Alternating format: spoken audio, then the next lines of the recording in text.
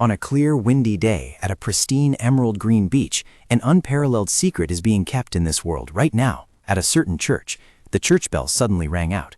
We shall never succumb to sleep, nor accept change until the final purification. As she stepped inside the sanctuary, the blonde woman immediately asked with concern, "Angie, are you all ready? When noble blood flows, those who endure shall be granted a life of integrity." While clasping her hands in prayer, the girl with golden hair smiled and replied, "Yes, mother. This time shall transcend eternity." She tilted her head slightly and suggested, "We can go now, and eternity shall be blessed." Today, for the first time in my life, I received an invitation to the ducal mansion. This is my homeland, Cullinan Island, an island with lush oak forests and gentle blue waves lapping at its shores. Nurtured by the survivors of the devastating battle on the mainland, who transformed this place into a fertile land. Here, people of different races live together peacefully, bound to each other like family. Guided by Kylem's faith, we share a common purpose. I moved to Cullinan Island with my parents when I was young, so I have no memories of the mainland. But I feel that's unnecessary, as I've come to love this island so deeply. I cannot imagine a more tranquil place than this, and all of this is thanks to the kindness of the Duke and his family. Placing a hand over her chest, Angie was overwhelmed as she thought to herself, "So this is what the Duke's carriage looks like. I finally believe this is actually happening. Even last night I couldn't believe it. To think that I, of all people, have been invited to be young Master Kylik's companion?" Kylik Roden Blackwell is the sole heir of the Blackwell family, the clan that governs this island, an unfortunate young noble confined within the mansion's walls, battling his illness. My mother told me, "Angie, you will visit young Master Kylik weekly to be his companion. His persistent illness has made him particularly sensitive, so he might treat you a bit rudely, but you must understand that we all owe a debt to the Blackwell family. I hope he will like what I have prepared." As soon as the door opened, Louise Dunst, the head butler of the Blackwell household, coldly greeted, "Welcome, Angie." She quickly bowed respectfully and replied, "Hello, Mrs. Dunst." She suddenly turned around and indifferently suggested, "Come inside, the young master is waiting." Hearing Mrs. Dunst say that, Angie involuntarily felt a bit anxious, to the point of breaking out in a cold sweat. After that, she quickly stepped inside the mansion with her. As she looked around, she marveled and thought to herself, "Wow, it's magnificent. The interior looks truly luxurious yet elegant. This place is completely different from other places on the island. This must belong to young Master Kylik." Angie murmured in slight surprise, "There's still no portrait of him." Then she continued to ponder to herself, "I wonder what he looks like. I can't imagine. Perhaps he has gray-blue eyes like Duke Edward Blackwell." Just then, Mrs. Dunst suddenly called out, "Angie!" This startled her slightly. Mrs. Dunst coldly instructed, "This way." She immediately replied, "Ah, yes." After that, she quickly ran upstairs. As soon as Angie reached the door of the room, Mrs. Dunst sternly instructed, "There are a few things you must remember. First, you are not allowed to look at young Master Kylik's face. As you know, he is not well, so if you feel anything is wrong, you must immediately call for help. Only answer when asked, and do not do anything unnecessary. Do you understand?" Angie immediately replied, "Yes, ma'am." Mrs. Dunst did not continue speaking, but instead glanced at her intently for a moment. Then she suddenly turned around and knocked on the door, asking, "Good afternoon, young master. May I come in?" With that, she gently opened the door and stepped inside.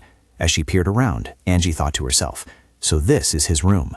Mrs. Dunst announced softly, "I've brought the girl who will be a maid here." The room's master suddenly called out, "Louise, I haven't made this clear. Are there no more guests visiting here?" It was rumored that the reason young Master Kylik couldn't look outside his residence was due to the intensive treatment he had undergone to cure a persistent illness that had disfigured his face. Seeing his strange face would make everyone freeze, as if they had looked into Medusa's eyes. That was why no one dared to look at him. Could that be why he didn't want me here? I was a little scared, but not because of his face. Mrs. Dunst hastily bowed respectfully to apologize. "Please accept my apologies for not asking for your permission first, but..." Upon hearing this, Kylik suddenly sighed, then asked directly with weariness, "But you couldn't disobey my father's orders, could you? I will forgive you today, but next time I won't be so merciful. Now, leave me in peace." Mrs. Dunst immediately replied, "Yes, sir." Then she unexpectedly placed her hand on Angie's shoulder, leaned down slightly, and whispered into her ear, "Angie, step forward and do what you were called here to do." With that, she immediately turned and left the room. Left alone, Angie was incredibly tense, wondering, "What should I do now? Can I really stay here? We all owe the house. But mother, what should I do if the young master tells me to leave?" After a moment of contemplation, he suddenly called out to the person over there, "Come here." This left Angie a little surprised and confused. Then she quickly ran over and replied, "Yes, young master." He hastily said, Don't come too close. Sit by the window." Hearing this, she immediately replied, "Yes, young master," then quickly moved to the chair by the window and sat down. He suddenly asked curiously, "What is your name?" Angie unconsciously broke into a sweat, replying, "Oh, my name is Angela. You can call me Angie. I am the daughter of the family that takes care of the small house in the north." Leaning his chin on his hand, Kylek wondered aloud, "Why must you come here?" Angie smiled faintly and replied, "Well, I have been honored with the wonderful privilege of becoming your companion." Then Angie couldn't help but clench her hands anxiously, thinking to herself, "What if he finds my conversation too boring? Well then, since he still allows me to stay here, I want to read to him what I have prepared." Having thought this, she straightforwardly stated, "I have come here to tell you stories, sir." He asked back with a hint of surprise, "Tell stories?" She confirmed, somewhat hesitantly, "Yes, although they are only from my imagination. Would you like to hear them, sir?" Upon receiving the invitation from the Blackwell household, I thought about my greatest passion, which is reading, and my most confident skill, which is embroidery and sewing. However, the types of lace I embroider could never impress a young noble accustomed to luxury, and the countless books you have read while merely staying in this mansion surely far surpass the meager collection of books I have read. This means that no story would be new to young Master Kylek. However, I imagined that perhaps even young Master Kylek had experienced that moment, a moment that occurred on a beautiful sunny day.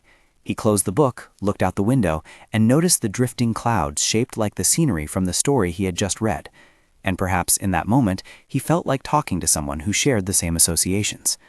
Perhaps that's why I was chosen to be his companion among the children on this island. Angie revealed with a faint smile. Perhaps you'll find that some of the stories I tell might be ones you've already read. However, they will all have a different ending, imagined by myself. If you can listen to me tell them and then express your thoughts, I will also share my thoughts and intentions with you. Of course, even if you consider those stories meaningless, I won't feel offended. Hearing this, Kylek unexpectedly let out a sigh. Then, calmly and in a low voice, he asserted, "Even if you do feel offended, it won't affect me." Struck by the truth, Angie could only bow her head and not reply, feeling that his words were correct. He suddenly fell silent, pondering for a moment. Then he spoke. "Anyway, you should continue your storytelling." Hearing him say that, she replied with immense joy and excitement, "Yes, young master." He sternly warned, "But if those stories are meaningless, I won't hesitate to throw you out." She immediately assured him, "I understand." Afterwards, she quickly encouraged herself silently, "I just need to do what I always do. Everyone at the church loves my stories." After her silent thought, Angie gently closed her eyes, placed a hand on her forehead, and asked, "Do you know the story of the Cumaean Sibyl? Please allow me to recount the tale of this ancient Greek prophetess."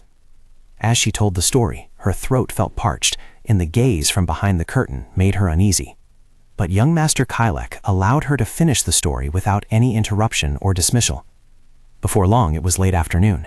Angie had also finished her work and, for some reason, was standing dazed in front of the mansion gate. Then she suddenly recalled Kylek's earlier suggestion. "Next week, come here at this time." Be careful on your way, Angie. After recalling it, she quickly covered her mouth with her hand, unable to stop her joyful thoughts as she mused, "He called my name. That means I did it. Oh my goodness. At first I was a little worried, but he's not as difficult as I thought. What story should I tell him next time?" While Angie, utterly thrilled and beaming with a wide smile, walked away, behind her, a black-haired young man sat on the windowsill, watching her retreating figure. That evening, while the inhabitants of Kulinan Island were deep in slumber, just off the coast, someone was laboriously pushing a boat into the sea. As soon as the entire boat was fully in contact with the water, the purple-haired young man wiped the sweat from his brow with his hand, then let out a soft sigh of relief. Then he muttered, "Finally, I can escape this cursed island."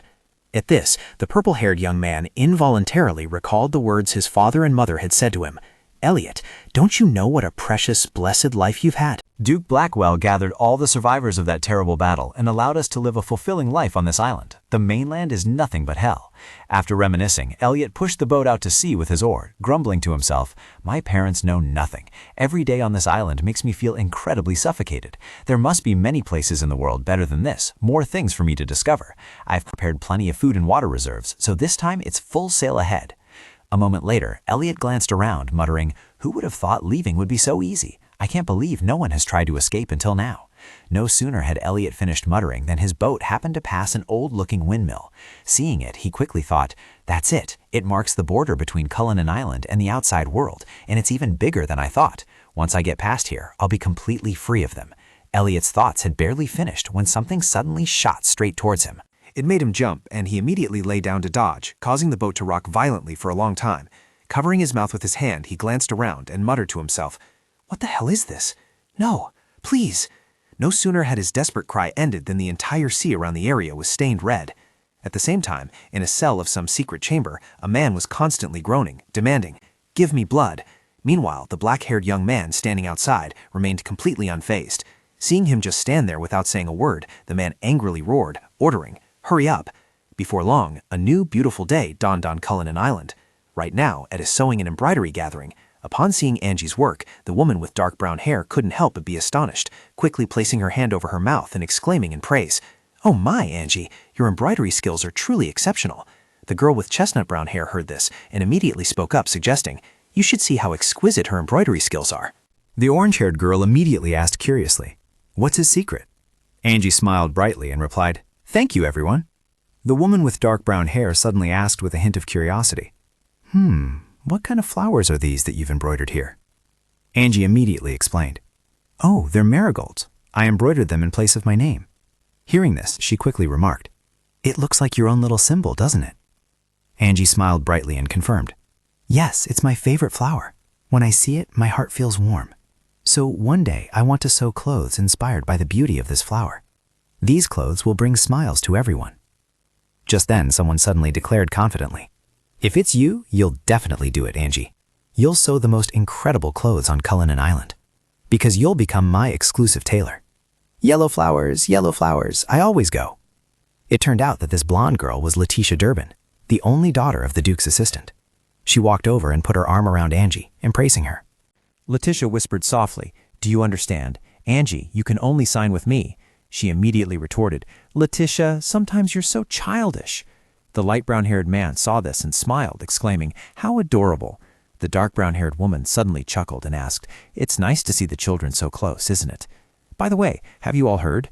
As she held up the contract, Letitia smirked and suggested, "Since we're on the subject, why don't you just sign the contract with me now?"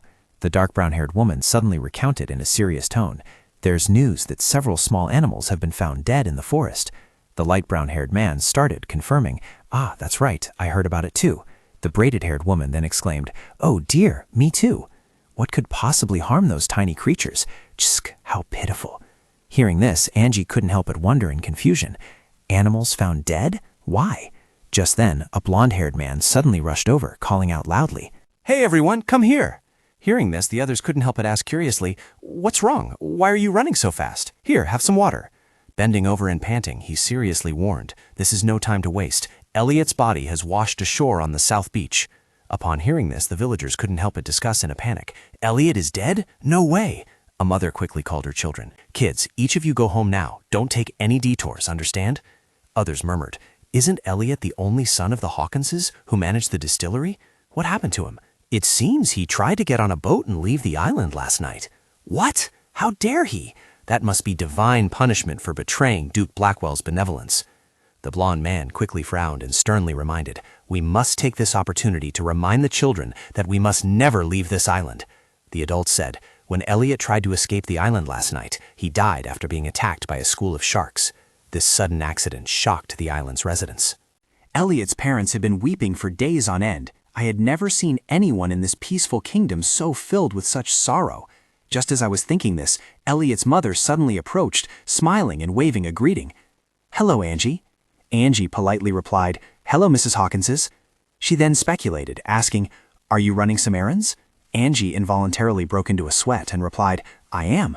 Raising her hand in the sky, she asked with a beaming smile, "Isn't the weather beautiful today? It's as if we're receiving God's blessing, don't you think so?" Angie didn't reply, only offered a slight smile and a nod, thinking, "Is she feeling better already? Just yesterday she looked so heartbroken, but now she's smiling radiantly, without a single trace of sadness or dejection on her face, as if someone had erased her memories." A while later at Duke Blackwell's mansion, after recounting her conversation with Mrs. Hawkinses earlier, Angie confided in Kylek, That's why. Mrs. Hawkins's demeanor made me feel strange. I've never felt sad before. So, I'm curious, can emotions just disappear in the blink of an eye? Kylek naturally exclaimed, well, there might be other ways besides looking into someone's eyes. Why don't we have some tea? It can help calm people down. It seems you were shocked by what you saw. Angie replied with a joyful smile. Oh, thank you, sir. With that, she immediately picked up the teacup. Just as she was about to bring it to her lips to drink, he suddenly spoke. Since we're on this topic, I want to advise you not to tell anyone else what you just told me. Just because you find Miss Hawkins's actions strange, others might think you are truly suspicious. Hearing this, Angie quietly uttered an "oh," then replied in a low voice. I understand, sir. I'll be careful. Thank you, young Master Kylek. Afterwards, she thought with a hint of worry. I didn't even consider that possibility. I hope young Master Kylek isn't annoyed by what I told him. I'm surprised he listened to everything I said. Is he interested in me now? Just as she thought this, he suddenly said with a hint of reproach. If you had paid more attention, you would have done it before I even said anything, which made her give a wry smile, thinking, haha, I guess I was just deluding myself. After a moment of silence between them, Angie raised her teacup to drink, then praised, This tea is delicious. Then she smiled faintly and remarked, The flavor is a bit different from the rose tea the islanders usually drink. My Karens would surely love it too. Seeing her delighted smile after enjoying the tea through the mirror in front of him, Kylek immediately offered, If you like it, you can take some tea leaves with you. I'll tell Louise.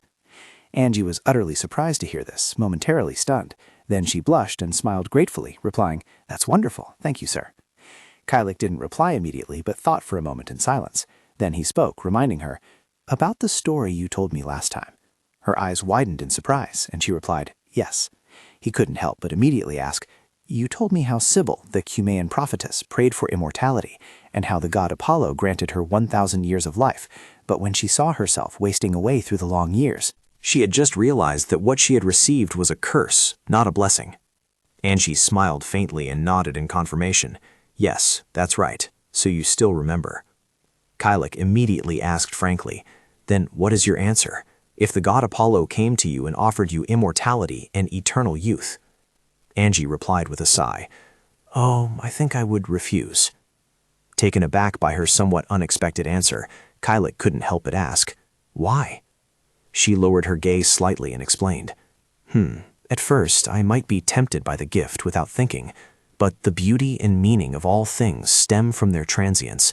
The most delicate flower withers in old age, and new shoots will replace it. I believe that is the will of heaven. Upon hearing this, Kylek immediately speculated, So you're saying immortality means nothing to you, is that right? Angie smiled calmly and confirmed, Yes, although I'm sure many people would wish for an eternal life. What do you think, young master? Kylek didn't respond immediately. He was a little stunned, thinking, unable to believe that someone like you still existed on this island. Then he finally spoke. Ah.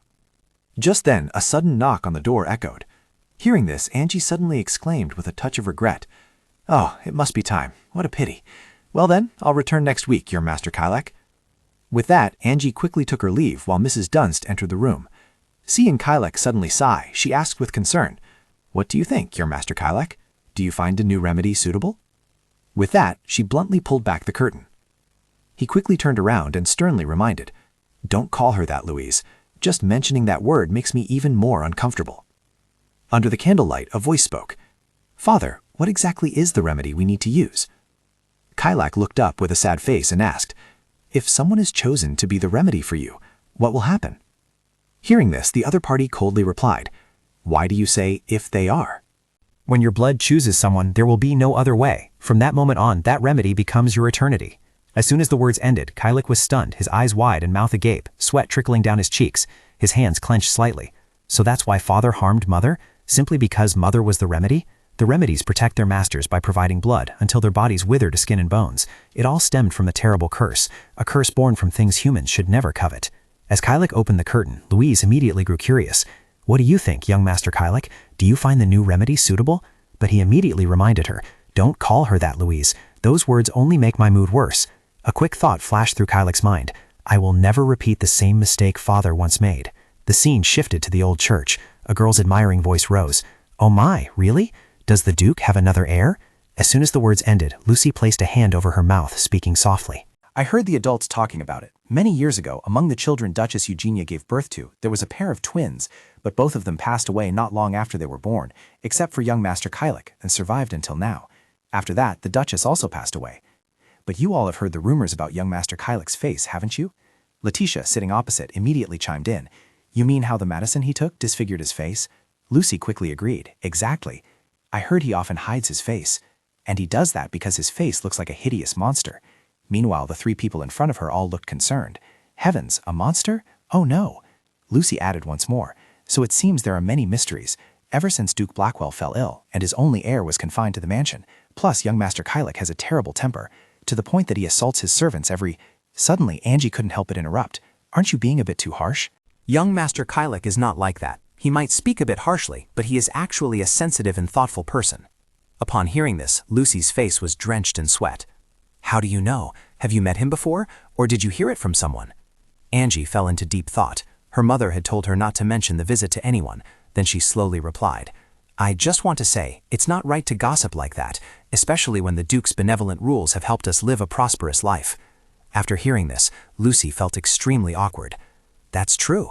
Beside her, Letitia also lowered her gaze and added, Angie is right. We don't have the right to judge his character like that. But honestly, his face is still unpleasant to look at, don't you think? Meanwhile, Angie's eyes showed extreme worry. She pondered to herself. She didn't know what he looked like, along with the memory of someone's masculine voice echoing from behind the curtain. Did I not make it clear that there would be no more visitors? Angie was extremely pensive, considering all she knew. He looked tall and had a deep voice. Although his demeanor was somewhat aloof, he was very subtle in noticing others. As for his face, I had never been curious until now. The only reason I was initially scared was because I thought he would throw me out of there. But strangely, I couldn't forget what Letitia had said. Meanwhile, Angie sat solemnly on the chair. I had been told that he had some issues to deal with, but perhaps I wouldn't get to meet him today. He was too late. Time passed, and Angie had waited for 20 minutes. She covered her mouth, yawning repeatedly, feeling a bit sleepy. She slowly walked somewhere, one step at a time. A moment later, Angie touched the window frame, her gaze distant as she looked outside. So this is the view he looks at every day. It's truly beautiful, but it's sad that he can only admire it from afar. After that, she immediately leaned back against the door. Her face was slightly turned to the side, her cheeks flushed. Although she didn't know exactly what illness he had, it would be wonderful if they could take a walk together. The scene shifted. A pair of feet in pointed shoes stopped. Eyes stared at the girl sleeping soundly on the floor. A large hand pulled a blanket over Angie's shoulders. Kylik remained silent, continuing to gaze at her with affectionate eyes. A finger gently touched her earring. The two created a tender scene. Kylik's eyes lowered, never ceasing to look at her. Jerome Hamilton, the butler of the Blackwell family, placed his hands over his chest and gently announced, It seems the rumors that started at the church have reached the children's ears. Kylik sat on a chair, with a hand supporting his cheek, thinking to himself, She must have believed that I am a terrible monster. But Jerome immediately countered, That's not the issue, sir. In fact, that child even covered for you. She's the only one with such an attitude. However, if the rumors bother you, I will give instructions. However, Kylik immediately stopped him. No need, Jerome. There's no need to pay attention to such unnecessary matters. Just observe from now on. Returning to reality, he spoke softly. It's truly surprising. Why do you think so differently from everyone else? That makes me look forward to it even more. Kylik's hand touched the glass. He knelt before the person opposite him and added, Angie, I want you to have mercy on me. Angie slowly opened her eyes, sweat trickling down her temples. A hand unexpectedly brushed her forehead. Angie, sitting on the floor, called out, Young Master Kylik. He immediately showed a worried expression and ordered, Close your eyes. Angie closed her eyes tightly once more, pondering, What's happening? Is young Master Kylik really in front of me? Why isn't he behind the screen? Kylik still spoke coldly. You should go home today. I still have a few matters to deal with. Hearing this, Angie's face flushed as she replied, Yes, young master. It's the scent of flowers. He smells like roses. At this, Kylik lowered his voice and continued, However, from now on, I want you to visit here 3 times a week. These words made Angie's body tremble slightly. Kylik added, The stories you tell, I want to hear more of them. After hearing this, Angie, still with her eyes closed, smiled brightly. Really? Kylik silently stared at the other person. Then he showed his sparkling, affectionate eyes and replied, Yes. He placed his right hand on the floor. Kylik brought his face closer to the other person. I will look forward to your visits, very much so. Elsewhere, at the house by the sea, This is the northern house. My parents are the caretakers here, and I help them clean. And sometimes I simply enjoy the fresh air. 2 fair arms gently patted the quilt. Angie happily said, "It's done." The house's location near the northern cliffs means the scenery and weather here are very pleasant in the summer. Suddenly, something caught Angie's attention, making her eyes widen. She looked towards the bushes on the other side. The roses have all bloomed, so the harvest will come soon. It's truly beautiful. Around this time each year, the Blackwell family makes powder from Bengal roses, mixing it with water for the island residents to use. It smells so good. They have a pleasant scent that isn't too strong, a delicate fragrance that lingers almost like... Memories once again flooded her mind. Kylek's image appeared, whispering into Angie's ear, "I want you. Reward me." At that moment, her face suddenly flushed crimson. Angie unconsciously placed a hand on her cheek. I can't believe it. What compelled him to say such words, and to me, among so many people? I truly can't understand. Spending more time at the Brake estate, I'm curious about what kind of person young Master Kylek is, Angie said, placing both hands on the book page. Young Master, could we perhaps draw the curtains a little? After hearing the other party's reply, of course not, she sat on the chair, trembling slightly. I understand. He can be extremely strict, Louise said, holding a stack of boxes in her hands. Young Master Kylek told me to give these to you. He said you seem to like cookies. As soon as she finished speaking, Angie quickly replied, "Thank you." However, he possesses a heart as warm as the late afternoon sun. She asked excitedly, "Young Master Kylek, what kind of food do you like? For example, fruit. Do you like any desserts?" "That's a silly question." And from there, the story continued. Sometimes it felt as if he drew a line between us. "Princess, you were not afraid to risk your life in battle." Finally, he won the victory and rescued his father, making the king truly regret his madness. Before his eyes, Kylek suddenly broke into a slight smile. He gently praised, "You have quite a talent for turning every tragedy into a comedy." Angie was utterly astonished. Did I just make him laugh? But in a moment she would catch him off guard. She would curiously speculate what expression he was showing when looking at her. One day, she would see the person behind that curtain. Back to reality, Angie's eyes were still wide. She looked around, wondering, what was that? I'm sure I just heard something. Could it be a baby rabbit? There were rumors of animals being mysteriously slaughtered in the forest. Oh no. Suddenly someone asked, "Angie, are you done with the laundry?" Hearing this, Angie quickly ran into the house, replying, "Yes, I'm done." On the lush green grass, a pair of feet stopped. Kylek's figure immediately appeared, his head lowered. Behind him, a blue rose petal was stuck. Angie talked to the coachman. "Thank you for waiting for me, sir. I'll walk to the gate by myself since the weather is so lovely today." Upon hearing this, the other person praised, "That's a wonderful idea. Do take a look at the garden." Angie smiled happily and replied, "Yes." She hummed a few notes, wondering what young Master Kylek would think when he saw these flowers. She couldn't wait to see him. Thinking back to the first time she walked this path, she felt that a long time had passed. Gentle sunlight shone, and the sweet fragrance of flowers permeated the air. Autumn would soon arrive, and time continued to flow, leaving countless footprints behind. And so the hand wearing a white glove knocked on the door. The iron gate slowly opened. Louise spoke. "Welcome, Angie." She quickly replied, "Good afternoon." In the poetic land of flowers and leaves, Angie hesitantly said, "Madam Dunst, before I knew it, I was already 18 years old. 3 years have passed, and in these years, which felt both long and fleeting, the relationship between young Master Kylek and me has changed so much." The young master told this story. Kylek spoke from behind the curtain, startling Angie. "Yes, sir." He reminded her, "From now on, call me Kylek." Angie was stunned for 3 seconds. Understanding his intention, Angie smiled brightly and agreed. "Yes, sir, I will call you that." Outside, leaves covered the porch. Angie glanced out the window, a flutter in her heart. "It's very late." Kylek spoke. "Dinner has been prepared, so remember to eat before you leave." Kylek suggested, "If you wish, you may dine here." His words stunned her. A moment later, she was at the dining table. Angie sipped her tea. She expressed, "I really like the young teas here. I usually only drink rose tea." Kylek stammered, "That's because..." He stood with his arms crossed, glancing at her reflection in the small mirror. Kylek smirked and said, "I want to give you some extra encouragement for visiting this place." His words made Angie ponder deeply, because the bond between her and young Master Kylek grew stronger each time he spoke. "I find myself increasingly yearning to see him, even if just for a moment. Unlike Psyche. You used a candle to illuminate the face of the god Eros. I am neither motivated nor crazy enough to peek at him." And then 3 years pass. In the cold, icy land covered in white snow, Angie coughed a few times. Kylek worried, "You're coughing again. It's always like this every winter." Angie smiled and said, "Oh, but it's not as bad as every year. I'm just coughing lightly." Kylek helplessly leaned against the bed. He said irritably, "You said the same thing last year. I don't like it." Angie was bewildered. Kylek crossed his arms and asked, "By the way, is there anything you want?" Angie was startled. "Yes?" Kylek repeated, "Your birthday is coming soon. I want to prepare a gift for you." Angie began to be delighted. In her memory, images of the gifts she had received over the past 3 years clearly appeared. Angie pondered, "A gift? He always surprises me without saying anything." Seeing her not respond, Kylek spoke up. "This time it's your 18th birthday. I want to give you a gift to celebrate your coming of age." Those words reached her ears, leaving Angie wide-eyed and open-mouthed in astonishment. His sudden demeanor made her a little wary. Angie mused. Sometimes he seemed to be able to read her thoughts, as if he was looking straight into her soul. What do I want? It was hard for her to decide. Angie thought to herself, she always felt that every gift he gave was very precious, so she had never truly thought about this question. Angie hesitated, her hands clutching her confidence.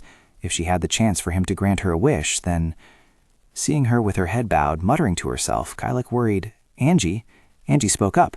"Kylek, I want..." Suddenly, a loud cough echoed. "Kylek!" She sprang to her feet, as if pouring all her life into that cry. "Kylek!" Angie rushed closer, crying out in alarm. "Kylek, your cough!" Kylek quickly wiped the blood from his hand. He ordered, "Don't come near." Angie stopped dead, her worried gaze fixed on him. Kylek gripped the rope tightly, to keep himself steady. He said softly, "Just stay still." At this moment, the servants rushed in a panic. "Young Master Kylek, quickly!" Louise ran to support Angie. She stared blankly at Kylek being cared for by servants inside.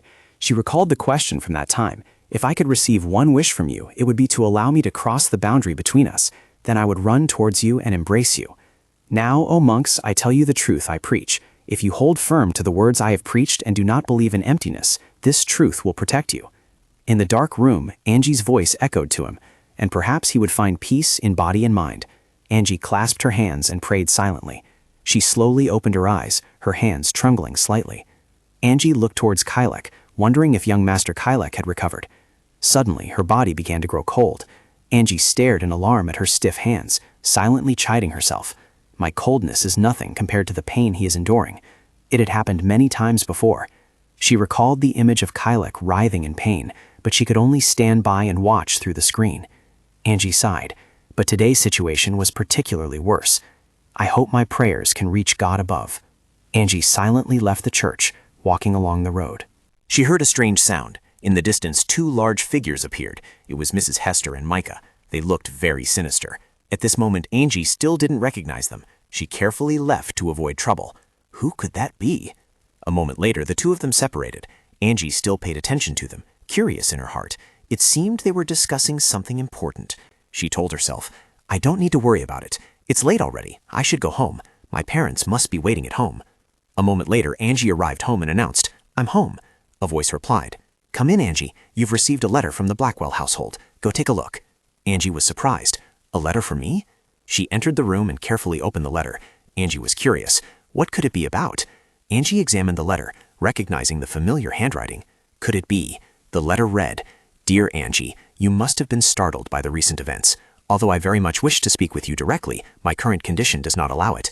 That is why I decided to write to you to convey my message. I fear that I will need to focus on my treatment from now on. However..." As I mentioned earlier, I want to give you a special gift for your birthday.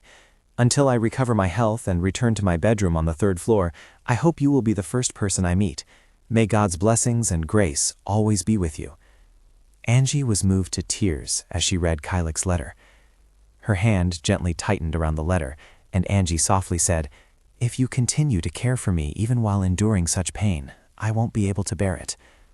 Outside, Kylek was reading a book. A servant spoke up. "Young Master Kylek." Loic spoke up. "You need a blood transfusion from the remedy immediately."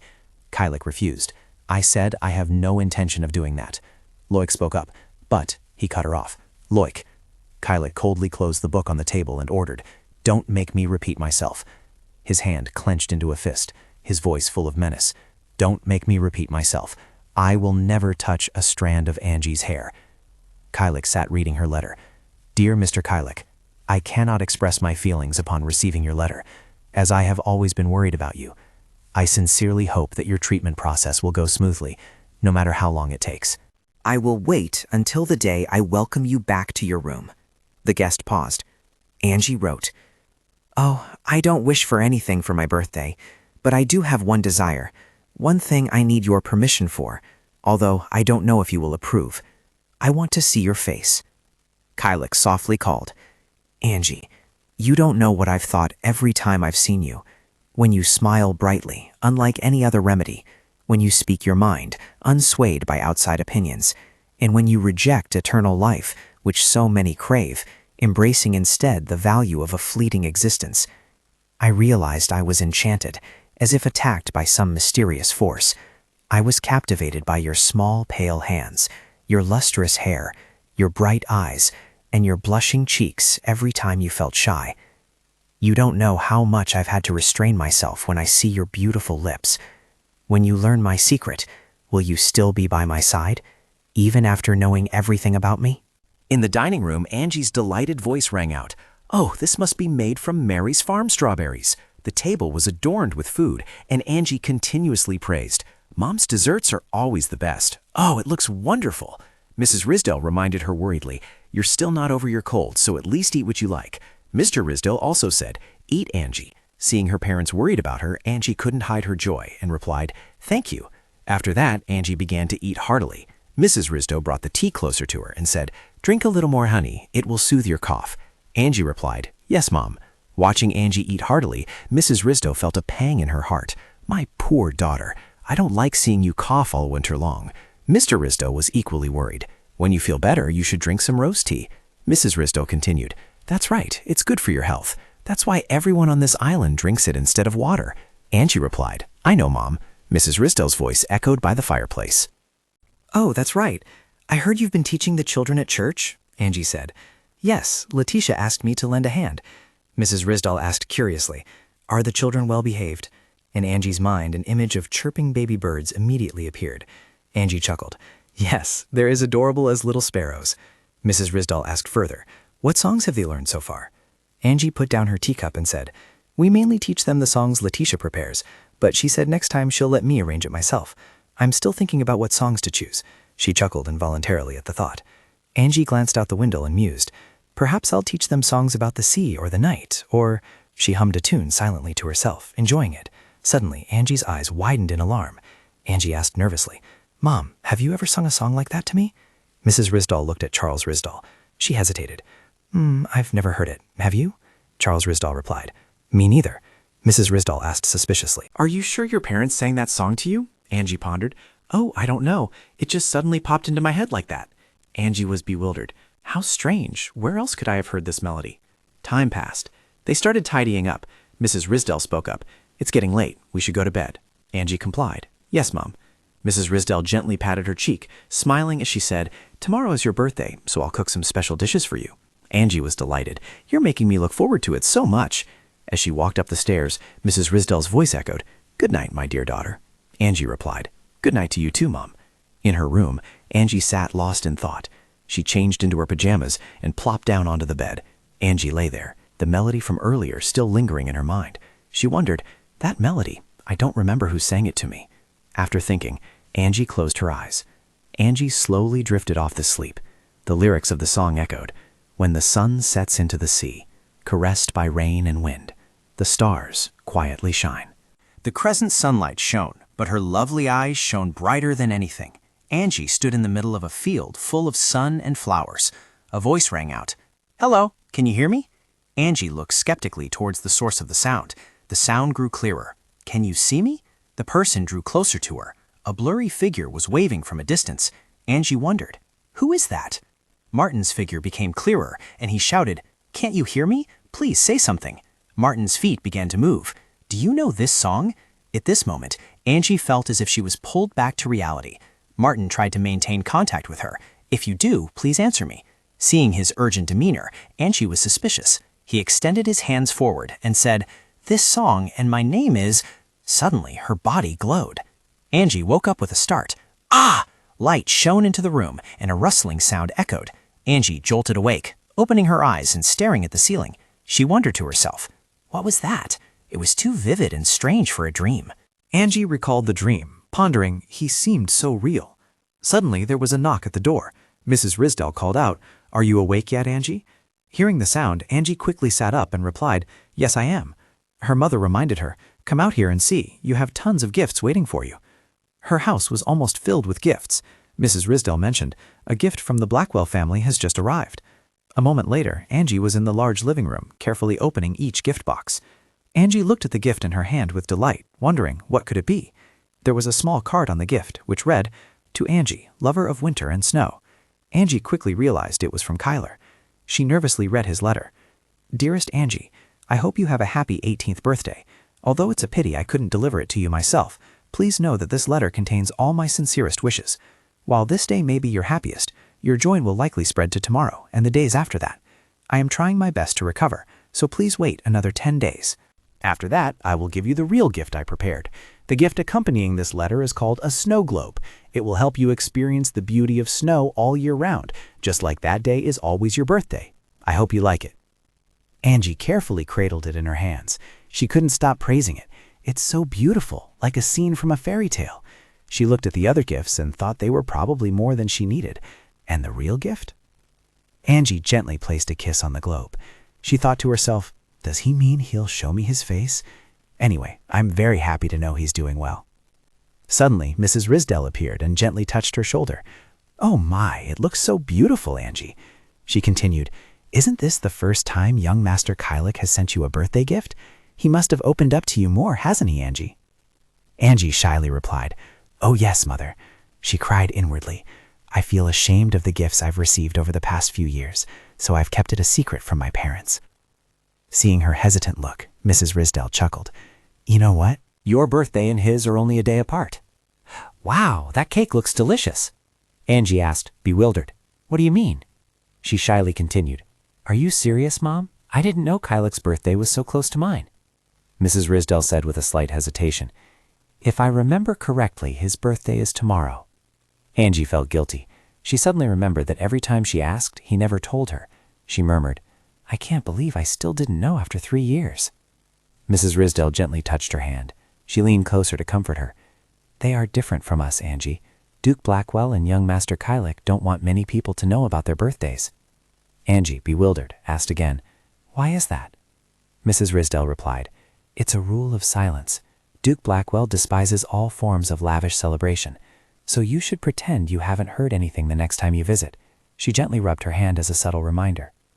Angie found it hard to accept. She wondered, "But how can I pretend now? A birthday is a special occasion.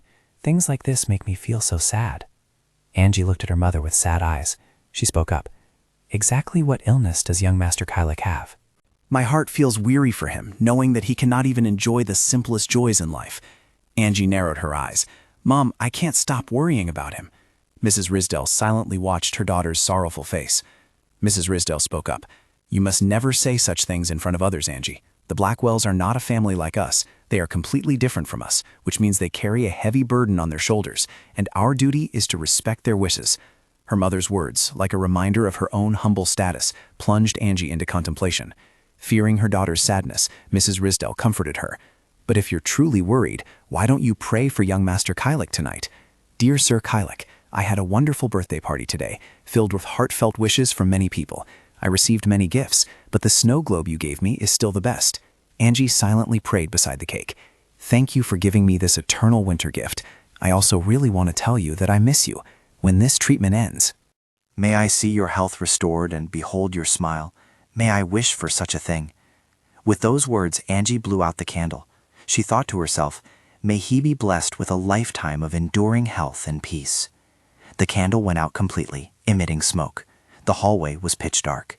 Angie whispered, "I hope you always remain so." The room was lit by candlelight. Angie prayed silently, a soft "phoo" sigh escaping her lips. She thought to herself, "I just need to wait 4 more days until Kylik finishes his treatment." There was a sound of a door opening, and Angie gently left the prayer room. Suddenly she heard a sound. "No blood transfusion. It's truly too risky. That means losing the remedy." But those words stuck in her head. Angie was bewildered, muttering, "Blood transfusion. Remedy." Another voice echoed, "Let us go back and tell Mrs. Dunst. It goes against what we were taught." Angie hid in a dark corner, silently observing. She wondered, what are they talking about? Outside, Angie walked through the cold night. She wondered, have they all left now? Another sound reached her ears. Angie instinctively turned around. In front of her, a tall figure holding a lamp was walking in the night. Angie was suspicious. It seemed she had seen this person before. He was getting closer and closer to her, making Angie tense. She trembled. He was coming this way. He stood in front of her and greeted. "Hello." Mikai took off his cloak and expressed, "I believe we've met before. Do you remember me?" Mikai's eyes were full of anticipation for her answer. Seeing him standing in front of her, Angie hesitated. "What?" Mikai saw her bewildered expression. He almost realized, or perhaps she still hadn't recognized him. Angie shyly admitted, "No, I have seen you." Fearing she might lose confidence, Mikai introduced himself. "Oh, I'm just here to help my aunt. She's the caretaker of this shrine." Angie was curious. "Your aunt must be Mrs. Hester." Mikai smiled and said, "That's right." Angie recalled the two cloaked figures from that time and asked suspiciously, "So that means the woman next to him last time?" Her appearance became clear. Angie speculated, "Is that Mrs. Hester?" She recalled, "Mother once told me that Mrs. Hester's sister passed away from illness a long time ago. The child she raised also had a weak constitution and could hardly leave the house." Seeing Mikai appear before her, Angie remembered, "I recall Mother saying he had albinism, so that's why his eyes are purple." Angie looked at him seriously, similar to Kylek's condition. Mikai chuckled, then spoke, "You still don't trust me?"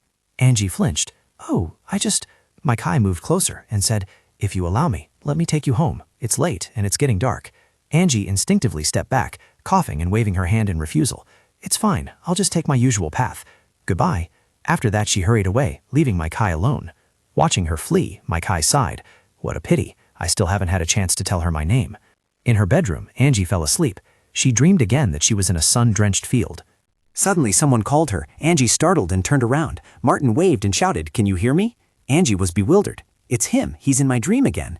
Angie stood still, not daring to speak. Her heart grew tense, but she couldn't speak. Flames erupted, burning and engulfing her. A desperate scream rang out. "Be careful!" Angie stood watching, wondering, where did this fire come from? Martin tried to run to save her. He said, "We'll meet again later, so don't forget me. My name is Martin. Martin, please." Before he could finish his sentence, darkness enveloped everything. Angie woke up with a start. She called out loudly, "Martin!" Angie sat up, panting after the dream. A sound rang out. Angie looked up at the ceiling. She was suspicious. That scream, it sounds just like the one I heard in my dream. Angie's heart was uneasy, so she picked up a lamp to investigate. She stated, "I have to go investigate." Alone with a lamp, she set off late at night. She walked with a feeling as if it was from this direction. Suddenly, something just flashed past behind her, sending a shiver down her spine. Angie instinctively turned around to check the situation. She wondered to herself, was it a wild beast or something else? At this moment, in the dense Cody forest, an eye swept across. Angie fell down, the oil lamp rolling on the ground. Angie's body trembled. She realized that they were watching her. Her hands trembled as she hastily searched for the lamp. Angie picked up the lamp to see more clearly. She was startled to see the large shadow approaching. Angie tensely watched the large figure drawing closer. It was Kylek, appearing covered in blood. Angie was as if frozen. Kylek looked at her, and a fierce roar echoed. Angie tremblingly reached out her hand, her vision gradually blurring. Angie fainted, the oil lamp falling. Kylek rushed to catch her. Kylek was so worried his face turned pale. He called her name. "Angie, how will I give you your birthday present now?" The night grew increasingly silent. Kylek carefully looked around, then sighed. It seems Father has finally quenched his thirst. His arms tightened around her. Kylek whispered, "I don't know why you're here, but this place is truly dangerous. This forest and the rest of the island are." Kylek paused slightly after saying this. He expressed, "So just wait a little longer, until I have the power to protect you." He gently kissed her hair. Kylek added, "I swear, I will break this curse with these hands." Morning at Angie's house. Mrs. Risdell was contemplating her choice of clothes. "The green one is better, isn't it?" Angie's voice rang out. "Mom!" Mrs. Risdell turned to Mound. "Good morning, Angie. I was just about to go up and wake you." Angie hesitated. "I wanted to ask, how did I get home last night?" she finished, her face full of worry. Mrs. Risdell was bewildered, questioning reality. What are you talking about?" Angie asked again. "You don't know I went out last night?" Her words startled Mrs. Risdell again. "What?" A moment later, Mrs. Risdell composed herself and spoke. "Angie, I'm afraid I don't know what you're talking about," she said with concern. Last night, neither Mom nor Dad heard anything. Angie was stunned, her mouth stammering. "What?" Seeing her pale face, Mrs. Risdell grew more worried, repeating, "I'm talking about the unusual screaming you mentioned." She coldly demanded, "Think, Angie, if you really went into the forest, your boots would be muddy, but they are perfectly clean." Mrs. Risdell carefully recounted, "I checked your bedroom door. The front door was still locked, too, and when I entered your room at dawn, you were still sleeping as usual." She pushed the plate of food in front of her and urged, "Now, cast aside those silly thoughts and let's have breakfast." Angie mumbled, "No way." She thought to herself, "But how could it all just be a dream? I saw it with my own eyes yesterday. There was someone in the forest." She still remembered that figure clearly. Angie whispered, "It was an unbelievable beauty." Angie was shy. She thought, "Besides, I still remember that dream. There was a man standing in a green meadow, calling my name loudly." Angie repeated it perfectly. Martin Silva. Just as her mother appeared, Mrs. Risdell spoke up. "What did you just say?" Angie, startled, replied, "It's nothing." Angie carefully took her food, thinking to herself, "If I tell Mom about the dream, she'll think I'm even stranger. Later, I'll investigate myself to find out if Martin Silva really exists." Mrs. Risdell placed some fruit on the table and said, "Have some more fruit, dear." Mrs. Risdell began to inquire, "Your cough is better now. Why didn't you drink some rose tea today?" Angie expressed, "I prefer honey tea. I thought I'd wait until I'm completely well before having it." Seeing her say that, she reluctantly accepted without forcing her and sighed. "All right." She placed a hand on Angie's shoulder, gently reminding her, "From what I've heard, young Master Kylik's condition is gradually improving." Angie was overjoyed to hear the news. "Really?" Mrs. Risdell said, "It seems the new medicine is almost complete." Angie couldn't hide her joy and smiled. She thought to herself, "What good fortune. Perhaps my prayers have reached the heavens. All I want is to be able to talk to Kylik as soon as possible." "Even if I could only hear your voice." The sound of a carriage echoed outside, and Angie sat lost in thought, gazing out. A faint sadness lingered in her mood. Time passed. At the door, Mr. Risdell spoke up. "Spring cleaning?" The other man replied, "Yes, we usually sweep the mansion around this time every year, but some servants have caught a cold, so we urgently need a few people." Angie saw the man hiding a strange object behind his back. She took the paper and left for another place. His voice rang out as he tried to light a fire. "I assure you two she will return tomorrow night." Mr. Risdell replied, "Tomorrow night? That's fine then. She has a cold, but she's probably almost recovered." Angie carefully opened the paper. The content on the paper read, "I want to give you one last birthday gift tonight. Oh, Zachary will find someone to assist with the spring cleaning. Meet me in the common garden tonight."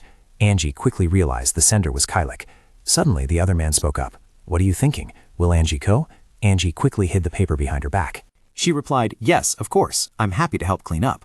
Afterward, she got back into the carriage, still clutching the piece of paper. Angie sighed. It seemed her lies were piling up again. Caressing the paper, she expressed, "But this is the only way I can meet him." The communal garden in the evening, especially the greenhouse, was known as the sacred sanctuary of the Blackwell family. It was built by the Duke, the person who appeared before her.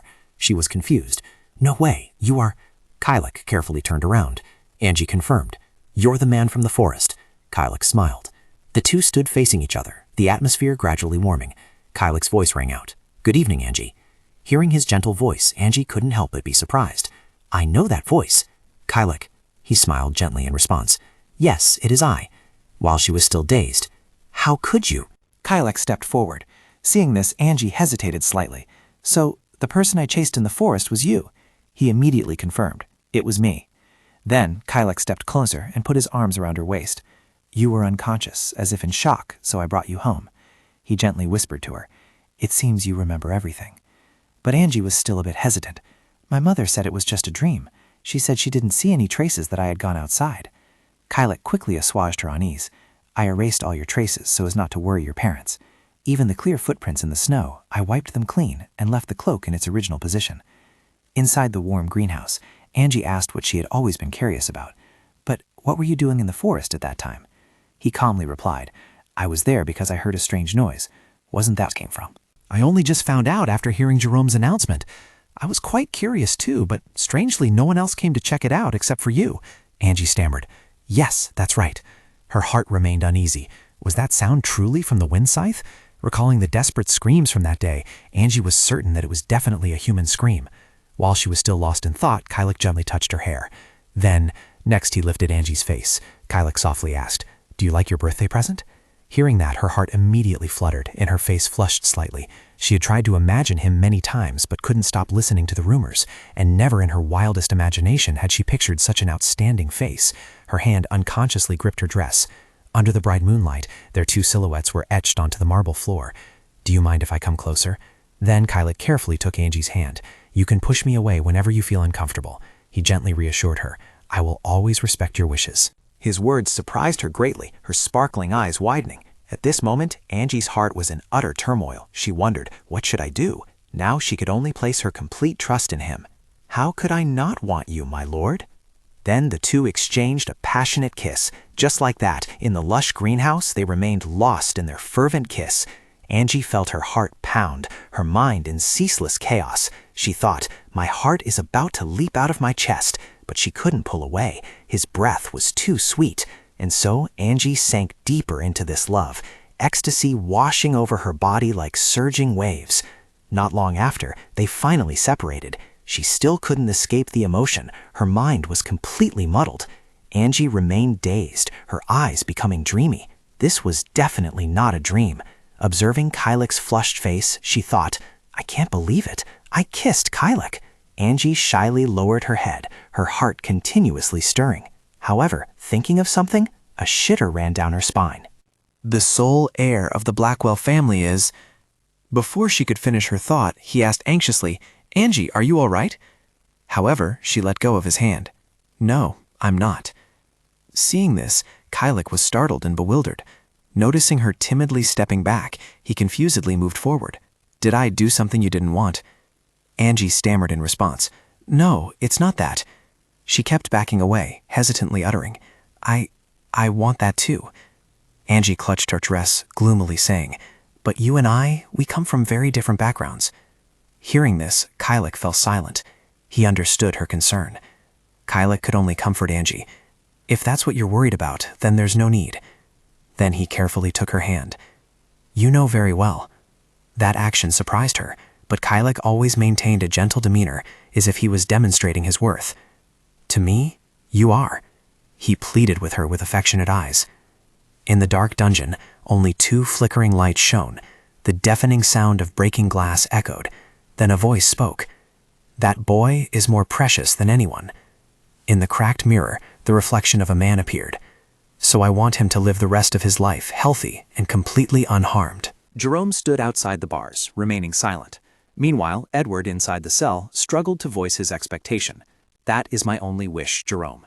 He clutched the blood-stained handkerchief tightly.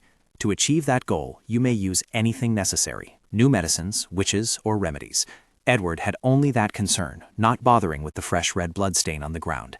Though utterly emaciated, he still urged, you must protect Kylek, at all costs.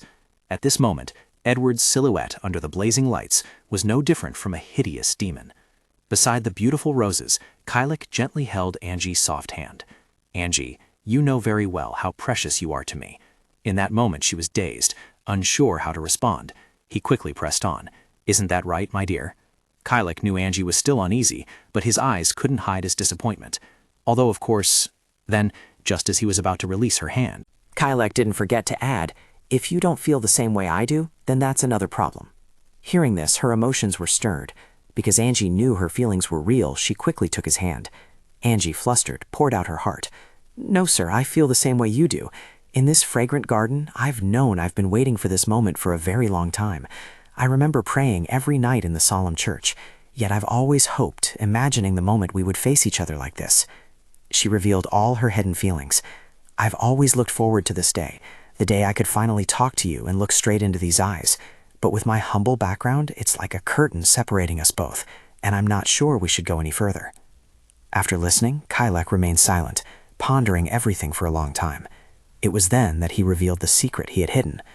My late mother was the daughter of my father's piano tutor. That statement surprised her. What? Thinking of that gentle figure, Angie couldn't believe it. I didn't know about this. I thought he would come from a family on par with the Blackwells. Then he knelt on one knee and said frankly, what I want to say is that even if I am Kyler of the Blackwell family, it will not hinder our relationship. He poured out his heart sincerely. I simply want to hear the answer from your heart. Angie was stunned, somewhat disbelieving, her heart beating out of control. She stood on tiptoe and said softly, Kyler. At this moment, Angie gathered all her courage and replied, I share the same feelings as you, so just this once, I want to be brave. Those words left Kyler speechless for a moment, unable to react. Then he quickly pulled her into his arms. Angie. Inside the transparent greenhouse, the two happy people could be clearly seen embracing each other. It seemed as though someone was witnessing this scene. The man, having watched this scene, could not accept it. No! Seeing the two still not leaving each other, he grew even more annoyed. No, over here, in a small room with a panoramic view of the city. In a small corner, a neatly pressed suit hung on the wall, and a heavy sigh echoed. Martin woke up with a start because of the image in his dream. He saw her in his dream again. He thought of Angie standing in a garden full of white lilies, the girl with chestnut hair, who had appeared in previous dreams, and the man beside her, the one who had embraced her in the greenhouse. His face was still etched in Martin's mind. It was Kylek Blackwell. He said that was his name. Remembering that, he felt immense pain. The heir of the Blackwell family. It was all so strange. Martin unconsciously tightened his grip on the newspaper beside him. The girl he had never met appeared in his dreams. In that newspaper, the Trieste royal family recognized Killam as an official religion in the events that occurred on Cullinan Island. Looking at the thick stacks of letters on the desk, but what was he hoping for? He couldn't even be sure if what he saw in his dreams was real or not. Martin could only turn over in bed. He was going crazy. He walked slowly. Was it all just a coincidence? He was frustrated, running his hands through his hair. Perhaps this was his destiny, something he couldn't ignore. He calmly looked at himself in the mirror. Sometime later, in a small corner of the library, Angie sat lost in thought, pondering deeply. That night, the two returned to their room. Kylek calmly recounted, "I'm sorry, but I have to tell you this, Angie. I'll have to undergo treatment for a long time yet. The process of developing the new medicine is still in the experimental stage." Hearing this, Angie couldn't help but worry. Kylek remained calm, saying, "So sometimes we might not be able to see each other. Are you okay?" Angie nodded and replied, "Yes, of course. My only wish is for you to get well." But at present, she also had only one desire. Her sole wish for Kylek was for him to get better. At this moment, Angie suddenly remembered something. She looked around, hoping no one had heard. After that, she sighed in frustration again and continued her work. She told herself, "He said this treatment wouldn't take too long. I just need to be patient and wait until then." Angie comforted herself that there was nothing to worry about now. She slowly wrote neat lines of text. Anyway, this was truly a mystery. Looking at the notebook filled with writing, Angie still felt troubled. I don't see his name in the birth register I'm holding, but I don't think he's just a figment of my imagination. She fell silent, continuously pondering. Until now, she had never felt her dreams were connected, so she thought he lived on this island. Thinking this, Angie closed the book. She looked up at the high ceiling above her. I'll search more thoroughly. His name must be in the island's resident register. And then, when Angie went to ask Mikkel, she was a little surprised. What? Angie was astonished, unable to believe it. Are you sure? After asking Mikkel, Angie couldn't help but be bewildered. What do you mean, are you sure? You didn't see any name like that in the register? Not even someone with a similar name? He calmly replied, I told you, I didn't see any name like that. Mikkel opened his notebook. Here, take a look. This ledger records the names of every resident on this island from 20 years ago until now, but the name Martin Silva cannot be found. After finishing her review, she couldn't help but feel disheartened. Indeed, what did this mean? Thinking of the image of that blonde man, could someone she had never met continuously appear in her dreams like that? He always had his back to her. She didn't even know if he existed, unless he was a ghost. At this moment, Angie suddenly realized, wait, a ghost? She muttered to herself. Her actions made him confused. Angie remembered the torrential rainy night on the open sea and quickly asked, have any residents unfortunately passed away after trying to leave this island? Michael was stunned upon hearing this. What? Angie quickly explained. I mean, people like Elliot, those who tried to row a boat through the wind's scythe. He pondered, stroking his beard. Michael recalled the peaceful town scene and said, as far as I know, there haven't been any more such cases.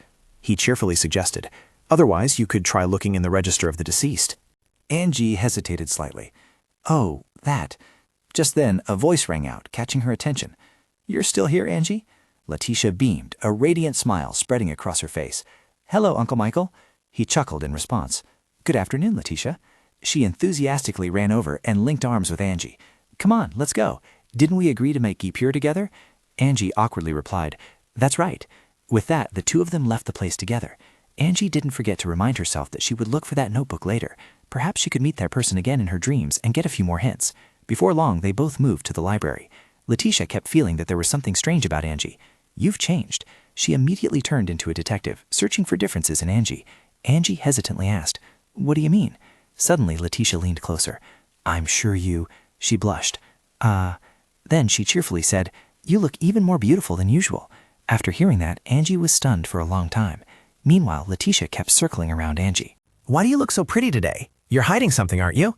Then Letitia held Angie tightly and questioned, You're not secretly seeing someone without telling me, are you? Angie awkwardly retorted, Of course not. But deep down, Angie knew all too well. She recalled that night in the flower greenhouse. She and Kylek had exchanged a sweet kiss, along with a silly proposal. Seeing Angie's flushed face, Letitia covered her mouth and chuckled. Look how flustered you are. You're so adorable. Suddenly, a voice called out from a distance, Angie, Letitia. Two girls slowly approached, beckoning to them. Shall we go to the sewing room together? Angie happily waved back. Hello, everyone. Suddenly, Angie paused, feeling something was off. Wait a minute. She quickly pulled her hand back. Shouldn't there be one more person coming with us? As soon as these words were spoken, the atmosphere froze. One girl asked suspiciously, What are you talking about? Angie quickly replied, I'm quite sure we have one more member in our embroidery club. Thinking of Lucy, she immediately described her. She's quite tall and has brown hair. And she always gossiped. The brown-haired girl asked in surprise, Is that so? The orange-haired girl next to her chuckled, saying, Are you sure that friend isn't just imaginary? Angie, perhaps you've confused a character from stories with someone real. Despite this, she still tried to convince everyone. No, I'm sure. She used to embroider with us. I'm certain I'm not mistaken. But no one knew that someone was observing the group from afar. Mrs. Hester, from a hidden corner, had heard their entire conversation. She thought to herself, A few months ago you said you heard strange noises in the middle of the night. We won't be fooled this time. Immediately after, she stepped out and interrupted their conversation. Hello, girls. The brown-haired girl calmly replied. A good day to you, Mrs. Hester. She appeared calm as if she hadn't heard the story. You're the embroidery group, aren't you? Is everyone here? Someone quickly spoke up. Yes, that's right. And then Mrs. Hester shifted her attention to Angie. After that, she turned back to remind the girls. All right then, all of you should go home now. The orange-haired girl asked, bewildered. Why? What happened? She turned her gaze backward. Loud footsteps approached. They rushed to the front of the church. A group of people in black cloaks quickly entered the church. Madam Hester, without changing her expression, revealed one thing. Just this morning, Duke Blackwell had passed away. Gloomy clouds had enveloped this place. In a cell at the very end of the church, heavy footsteps approached. Jerome coldly looked at the body, which was covered with a white sheet. Hearing this, he turned his head to look back as a pair of leather shoes slowly approached. Seeing Kylek appear here, Jerome calmly called out, Young master. He looked at the person lying down, a turmoil rising in his heart. Kylek knelt on one knee beside the bed, which was strange. He bowed his head, speaking in an indifferent tone. Father has finally closed his eyes in peace. However, Edward, in your life, perhaps, but to me, it seems you never truly lived. Kylek also indifferently assumed this must be his mother's feelings for his father, Eugenia, that brilliant blue rose. That person was Father's medicine, his only original sin, and the only one I truly loved. That flower was also placed on the white cloth. I was startled by this thought. Observing the mess here, Kylek understood that after Mother's death, Father couldn't control his madness and accepted blood transfusions with any available amount of blood. Ultimately, this was his end. But when this family is left with only me, what will my fate be? Kylek, disheartened, spoke sadly. Can I break this curse? From within that prison, a demonic figure appeared. It had always been lurking, waiting for the day he would go mad, become dazed, and reclaim its own life. That night, the entire town was engulfed in a torrential downpour. The door was ajar, allowing a soft light to filter into the dark room. Angie mumbled to herself, How can this be? I had hoped he could live much longer. She sat blankly by the study table, silent for a long while. At this moment, Angie's emotions were in turmoil. I can't believe Duke Blackwell passed away first. She nervously crumpled the thin silk. I heard his condition had been deteriorating, but I didn't expect him to pass away so suddenly. Angie was also worried about him, wondering if Kylek was okay. Picturing him distraught somewhere, I just worried he was trying to cope with overwhelming sorrow on his own. From the doorway, a voice called out, Angie, may I come in? She turned her head and assented. Yes. Seeing only her, she curiously asked, Where's Dad, Mom? Mrs. Risdell slowly stepped in. He went to help with the funeral preparations. Actually, I was told they'll need your help. Upon hearing, a little surprised, My help? She gently placed a hand on her shoulder and said, It will take a few days for everything to be arranged, and in the meantime, they'll need you to help with household chores, just like last time. Angie happily replied, I'm glad I can be of some help. She secretly rejoiced in her heart. So I'll be seeing Kylek soon, right? Angie kept daydreaming. Or could this be his way of calling me?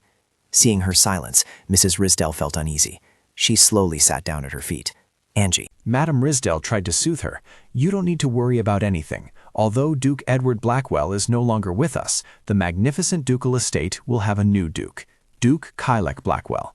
Now, from behind this window, she earnestly advised, "We will continue to live a purposeful life as usual under the grace of the Blackwell family." Upon hearing this, a turmoil arose in Angie's heart.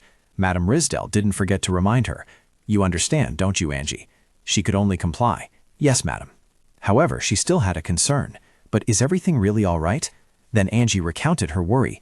"Young Master Kite is undergoing treatment, but we don't know if he can be cured."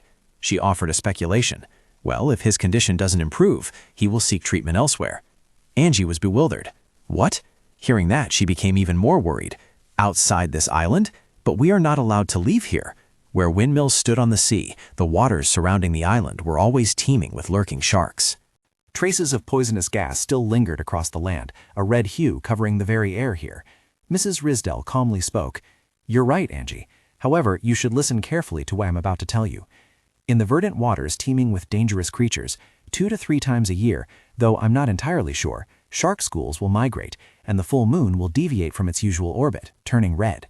When the blood moon hangs high, that is when one can set sail. In this way, people have boarded boats and left. After learning this, the late Duke sailed to the mainland to seek medicine 8 years ago. However, an incident occurred while the boat was still at sea. During the storm, the servants perished. He was forced to return here a week later. That is why he never told anyone about being able to leave this place. The cold rain continued to pour relentlessly on this island. In the small room, Mrs. Risdell continued to explain that if anyone knew about this, it would be very dangerous for someone to intend to leave the island, and without a precise understanding of the moon's cycle, they would be pushing themselves to their deaths. After hearing her words, Angie fell silent, just like Elliot. She couldn't accept it. So does that mean the mainland is safe? How is that different from what I've been taught?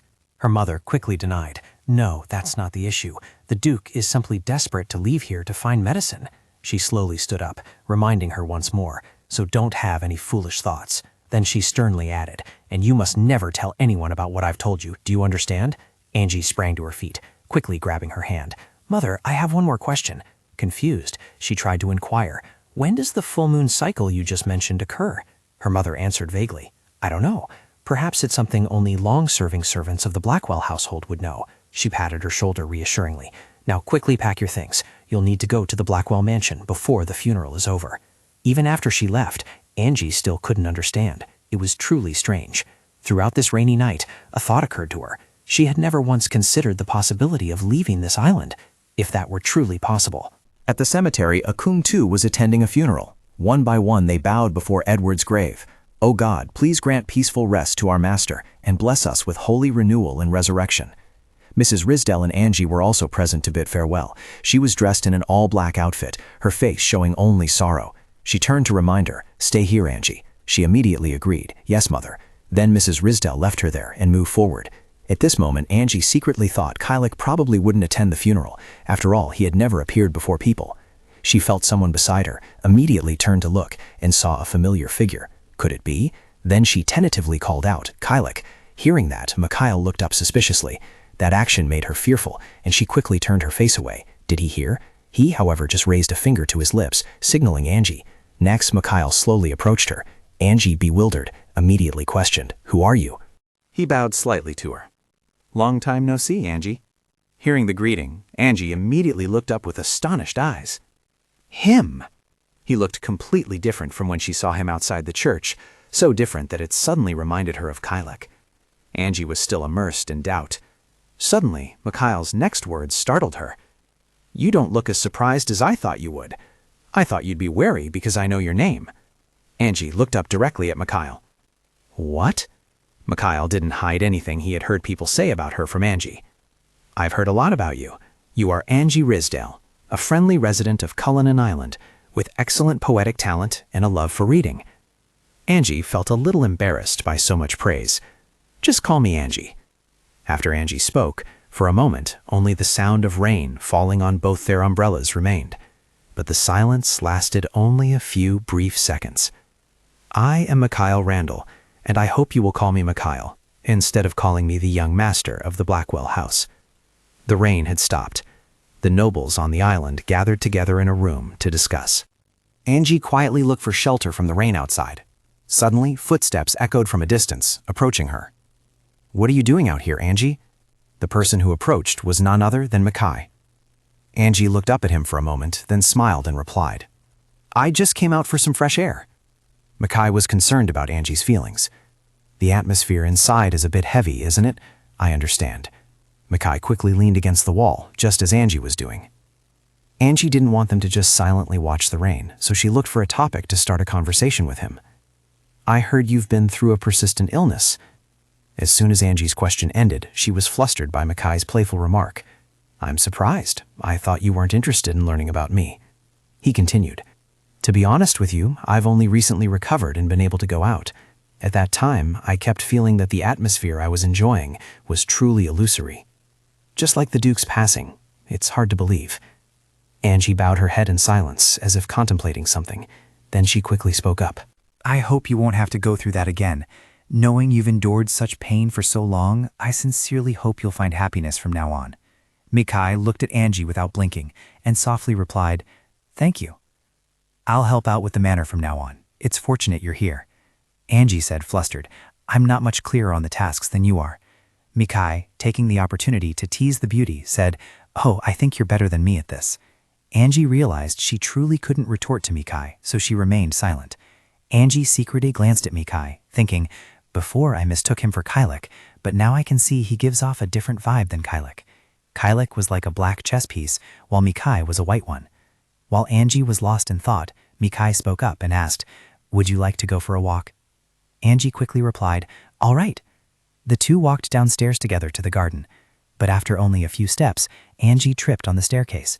Her heart skipped a beat because of it. Mikhail quickly pulled Angie back. Angie! Fortunately, he managed to grab her arm before she fell. Mikhail helped Angie up, asking worriedly, Are you all right? Angie quickly pulled away from Mikhail's embrace. Thank you. Mikhail hadn't expected Angie to react that way, and he couldn't hide his disappointment as he replied, It's nothing. The next second, Mikhail seemed to notice something unusual on Angie. He quickly called out to her, Angie, where did these marks come from? Angie still didn't know what Mikhail was referring to. What? Mikhail quickly pointed at Angie's arm and said, Look at your arm. Angie looked in the direction Mikhail pointed and saw several tiny dots on it. Huh? What are these? I don't know either. Did I have something on? Mikhail offered his guess. Looking closely, they looked like needle marks. Angie sharply turned to look at Mikhail with suspicious eyes. Mikhail pulled up his sleeve in front of Angie and said, I have similar marks too. Angie looked at his arm and gasped softly. Oh, you're right. They're exactly like mine. I've never had an injection before, so how did I get these marks? Mikhail frowned at Angie in front of him. He reached out a hand, helping Angie to her feet as he asked, Do you mind if I take a closer look? Of course, Angie had no reason to be wary of Mikhail after what they had just witnessed, so she replied, It's fine.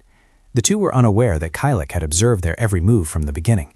The butler, seeing his young master remain motionless, staring straight ahead, called out worriedly, Young master? Kylek suddenly asked him, How long has Angie been here? The butler replied, 10 days, sir. Kylek pondered for a moment.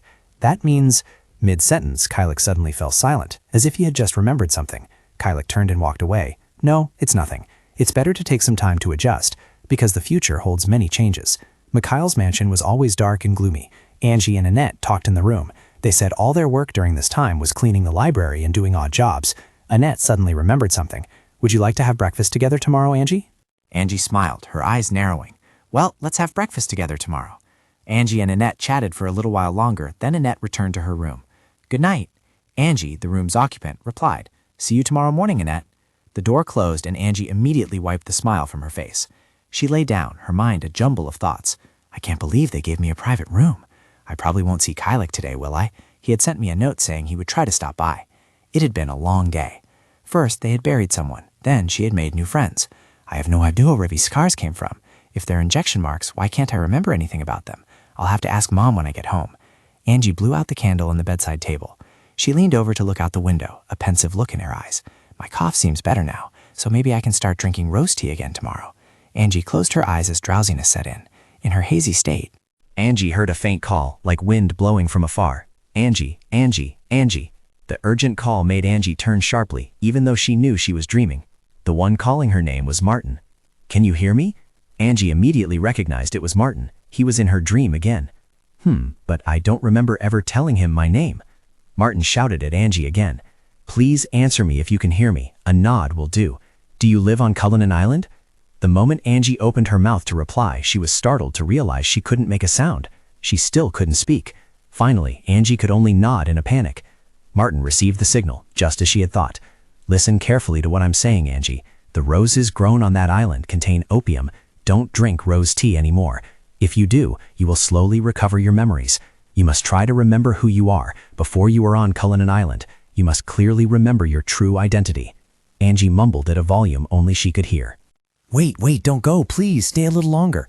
Angie struggled in her daze, wanting to reach out and pull Martin back, but someone had already taken her hand. Angie opened her eyes when she heard the person ask her, "Did you have a nightmare?" Angie was startled, unsure if she was still dreaming or had woken up. Seeing Angie stare blankly at him, Kylek gently stroked her head. "You're covered in a cold sweat." Angie whispered his name. "Kylek." Duke Blackwell smiled and gently replied, "Yes, Angie, it's me." Angie quickly sat up. "When did you get here?" Kylek quickly told her that he was sorry for entering without permission. He hadn't expected her to be asleep. "I sent you a note, but because there were so many things to attend to, so I had only intended to drop by and meet for a moment." "Did you scare me?" Angie flinched, looking away. No, of course not," Angie told herself. "I was more scared by that dream. Martin said something about rose tea being addictive. I need to investigate that. But now Kylek is here." In fact, this puts my mind at ease. Angie gripped Kylek's hand. "Actually, waking up and seeing you here, I'm sorry, it's too dark in here. Let me light some candles." Kylek reassured Angie. "It's okay. I'll leave soon. I'll just stay a little longer." Angie felt a little worried because Kylek's voice was quite subdued. "Are you okay? I've been worried about you. You must be completely exhausted, both physically and mentally." Angie's question reminded Kylek of what had happened today between her and Mikhail. However, Kylek told himself not to show it outwardly. "How could I be like that when I have someone who cares about me as much as you do?" "Angie, when my treatment process is finished, there are a few things I want to tell you." Mikhail stepped closer, leaned his head close to Angie's, and whispered to her, "It concerns our future." The next morning, Angie continued with her work. She picked up the teapot from the table, but her thoughts were elsewhere. Angie lowered her head, wondering, why Kylek? He kissed so well again, didn't he? At that moment, it felt like I'd lost all my senses. What else is he good at? What am I even thinking? In any case, I'm glad his treatment seems to be going well, but I wonder what he wants to discuss with me. He said it's about our future. Only one thing is on my mind right now. Angie was so engrossed in thoughts of yesterday that she forgot she was pouring tea into a cup. Angie's hand touched the hot tea, making her jump and exclaim, "Ah, it's hot!" Angie heard Martin's voice echoing in her ears, saying, "Oh, I just remembered. Listen very carefully to what I'm about to tell you, Angie. The roses grown on that island contain traces of opium. You must not drink rose tea. If you do, you will gradually remember things from the past. You must try to remember who you are." Angie lowered her eyes, lost in thought because of Martin's warning. Angie softly murmured, "Rose tea," thinking back. Martin had started appearing in her dreams around the time she began drinking honey tea because she was sick, and now she was beginning to think it wasn't just a coincidence anymore. I don't know whether I should trust him without any evidence, but clearly there would be no issue if I stopped drinking this tea. Just then, her friend from the embroidery club called out from outside, "Angie, are you done yet?" Angie turned to look and replied, "Oh, I'm done. I'm coming right out." Angie put down her teacup and hurried off. A few days passed. Initially, I felt anxious about deceiving everyone, but gradually the anxiety disappeared because I wanted to become strong, if that meant I could find the truth, and because I believed there was always light at the end of a long, arduous road. Finally, Angie completed her regular work at Blackwell Manor. Angie boarded the carriage and returned home that very night. Memories I had forgotten gradually resurfaced. Angie felt her heart skip a beat. She had just remembered something. Angie looked at the luggage placed beside her. Angie's eyes widened. I just remembered. A tall girl with red hair. Her name was Lucy. Lucy Blundell. She and I used to embroider together. No one believed Angie when she spoke of that woman, as if that woman had been erased from everyone's memory. Every trace of her existence vanished. After a long journey, Angie had truly returned home. Her mother had been waiting for her daughter for a very long time. "You're back, Angie. Come here, my dear daughter. You must be exhausted after working so hard at the mansion." Her mother's voice jolted Angie out of her wondering thoughts. "Yes, Mum?" Angie's mother was extremely worried about her daughter. "Why do you look so pale, my dear? Your face looks so thin, and you have dark circles under your eyes, too. And look, you're even losing your hair." Angie hesitated before speaking. "Mom, some strange things have been happening to me lately." Angie's luggage, which her mother had just picked up, suddenly dropped to the floor with a thud. "Strange things, you say?" Angie told her mother. "Sometimes I have a dream about a man, always repeating one thing. He keeps telling me I have to leave this island." Mrs. Rysdale was utterly astonished. She trembled violently. "What did you just say?" And she didn't dare look directly into her mother's frightened eyes. At first, I thought it was just a dream, but gradually I started to feel he was telling the truth.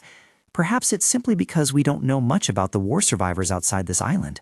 So what's the current situation on the mainland, where it might have been safe? Mrs. Risto looked down at the floor, remaining silent. However, just a few seconds later, she firmly told Angie, "That's impossible. Tomorrow morning, I'll take you to see Dr. Johnson." Angie looked at her mother in alarm. "Why? No, Mom, I'm not sick. I just wanted to tell you about my dream." Mrs. Ristel cut Angie off loudly. "Get those ridiculous thoughts out of your head. It seems your fantasy books have made it difficult for you to distinguish between the imaginary world and reality. I think you should stop reading books from now on and focus on embroidery. Do you understand what I mean?" Mrs. Ristel quickly left Angie's room so she could rest. Late that night, Angie's room door gently opened. Mrs. Risdell's dark silhouette was cast upon the blanket Angie was sleeping under. Mrs. Risdell's face looked truly haggard, as if she had aged decades. Mrs. Risdell took out a vial containing an unknown purple liquid. She didn't hesitate to pour all of the liquid into her daughter's water bottle. The liquid quickly blended with the water in the bottle. Mrs. Risdell still shook it by hand to ensure no purple remained floating on the surface. Mrs. Risdell whispered to Angie while she was sound asleep, "Angie, we will continue to be happy on this island, forevermore, and you should know, surrendering to fate is the key to this happiness." Jerome asked Kylek, "Master, could you please sit down?" Kylek lay on the bed, seemingly having just undergone a rather exhausting treatment. "Phew, finally, it's over." Jerome anxiously asked Kylek, "How do you feel?" Kylek ran his hand through his hair, pushing it back, then replied in a deep, hoarse voice, "Not too bad, I'm just a little lightheaded." Jerome replied, "I'm very glad to hear you say that. I think the treatment was successful." As he stepped out of bed, he moved cautiously, checking the muscles in his body, unable to tell when the madness might return. However, for now, it was enough. He thought, "I'll have to invite Angie here soon, so I can tell her this new information. It can't be—" Meanwhile, after Mrs. Risdell learned that her daughter was having strange thoughts, she went to see Mrs. Louise. Mrs. Louise reassured her, "A dream is simply a dream, nothing more. The man Angie saw was merely an illusion." Mrs. Risdell frowned worriedly and asked Mrs. Louise, "You mean he's not an escapee?" Mrs. Louise firmly assured Mr. and Mrs. Risdell that all those who tried to leave here, if not caught, have been dealt with. There are still a few cases of people missing at sea, but there's no chance they survived. Mrs. Louise continued, "If Angie drinks rose tea again, there won't be any more problems. However, I must ask you two, is being sick the only reason she stopped drinking the tea? Are you too sure there isn't any other reason?" Mrs. Risdell said softly, "Yes, it's just that honey tea is better for treating colds." From now on, we will be more careful. It seemed that the Risdell couple's submissive and timid attitude made Mrs. Louise suspicious. However, she did not expose them. Mrs. Louise said, "I will give you 2 more sedatives. Just mix it with water as usual, and it will ensure the girl sleeps soundly without dreaming anymore." Mrs. Risdell was extremely grateful for Mrs. Louise's help and thanked her. Mr. Risdell hesitated for a long time, until the hat in his hand was crumpled from tension, before he finally dared to speak. So does this mean our daughter will return to normal? We heard that young Master Kylek had excluded Angie from the list of remedies before starting the treatment." "That's right, no one could convince him." Mr. Risdell quickly asked Mrs. Louise, "So is she guaranteed to be safe? We know her blood is perfectly suitable for young Master Kylek, but they can find another remedy, right?" Mrs. Louise suddenly lowered her voice and seriously asked the Risdell couple, "It seems you two have grown quite attached to Angie over time, haven't you? As if you've come to see yourselves as her parents." Mrs. Risdell lowered her head. She hesitated, then spoke sincerely. "I truly adore the girl. After all these years together, no one in this world could be more brilliant and lovely than her." Madame Louise frowned. "I see. Regarding your question, there's nothing to worry about. Master Kylek always wishes for Angie's peace, and if there are memory issues with her again, we just need to take the next step. In other words, we will reset her with amnesia medication." On the mainland, Martin's family was preparing for a big undertaking. The mainland town was bustling and vibrant. In his home, Mr. Wilhelm was puffing on a pipe. He reviewed some information published in the newspaper. Martin gently pushed the door open and stepped inside. "Father, it's Martin. Wilhelm van Amitage, owner of Amitage Steel Company, a member of the Senate. It's been a while since I last saw you." Mr. Wilhelm smiled and replied, "Yes, sit down. Do you need a merchant ship to that island?" Martin replied, "Yes, I just need a boat for disguise. Although it was a very long time ago, as far as I remember, that island is not far from where—" Any boat that can last a week has potential. Mr. Wilhelm told his son that it wasn't hard. "But will you be all right? What if something happens to you?" Martin quickly gripped his fiancée's hand tightly, assuring Mr. Wilhelm, "Please don't worry, if I don't set foot on that island, there will be no danger." Mr. Wilhelm nodded upon hearing this. "Yes, I believe not. Do you really believe you can find that girl, the one you met in your dreams?" Martin looked at Mr. Wilhelm and replied, "I can't say for sure, but I want to check for myself. That way there won't be any more victims." Seeing Martin's resolve, Mr. Wilhelm said, "All right." He added, "It's been a long time since I've seen that look in your eyes." Martin stood up and challenged him with a resolute demeanor. "Before, I was a victim too. I was also kidnapped and forced to the island, and there must still be countless children suffering the same fate." Martin added angrily, "Just like your daughter." Hearing him say that, he fell silent. For him, perhaps it was a pain he didn't want to confront. He said angrily, "Do you know what you're saying? You are accusing Duke Blackwell of forcing children to Cullinan Island?"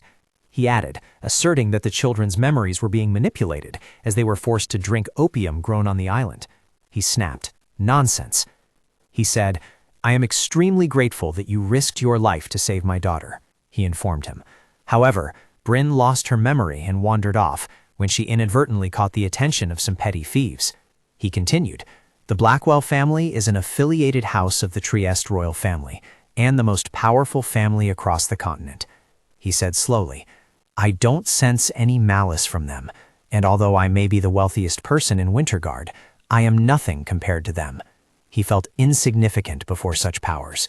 He held out his hand and said, "I don't know where you got these strange ideas, but I advise you to stop talking about this matter." He gripped his shoulder and said, "Because you saved my daughter, I will reward you handsomely." He replied reluctantly, "That's how they operate." He looked up, meeting his gaze, and said, "They capture orphans, children who, even if they disappear, no one would remember, and transport them to the island as sacrifices." Hearing this, the man's eyes widened in astonishment. Martin said, "You remember, don't you?" He said, "Your daughter was dirty and disheveled after being caught in a sudden downpour." He said, "Perhaps the kidnappers, not knowing, thought she was an orphan." The man stared at him. Seeing that he said nothing, he continued to express his thoughts. "I don't need a reward. I have only one request. Please use your money to provide necessities for the children in our country." He said firmly, "To ensure that children will not be cruelly discarded like me and sent to that island." The atmosphere suddenly became unusually quiet. The man raised a hand to touch his hat, saying, "Assuming what you say is accurate." He made a demand. "Tell me, why would the Blackwell family be so wicked as to create such a strange secret organization?" He said, "If they wanted land to grow opium, a mainland territory would be a safer choice. If they needed manpower, they could recruit men stronger than them." Isn't that right? Hearing him ask such a question, he replied, "Have you ever heard of a dark ritual called the Eternal?" He was startled and asked, "What?" He said, "About 10 years ago, the clan began practicing a ritual." He looked him straight in the eye and said, "What I know is that it requires the flesh and blood of children to achieve something that humanity should not crave." Outside in the garden full of flowers and sunshine, Mikhail held a self-embroidered white handkerchief in his hand and said, "It's beautiful." The more he looked at the gift, the more he marveled. This truly is a special gift. Angie stood opposite him and shyly said, "I want to repay those I owe during my time at Brake Manor, though I hope to finish a little sooner." She asked, "Do you like it?" He replied cheerfully, "Yes, this gift is wonderful." He asked her, "Though I suppose you didn't just make it for me, did you?" Hearing that, she looked up and replied, "Yes." He clutched the handkerchief tightly in his palm and said, "I can't help but hope. This is the first time you've asked to meet me, and also the first time you've given me a gift." Seeing him like that, she thought to herself, he looks so disappointed. I didn't expect Mikhail to be like this. He suddenly spoke, Then he said, "My name isn't quite right here." Hearing that, she asked in surprise, "Oh, really?" She looked at the scarf and asked, "Isn't it Mikhail?" He said, "The pronunciation is similar, but it's actually Mikhail." She was startled to realize, "Oh, I didn't know." She reached out to take back the scarf and said, "Then let me make you a new one." He quickly held it behind him and said, "It's okay. I'm just happy that you know my name now." After saying that, he smiled very gently. A leaf fell onto the shallow puddle. He asked her, "So you're done with your work at the mansion, Angie?" She said, "Oh, my work is done. I think I'll stay here a bit longer." The two of them leaned against the tree canopy. Angie added, "I don't think there's anything left for me to do here." She slowly recounted her past. "Mother thought I should stop reading books from now on and focus on embroidery. And from that day on, I just stayed home, embroidering and doing trivial chores." Martin no longer appeared in her dreams either. She thought to herself, "I don't want to drink rose tea anymore." She felt there might still be something she didn't know. She looked up at the clear blue sky ahead. A man in black entered and announced, "Master Kylek's succession ceremony will be held soon. It seems his treatment will be complete in just a few more months." The man in black mysteriously asked, "Does that mean he's preparing to go to the mainland?" Louise rested her hands on the table and replied, "Yes, he will have an audience with His Majesty." Hester, in her black cloak, lowered her face and said, "Then Demichi." Hearing this, Louise's eyes showed dissatisfaction. She sneered, "Don't worry, Hester. Everything is under my control." She told Hester, "First, we will need to find a new remedy for Master Kylek and prepare for unforeseen circumstances. Although Angie Risdell's blood is the most suitable, he adamantly refuses." She mused, "If that's the case—" She pointed at Angie's face and said, "Go find another suitable child." Mr. Risdell asked, "Is Angie asleep yet?" Mrs. Risdell replied, "Yes." The two sat down together in the living room. Mrs. Risdell raised her hand to her head and said, "I don't know how much longer we have to keep giving her the medicine. It just doesn't feel right." Mr. Risdell replied, "Don't let yourself be soft-hearted." Mr. Risdell looked at his wife and said, "Louise said we don't need to worry about anything anymore." Mr. Risdell added, "We just need to make sure things don't progress to the second stage." But Mrs. Risdell still felt worried. Mrs. Risdell lowered her face and said, "But don't you feel it too?" Mrs. Risdell said, "Angie currently holds an important place in Sir Kylek's heart, beyond her role as a conversational companion and maid." Mrs. Risdell said worriedly, "You saw the gift sent to her that afternoon, didn't you? Inside the gift box was an incredibly sparkling and exquisite outfit, looking far from ordinary. Young Master Kylek said it was a thank you for her hard work, but I've never heard of him giving gifts to anyone else. You also saw Angie's expression then." Seeing her joyful reaction, Mrs. Risdell— The girl smiled shyly, delighted that her embroidery was placed on the dress. Hearing her say that, he fell silent in thought. He looked up and said to Mrs. Risdell, "Yes, you're right, but there's very little we can do right now." He added, "It's simply a fleeting passion of youth. Time will tell, better than anyone else." The room door was ajar, and voices echoed. Angie overheard their entire conversation. She heard the line, "He won't make a reckless choice." She was stunned as she listened to their conversation while pretending to sleep. She was quite surprised. What? She wondered what she had just heard. She recalled that previously, every time she returned home, she would strangely fall asleep immediately after drinking the glass of water her mother gave her before bedtime. At first, she wanted to believe that it was just a side effect of not drinking rose tea, but when she found a note hidden in the gift box containing the dress, which read, "Dearest Angie, my treatment is finally complete. Come see me tonight and wear this dress. Jerome will pick you up at the forest entrance." That night, she suddenly had a feeling. I shouldn't have drunk the water Mom gave me. Because of that, Angie was still awake, so she pretended to be asleep. Inside the dark room, the door slowly creaked open. Angie stealthily ran out, her steps nimble.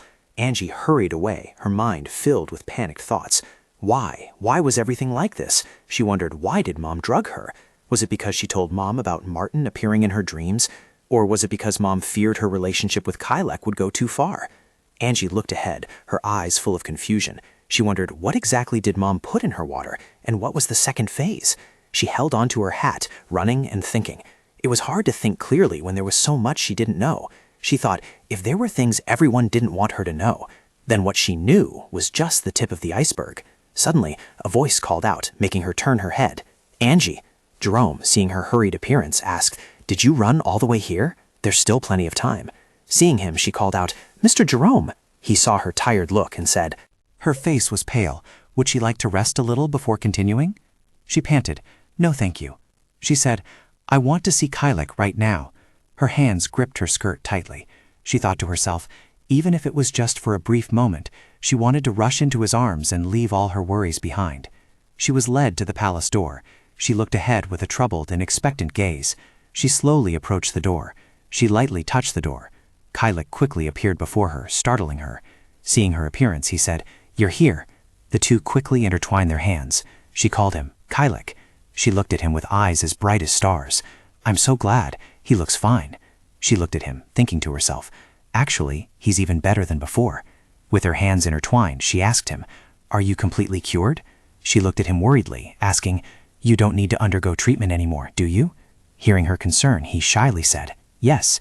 She looked at his appearance, also feeling that he had recovered a great deal. Her hat was carried away by the wind and suddenly fell to the ground. Her face was revealed. He gently touched her cheek and said, "This dress suits you very well." He lightly touched the hem of her dress and continued, "I had it specially made. Do you recognize the lace and marigolds on it?" He moved closer to her face. She looked up at him and replied, "Yes, I'm the one who embroidered it." She added, "When I wove lace in the mansion, I never thought it would become part of the dress I'm wearing." Standing before the door, the two exchanged affectionate glances. Kylek said, "I want to give you something truly meaningful." She said, touched, "Thank you, Sir Kylek." Hearing her address him so formally, he said, "I told you to just call me Kylek. Only you can call me that." Hearing his words, her eyes lit up. She thought to herself, does he not know what's going on? Does he not know what everyone thinks of us? And does he know about the secrets hidden on this island? The two sat on the sofa. She asked him, "I don't know if I should accept such a beautiful gift." He pulled her close and said, "You deserve so much more than this, Angie." He continued, "I've been waiting for your therapy to end so I could tell you this." Calling her name, Angie Risdell, he sincerely expressed, "Please, allow me the honor of holding you in your arms tonight."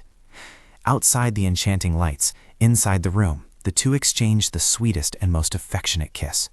They drew closer to each other, their breaths seemingly intertwining. He gently lay on top of her, his hands touching her body tenderly and full of love. She looked deep into his eyes. He called her name, Angie, and encouraged her. "Don't be afraid. If you don't want to, you can push me away. I only want to give you all of me." Seeing him like that, she unexpectedly found herself feeling the same, having similar emotions. She looked at him and thought, "I want to touch him." After that, the two shared the sweetest moments. She thought there were many issues and pressures she needed to think through carefully. Although she looked at him shyly, her eyes couldn't hide her anticipation. She felt she couldn't hold back any longer, at least not right now. She cupped his face and said, "I just want to feel your warmth." She then wrapped her arms around his neck. He kissed the palm of her hand. Kylek kissed her palm, calling her name with immense affection. "Angie," he said, "you'll never know how long I've waited for this moment." After that night, they clung to each other incessantly, craving more, unable to stop. They shared the sweetest kisses. She slowly felt every beat of his heart, his embraces, his scent, the warmth of his body, and his ragged breaths. She cried, but also felt happy. It was all overwhelmingly sweet. The longer they were entwined, the more their desire surged. They spent a dreamless night, both sinking into an endless abyss. Outside the room, only heavy breathing and moans could be heard. Mikhail could only stand by the window. Moonlight shone on his sorrowful face. He clutched the handkerchief Angie had given him. Only the darkness understands how lonely he feels inside. Angie cheerfully said, "Oh wow, the night atmosphere is truly wonderful, Kylek." Seeing her cheerful demeanor, he asked, "Really?" He said, "Hey, are you sure you don't need me to take you home? You looked very tired earlier." Hearing him mention that, she shyly said, "I'm perfectly fine now." She walked ahead. Kylek teased her, "Really?" She replied, "Yes, actually, not yet." Seeing him tease her like that, she thought, it feels like he's become more mischievous than before. Seeing her adorable reaction, he gazed at her. He moved closer and put his arm around her shoulder. She turned her head to look at him, and he said, "Then let's take a little walk." He took a strand of her hair and said, "I have something I want to show you." She replied curiously and cheerfully, "Okay." She walked forward and cheerfully exclaimed, "Oh!" Angie turned to look at him and said, "Look at the fireflies, Kylek."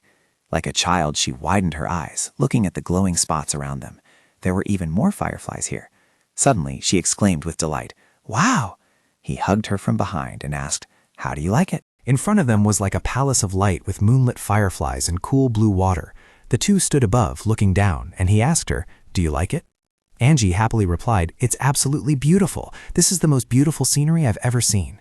Seeing her joyful expression, he hugged her tightly and said, "My father told me that before they got married, he and my mother often came here." He continued, "And you are the first person I've brought here since then, Angie." Hearing that, she looked up at him. She recalled him saying earlier, "Do you remember I once said there was something I wanted to tell you when the treatment process was over? Something about our future?" He clasped her hands tightly and said, "Angie?" He hesitated. In Angie's eyes at that moment, only his reflection was visible. Angie stood stunned opposite Kylek, staring into his deep eyes. The wind howled through the quiet forest. A sudden thought flashed through her mind. She had temporarily ignored the unsolved mysteries and her sense of unease. Until now, no one had ever believed her words. "But perhaps he will listen to me and trust me unconditionally." Kylek suddenly opened his mouth and gently called her name, "Angie. I've been here watching you several times." Angie's eyes widened in surprise at his confession. "What?" Kylek lowered his gaze, a hint of pain in his voice as he continued. "I heard that on the days you didn't come to see me, you would help your parents work in that house." Angie followed the direction of Kylik's gaze and suddenly realized with a shock that was the house on the north coast. I didn't know this place led to Blackwell Manor. He continued to express his feelings to Angie in his most sincere tone. It was also at this moment that these emotions began to blossom. No, perhaps it was even before that. Every time I saw your sweet face, it made me feel alive. I want to share that feeling of happiness with you. Kylik gently lifted Angie's face, then slowly leaned closer to her slightly parted lips and called, "Angie, will you come to the mainland with me?" Angie stared blankly, dumbfounded by his sudden proposal. "What?" Her footsteps continuously retreated in panic. "What do you mean? How can I go there? Isn't that place still—" But before she could finish her sentence, Kylik interrupted Angie. "I know people often say that place is full of harmful gases, but that's not true. Countless people have built new lives there. My succession ceremony will soon be held there, and when I receive my title, I intend to settle in the capital first. There are still many things I want to tell you, but it will have to wait until I finish my treatment. Now there's one thing I can share with you right now. Everything I've ignored until now, I will fulfill my responsibilities." Angie's face began to flush, listening intently to Kylik's confession. He still held Angie's hand tightly, hesitatingly speaking with an expectant look. "And during that time, I hope you will be by my side." At that very moment, elsewhere, a ship gliding over a sea with violent waves unexpectedly docked at a sandy beach. The footsteps of the crew members stepped onto the sea, trod on the sand, and gradually walked ashore. The man leading the fleet stepped onto the island with suspicion. "Have we arrived yet?" Scene change. The next morning. With hurried steps, a girl rushed somewhere. She burst through the door, exclaiming to those in the room in a panic, "Guys, have you heard the news?" But the people in the room showed no surprise. The woman asked Emma with interest, "Is it about the Navy ship visiting our coast?" The girl next to her also tilted her head slightly, greeting her. "Hello, Emma. Of course we've heard."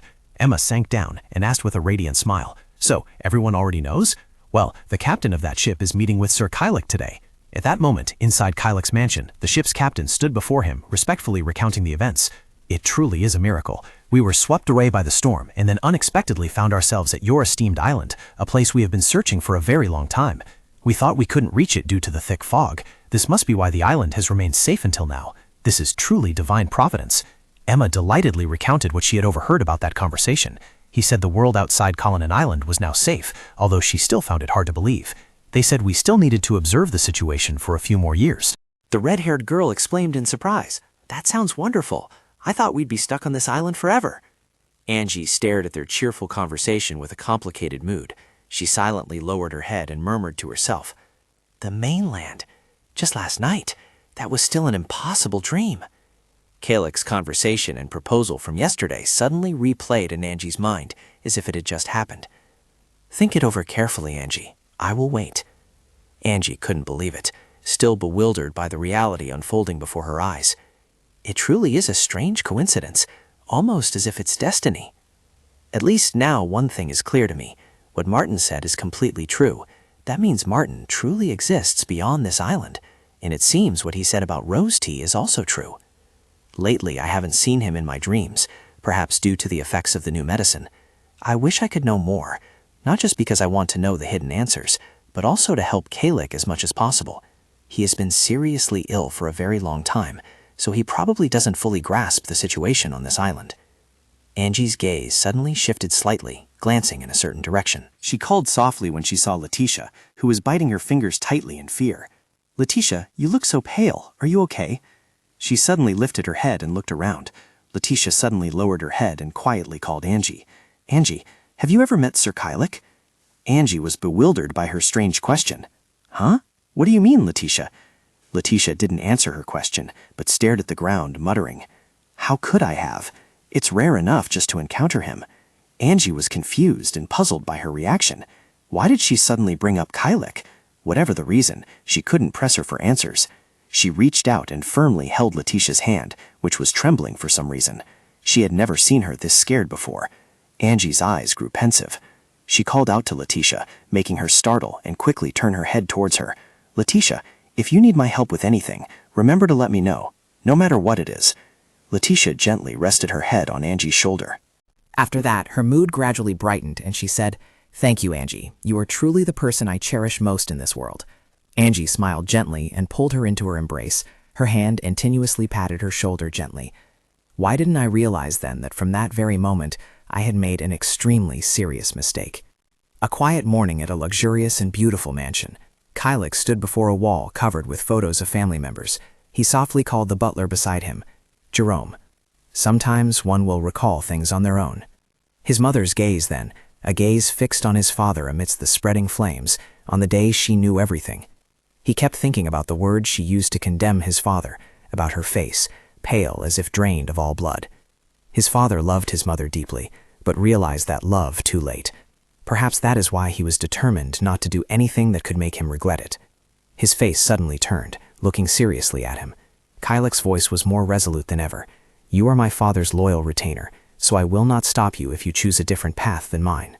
But if you choose to stand with me, you will have to bear the consequences yourself. Do you understand?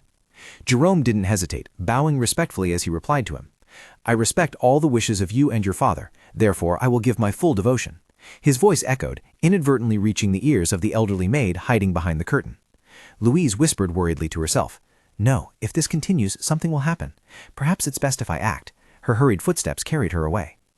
As soon as Louise left, the opposite door suddenly creaked open. A figure emerged from the room, their gaze fixed on Kylek's conversation. Time flew by, and 2 weeks later it was the party. The dazzling scene before them made a few girls exclaim in surprise. Wow, it's so grand. So this is what the Duke's mansion looks like. Emma eagerly urged Angie. Let's go, Angie, hurry up.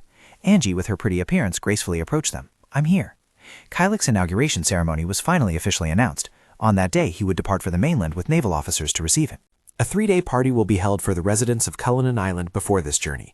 Surprisingly, people are no longer afraid when they hear about the mainland. Instead, they are more curious about the mysterious world out there. Many people are attending, hoping to catch a glimpse of the person who will become the Duke, a figure who has always been mysterious. Perhaps everyone wants to satisfy their curiosity about Kylek and the mainland. In any case, that's what they're looking forward to. Perhaps things haven't been easy for Kylek lately. A figure suddenly approached Angie, softly calling out, Angie. She turned her head, surprised, and called out the person's name, Jerome. He cheerfully suggested to Angie, Would you mind coming with me for a moment? Angie thought blankly. Does Kylek want to see me? Outwardly, she happily agreed. Oh yes. She quickly informed her friends. I'll be right back. The girls readily agreed. All right, we'll watch the ceremony over there.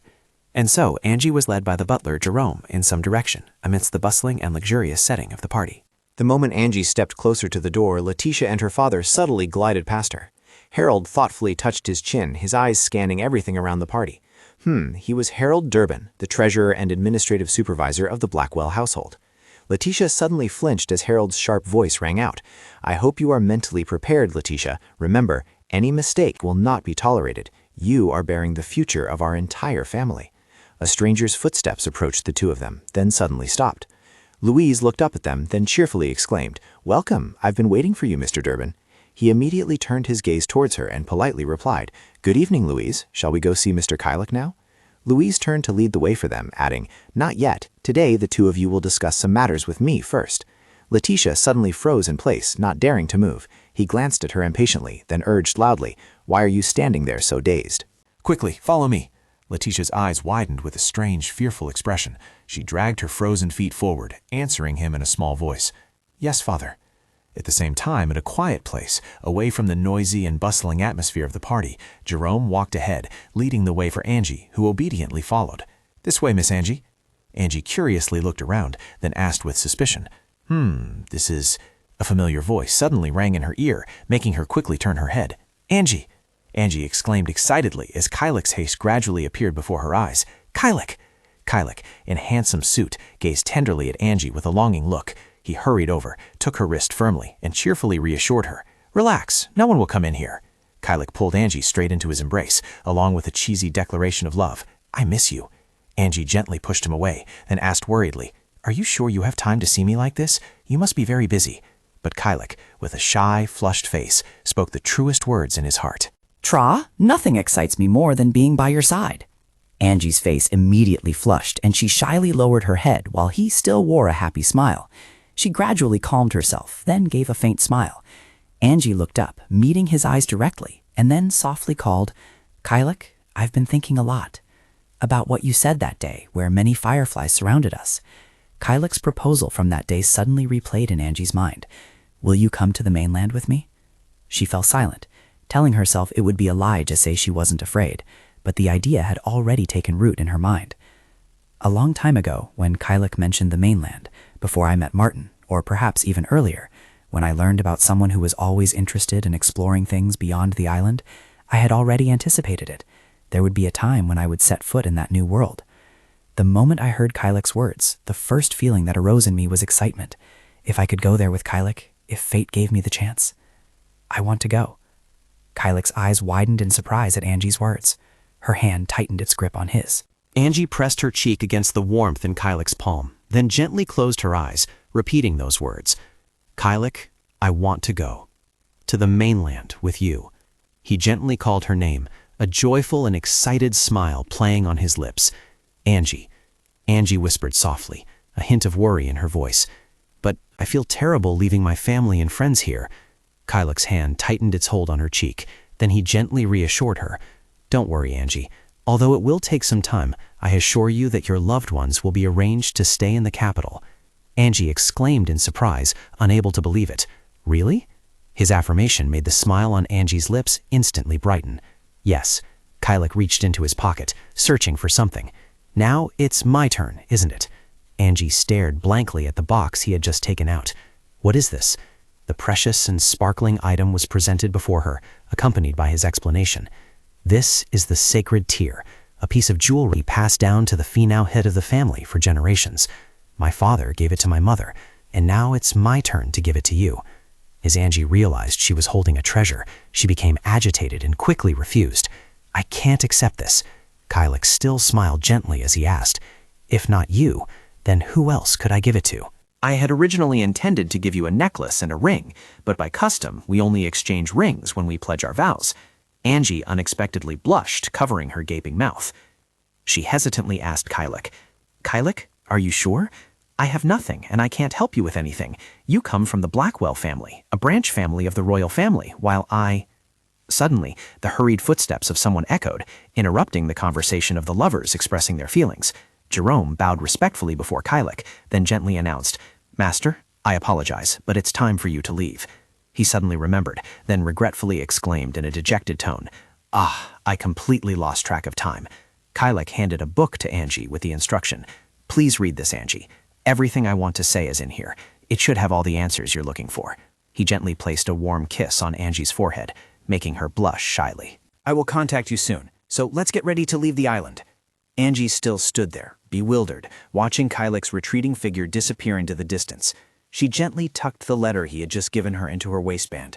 Angie touched her heart, shyly exclaiming, My heart is still racing like this. Every time she was with Kylek, her spirits soared. Hasty footsteps, in a loud shout, interrupted her tangled thoughts. Angie! Angie turned her head doubtfully towards the voice. She softly called, Mikhail? He stopped, panting, lightly wiped the sweat from his cheek, and then cheerfully said, There you are. There's no more time. You have to come with me now. Mikhail's serious tone startled her, and she quietly asked, Huh? What's wrong? He announced gravely, sweat still rolling down his face. Your friend seems to be in trouble. As soon as he finished speaking, Angie quickly ran towards the palace. She anxiously called out when she saw Letitia crying heartbrokenly with her face buried in her hands outside the palace. Letitia! Letitia flinched, raising her head to look at the hurrying Angie. Are you all right? I thought you said you wouldn't be able to attend the party tonight. Angie's hand was suddenly flung away by Letitia in the dim air. Angie stood stunned and frozen in place by her strange action. Letitia asked in a choked voice, her tone harsh, Why? Why did you lie to me?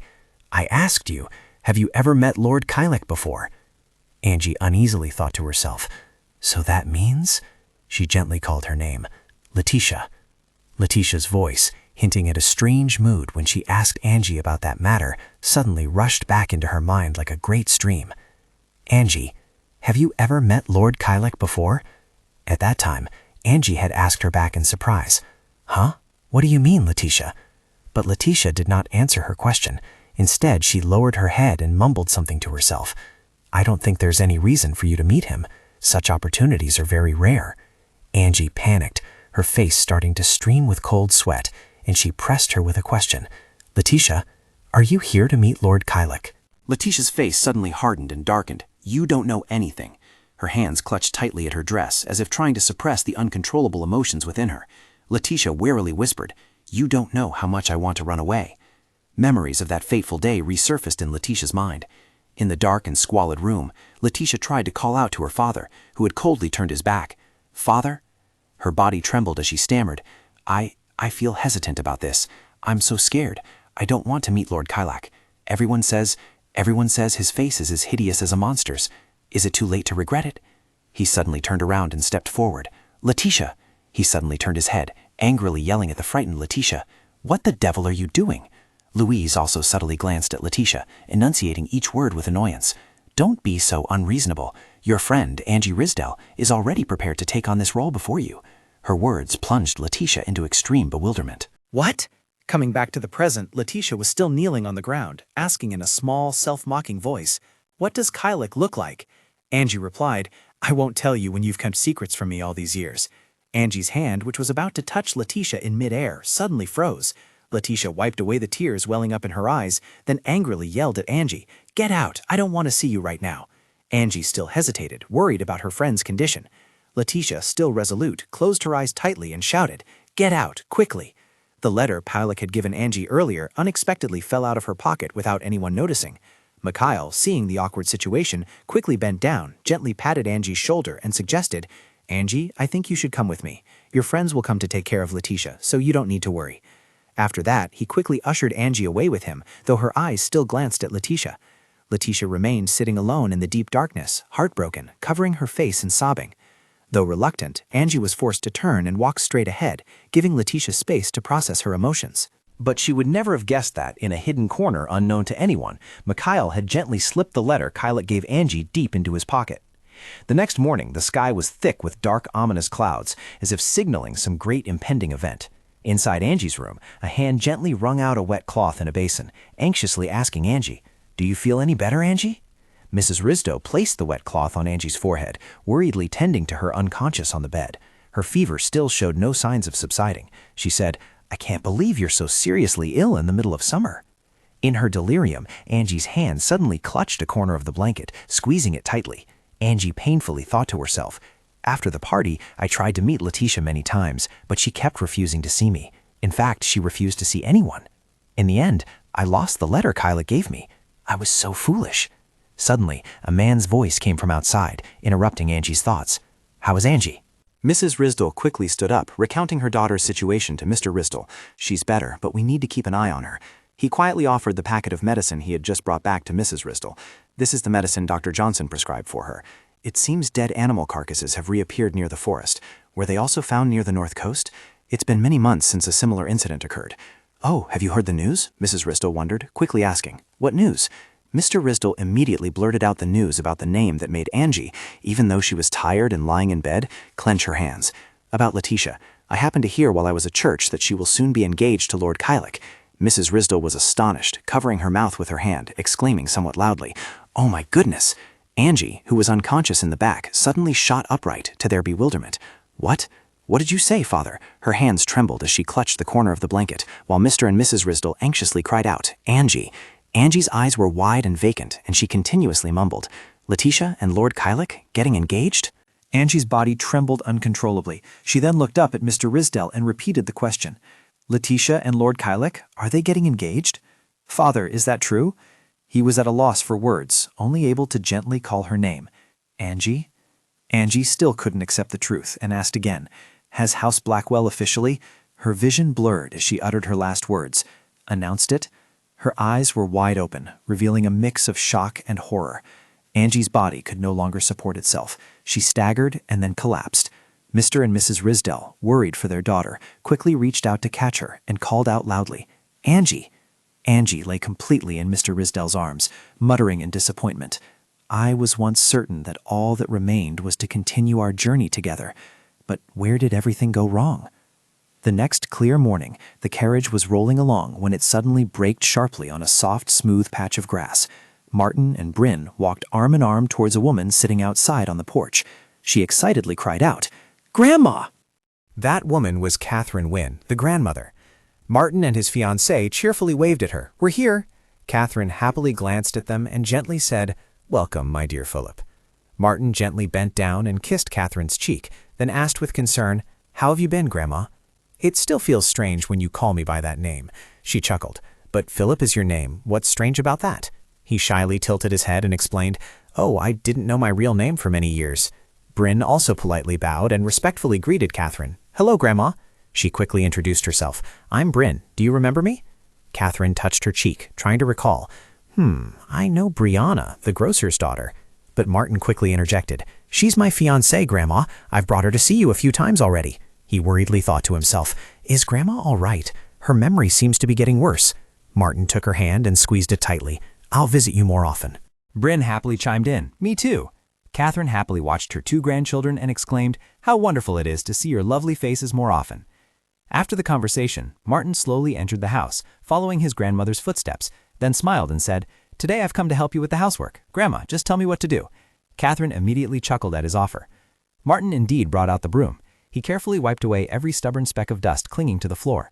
Martin's eyes were suddenly drawn to something, and he stared at it.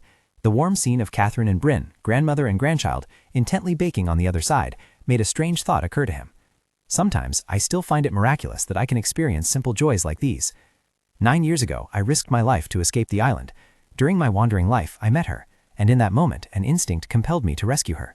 Leaving behind a nightmarish past, we started a new life. With the help of Wilhelm van Armitage, I found my long-lost grandmother. Martin blushed with happiness, a joyful smile gracing his lips. He even learned his real name, Philip. His eyes suddenly caught sight of something on the table. Martin gently reached out and picked up the photograph. Before he could even glance at it, Catherine suddenly approached Martin and began to introduce the photograph. It was the only one left. All the others had been burned in the war. "They share a resemblance, Bryn and your sister. That's what I mean." He immediately turned back to look at the photo in astonishment. "What? I have a sister? I didn't know," Martin exclaimed in surprise. You didn't know?" Martin awkwardly explained. "I haven't fully regained my memories yet." Catherine gently patted his shoulder, heartbroken. "Oh my goodness, you don't remember anything, Philip? About your twin sister? Little Amber? A lovely and cheerful girl, with sparkling eyes just like her brothers. If I recall correctly, her name was Amber Wynne." Martin repeated the name in bewilderment. "Amber Wynne? That's right. You two used to sing the song about your hometown together. Do you remember?" As dusk fell over the open sea, the kiss of rain and wind gently descended. In the sky, the twinkling stars and the gentle crescent moon, your lovely eyes shone brighter than all. Along with her singing, memories of a small family from a very distant past suddenly appeared in Martin's mind. The younger sister in his memory, whose face he couldn't clearly recall, suddenly spoke up and asked, "Philip, do I sing well? I know all the lyrics now." Martin gently patted her head and praised, "Amber, it's wonderful. Next time I'll teach you a new song." The little girl excitedly asked again, "Really? Do you really promise? You can't break your promise to me." He laughed and replied, "Of course. Haha, I promise." In reality, Martin suddenly widened his eyes, standing motionless. Martin's hand gently touched the pretty baby's face in the photo. A name suddenly popped into his head, Angie. Noticing Martin's strangeness, Bryn worriedly called, "Martin." He suddenly looked up and seriously recounted, "Everything, it all rushed back into my head." Elsewhere, a dissatisfied voice echoed in the mansion. "What else do you want me to wait for?" Mikhail said, annoyed. "How much longer do I have to endure this place? It seems like everything is about to end." Mrs. Hester merely stood opposite him, her gaze cooled, her brows furrowed, and she growled, "Even now you still haven't fixed that bad habit of yours, have you?" Mikhail flinched, gripping his wrist, and irritably proposed, "Don't try to change the subject, Hester. I feigned illness and lived in seclusion for all these years, until Duke Blackwell passed away. Isn't now the right time to reveal the truth?" Mrs. Hester suddenly uttered a sentence that made his face turn pale. "I just spoke with Mrs. Dunst recently. It seems she has planned Lord Kylick's engagement. The order will be issued soon, so you just need to wait until then." Then, Mikhail suddenly sensed the scent of danger approaching. Footsteps continuously echoed outside the door. He immediately became wary, clamped his mouth shut, and said nothing more. The footsteps grew clearer and clearer. Mikhail quickly and decisively turned and walked away. "I'll go first. Please explain the rest when we—" Hester watched his retreating back with a complex expression. She observed his demeanor, sighing. "Mikhail, your intuition might lead you into serious trouble." Mikhail and the stranger were walking together on the deserted street. He suddenly glanced at the girl beside him and asked in a low voice, "Are you okay? I heard you've been sick for a while." Angie, with a pale face, softly replied to Mikhail, "I'm not sure anymore. The fever has subsided, but I still feel too weak." Her gaze dropped gloomily as she thought to herself, Still haven't heard anything from Letitia since that night. She has completely cut off contact with me. And then Angie pressed her lips tightly together, still unable to accept the news of the engagement between Letitia and Kylek. The dim night made her heart even heavier. It's still so hard to believe. How could it be? Everything Kylek told me, every comfort he offered, every promise he made, was it all a lie? I want to believe that there were things beyond his control, but it's hard to convince myself. Angie's gloomy mood made Mikhail worriedly unable to stop glancing air. He suddenly fell silent and called out, "Angie, if it were me, I would never leave you. I would look at you with sincere eyes and share my warmth with you whenever you need it." Mikhail's confession made Angie's eyes widen in alarm. "Mikhail, what do you mean?" He gently cupped her face, softly saying, "Do you really not understand? I can soothe your loneliness, Angie." No matter what happened, did he mean that he would... But just then, a voice accompanied by hurried footsteps interrupted her thoughts. "Who do you think you are? How dare you say such things?" Angie's face was filled with astonishment as she stammered, "Kylek." Kylek glared at Mikhail with a stern face, then said with a contemptuous tone, "It's ridiculous that you think you're worthy of replacing me. Have you no shame?" He didn't refute a single word as Kylek insulted him. Kylek still stood protectively in front of Angie, continuing in a harsh voice, "This is my first and last warning. Never." Mikhail Randall appeared before Angie again. Mikhail angrily gritted his teeth, mockingly taunting Kylek. "Does Angie know how dangerous you are? You deceived an innocent young girl." Mikhail's words left Kylek bewildered. "What?" Angie frantically looked up at Kylek's displeased face. She quickly stepped in front of him, angrily shouting at Mikhail, "How dare you?" "Stop it. What if someone sees you acting like this?" Kylek's jaw tightened, biting his lip in embarrassment. He suddenly reached out and pulled Angie by the shoulder into his embrace. Kylek looked down into Angie's clear eyes and offered, "Come with me, Angie." The scene before him left Mikhail silent, carrying a hint of bitterness. Angie suddenly glanced at him with hesitant eyes. She had made her decision. "I'm sorry, Mikhail. Get home safely." Angie and Kylek got into his carriage together. The two sat in the carriage in silence, not speaking a word. Kylek suddenly spoke up gloomily. "Why didn't you come to our meeting spot? I waited for you every night." Angie asked blankly, "A meeting point?" Hearing her, he immediately wondered, "Didn't you read the letter I sent?" Angie recalled the handwritten letter Kylek had given her that night. Memories continuously flooded her mind. She lowered her head, blaming herself in a low voice. "I lost it the night you gave it to me." Kylek froze at Angie's explanation. He sighed in relief, exclaiming, "Ah, I see. It seems there's been a misunderstanding. Let me explain it to you." Angie suddenly looked up. "If you do that, then... does that mean the truth of your impending engagement to Letitia still won't change?"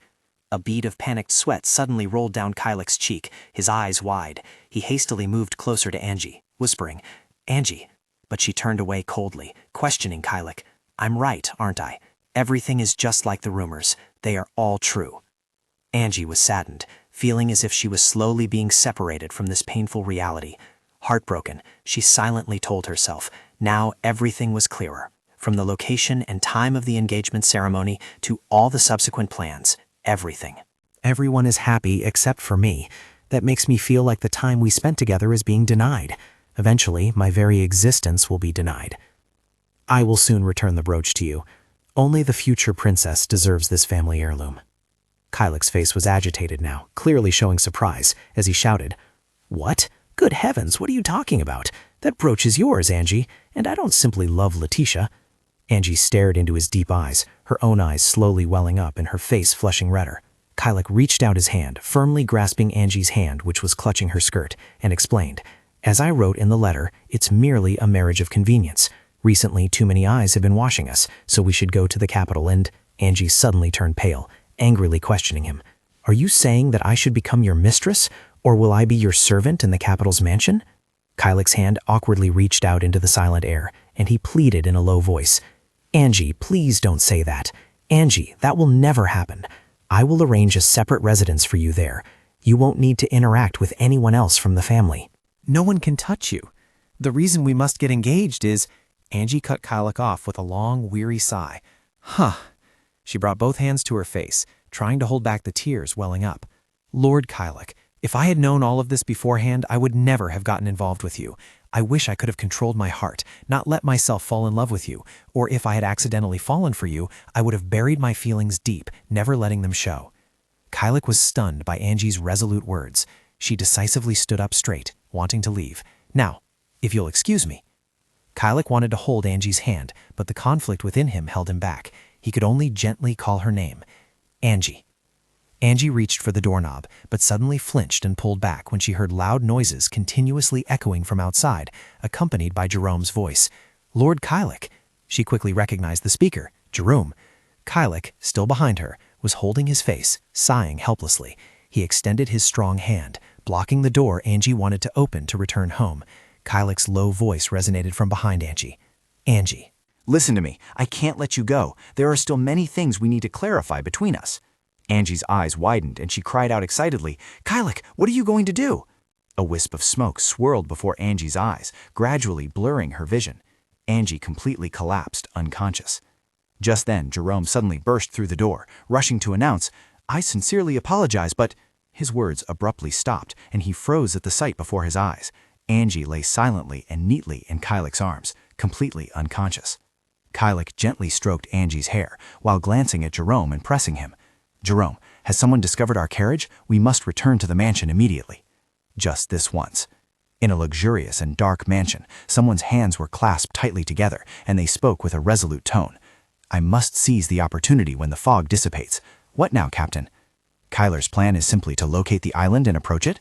The captain nodded slightly, confirming, yes, that is the immediate objective. Martin hesitated, adding, that could be a major challenge because of the storm. But I cannot miss this opportunity.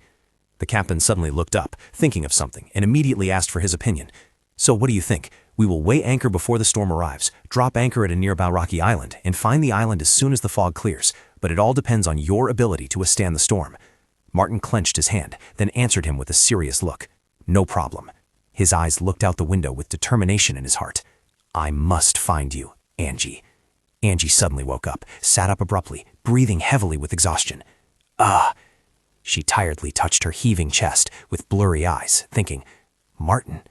He said he was looking for me. Angie suddenly noticed something strange and curiously looked around. The dark room gave Angie a sense of unease. She wondered blankly, where am I?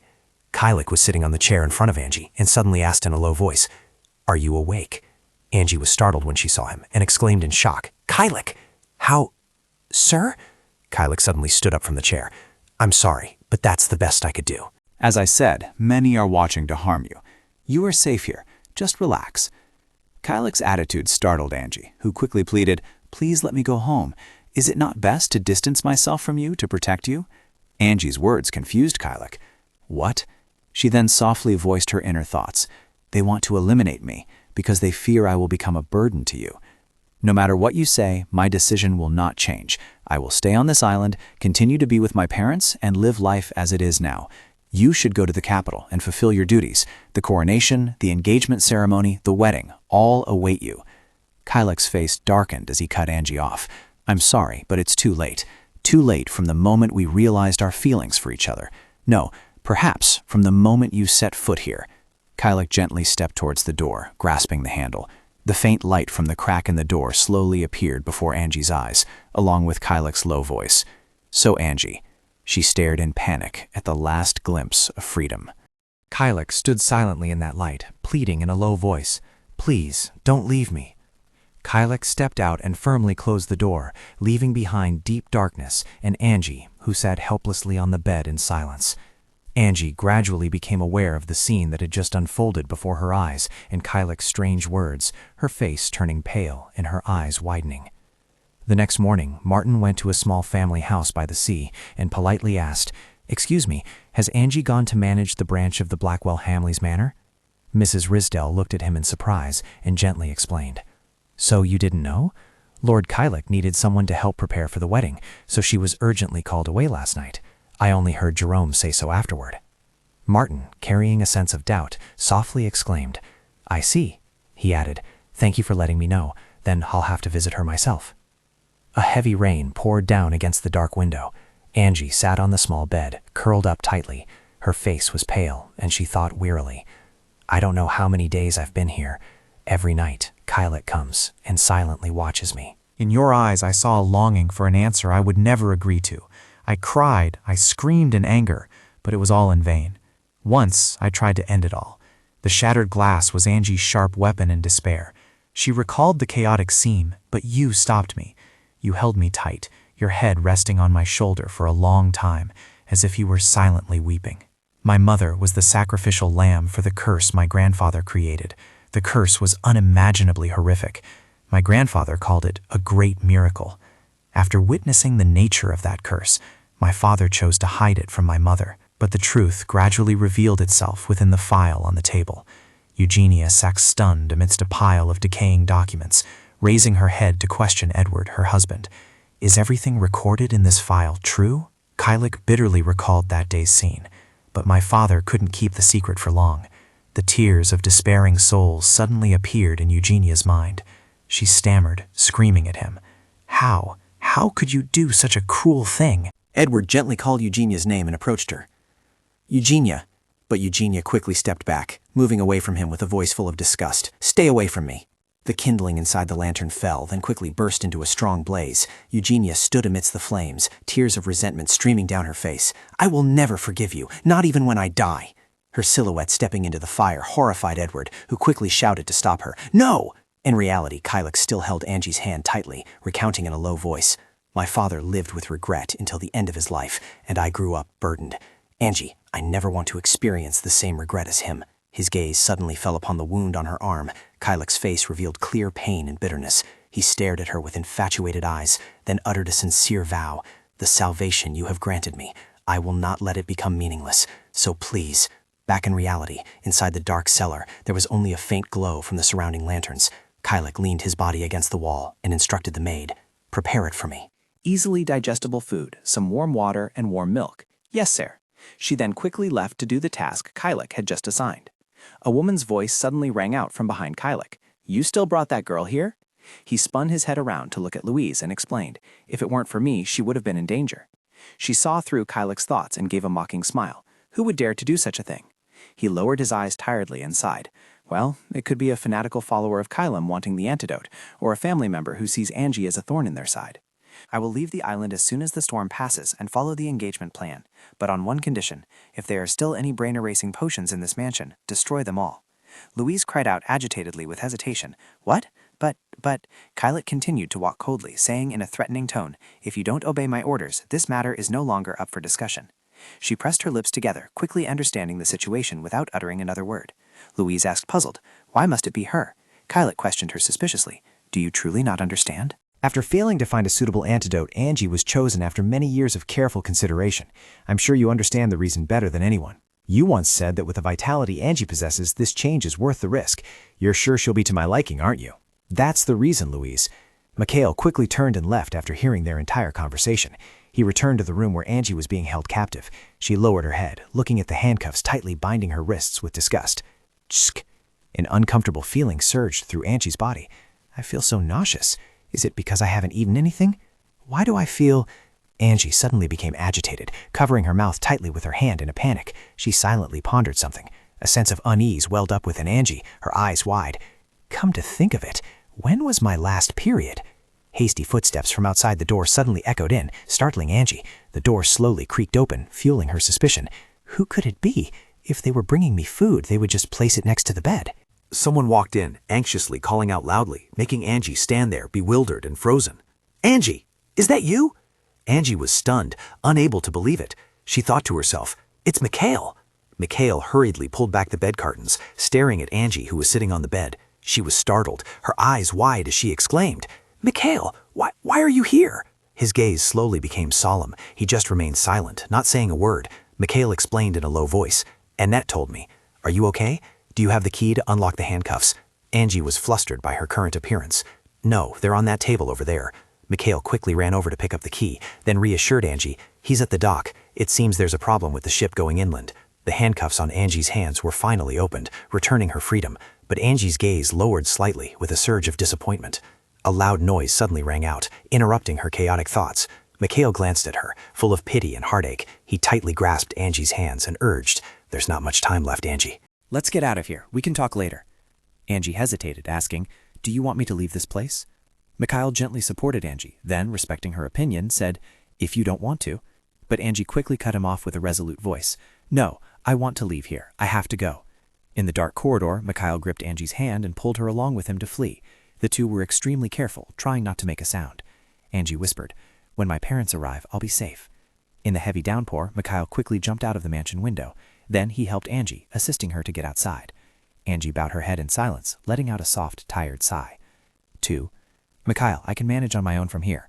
You should return to the mansion. If I go through the forest to the cliffs, the north coast will be right below. Mikhail gently placed his hand on Angie's shoulder and softly offered, Then I'll go with you, even though today is my day off. Seeing Angie seem to be losing her balance, he reminded her, You're losing your balance. Be careful not to fall. Angie sighed tiredly. So, can you lead me down to the North Beach? Thank you, Mikhail. He suddenly called her name. Angie, helping you is my pleasure. Mikhail's hand slowly cupped Angie's cheeks, full of deep affection. Angie, drenched from head to toe, suddenly glanced at him in surprise. Mikhail bowed his head in silence. And there's something I need to tell you when we get there. The late-season rain continued to fall on the small, dilapidated houses. The warm fire inside the fireplace blazed strongly, warming those within. Mikhail gently placed a small coat over Angie, then said, I'll get some hot tea right away. A warm and hot cup of tea was immediately brought to Angie by Mikhail. She looked up, wondering, Aren't you leaving? Mikhail, he calmly reassured Angie, Don't worry, everyone is already panicking about that ship. How long have you been locked in there? Mikhail. Angie turned her head away, then mumbled in a melancholic voice, I'm not sure. 4 days, or maybe 5 days or so. Mikhail had a vague guess about when Angie was first locked up, probably starting from that night. Angie quietly recounted everything to Mikhail. Lord Kylek wants to take me to the capital with him, but I don't want to go. That's why I have to be here. Mikhail glanced at her worriedly, asking urgently, What are you going to do now? He won't let go easily. Angie affirmed with determination, I'll tell my parents everything when they arrive. She bitterly recalled the back of the man she loved, who had also held her captive for the past few days. Angie explained, This entire island might belong to Lord Kylek, and we might all work for the Blackwell family. But if my parents want me to stay, he can't do anything, right? I'm not sure what he's thinking anymore, but he certainly wouldn't dare disturb the peace of this village. Mikhail suddenly glanced at her, then fell silent. He uttered strange and incomprehensible words in a low voice. Angie, calling an island and its inhabitants are not as peaceful or innocent as you think, even if they try to turn this place into a paradise. Angie asked in frightened panic, What do you mean? Mikhail said in a deep voice, as if blending with the gloomy rain outside. Strange things happen on. His hand propped his elbow on the chair Angie was sitting on. Mikhail leaned closer to her, then recounted, It's all related to that dark ritual. Do you know the Blackwell family gathered all the scattered survivors from the war? From the very beginning, it was a predetermined plan. Angie's eyes widened and feared Mikhail's strange expression. He added with a dark face, Because those people are all cursed monsters. A powerful lightning bolt suddenly struck the house just as Mikhail finished speaking. Angie, startled, quickly cried out, Wait, dark ritual? Monsters? What are you talking about? Mikhail lowered his gaze and gently recounted, I accidentally overheard Mrs. Dunst and her close associates talking. They called children living on this island, like you and me, wild medicine. The rest are called assistants working for the Blackwell family. He tightly gripped Angie's frightened hand. Mikhail furrowed his brows and whispered as if struggling internally, I will tell you the truth about everything. A cold drop of sweat ran down Angie's face as her eyes widened in astonishment, taking in the strange information she had just heard. Mikhail quickly added before Angie's pale face, Therefore, you must believe what I say. The rain poured down harder and harder, creating eerie sounds intertwined with the mysteries Mikhail was gradually unfolding for Angie. After listening to the whole story, Angie slowly spoke. So you're saying the eternal sacrifice of the dark ritual took place during the time of the old Duke, right? And an antidote must be sacrificed for the ritual. Mikhail nodded, explaining, Yes, they call them antidotes because they are used as sacrifices in the eternal ritual, and from what I've heard, the purpose of all this is to achieve immortality and eternal life. Angie fearfully repeated his words with doubt. Immortality and eternal life. It's too hard to believe. But she recalled similar words she had once accidentally overheard. No blood transfusions. Too risky. That means losing the antidote. We just need to make sure things don't get to the point of having to use the second option. Angie muttered to herself, sinking into panic. Everything that has happened until now was a lie. Everything has started to make sense. Mikhail, did you say that what's in the rose tea is called a flower? Mikhail's silent figure appeared on the hot teacup, now cold on the table. That's right. From what I've learned, long-term use leads to gradual memory loss. It seems to have no effect on adults who serve as assistants, because they have already developed resistance. Angie lowered her eyes slightly and asked curiously, But how exactly does the antidote sacrifice itself? We're all fine now, aren't we? All my friends who embroidered with me? All my friends who attended church service with me? Mikhail's face darkened as he questioned loudly, Really? Is that what you truly believe? He suddenly rolled up his sleeve, then urged Angie, Look, Angie. At Mikhail's words, Angie immediately looked up towards his arm. He showed her tiny dots on his bicep, then gently continued. I told you this was due to my illness, but from the very beginning, we were in the same situation. We just had no memory of it. Angie's face gradually became complex, staring at those tiny dots on Mikhail's elbow. Angie's hand reached out to touch it, but his next words stunned her. I've had a few friends suddenly disappear. What do you think will happen to them when they're no longer useful as an antidote? I don't know. Maybe they'll be driven off this island after completely losing their memories. Mikhail suddenly stood up, startling Angie. He asserted confidently, I'm certain that the people of the Blackwell family know how to escape this island. They've just prevented everyone from leaving to keep the island completely isolated. Angie cried out, hoping for a different answer, even though she already knew what it was. But it was the sharks and giant monster fish that killed Elliot, wasn't it? Mikhail looked out at the rain by the window, whispering, Those are all lies fabricated by the Blackwell family. I heard someone was watching Wilhelm, and that person killed Elliot before disposing of his body. Angie had completely lost control by now. Consumed by panic, she cried out, How could they do such a cruel thing? He suddenly reached out and gently touched her shoulder. Mikhail bowed his head, pointing Angie in a direction. Angie, these people are brutal and disgusting beyond imagination. We only have one option left. We must go to the capital together. This is probably our last chance to escape this place. In fact, this is definitely your last chance. Angie hesitated, sweat pouring out of her in fear. If we go there, Lord Kyluk will... She suddenly fell silent, pondering carefully. The faint figure in her memory made Angie even more wary. That's right, if what Mikhail said was true, Kyluk must have known everything. Even though he knew everything, he still... Since when has he been like that? Mikhail quickly called out, gently touching Angie's face when he saw her suddenly fall into a blank, pensive state. Angie, are you okay? If you're worried about your parents, then make it a condition that you'll only go if they come with you. Once in the capital, you can find an opportunity to go to some distant place. From there, you can go anywhere in the world. For example, you could cross the border into Vintger, or... Angie looked up and asked, having decided on the path she wanted to take. When will the ship depart? Mikhail pondered for a moment, then honestly replied to her. According to the schedule, it will depart right after the storm clears, but it will probably be delayed by a few days. It seems there's a small problem with the ship. During that time, she should prepare her luggage and try to convince her parents. If she says it's his command, they will surely agree. Angie nodded, agreeing to his suggestion. All right. But what we just discussed, I will keep a secret from my parents. They are being exploited by the family, and I don't want to say anything that might shock them. Mikhail bowed his head low and sighed. You're right. The noisy commotion outside rang out just as he finished his last sentence. You can tell them after you arrive in the capital. The small boat in the night was speeding through the fierce waves. A sailor on the ship suddenly shouted excitedly, Hey, we need 2 more people on deck. The captain walked up behind the sailor who was standing at the ship's rail looking towards the island, then asked worriedly, Are you all right? At least you're not seasick. The sailor casually replied to the captain, I'm fine for now. How about you, Captain? He laughed proudly and exclaimed, I've been through much worse trips. This is nothing. Then let's just endure a little longer. Once this heavy rain subsides, we'll quickly find the island. Martin excitedly exclaimed when he heard the captain say that. All right. The boat slowly passed through the large waves, carefully approaching the island. Martin still glanced at the island, not taking his eyes off it for a second, silently praying in his heart. I pray she is safe until I can reach her. May God bless her. A loud noise outside suddenly rang out, attracting the attention of Angie and Mikhail, who were chatting in the small house. Mr. and Mrs. Risdell suddenly burst through the door, astonished by the scene before their eyes. Oh my goodness, Angie, Mikhail! Mrs. Risdell asked anxiously, What are you 2 doing here? Mikhail immediately stood up straight and greeted her. Hello, Aunt Risdell. Angie just finished her embroidery work today. Because of the heavy rain, we decided to wait here. Mrs. Risdell sighed in relief, exclaiming, Oh my, so that's what it is. She suddenly noticed Angie's pale face and rushed over to lift her face with a pained expression, pressing her with questions. Angie, what's wrong? Your face is so gaunt. Have you been overworking yourself? Tears welled up in Angie's eyes, and she tearfully whispered, Mother. She hugged Mrs. Risdell tightly amidst an endless longing and a sense of grievance. She had no idea what Angie had been through, and could only gently rub her back to comfort her. Poor child, you must have had a difficult time.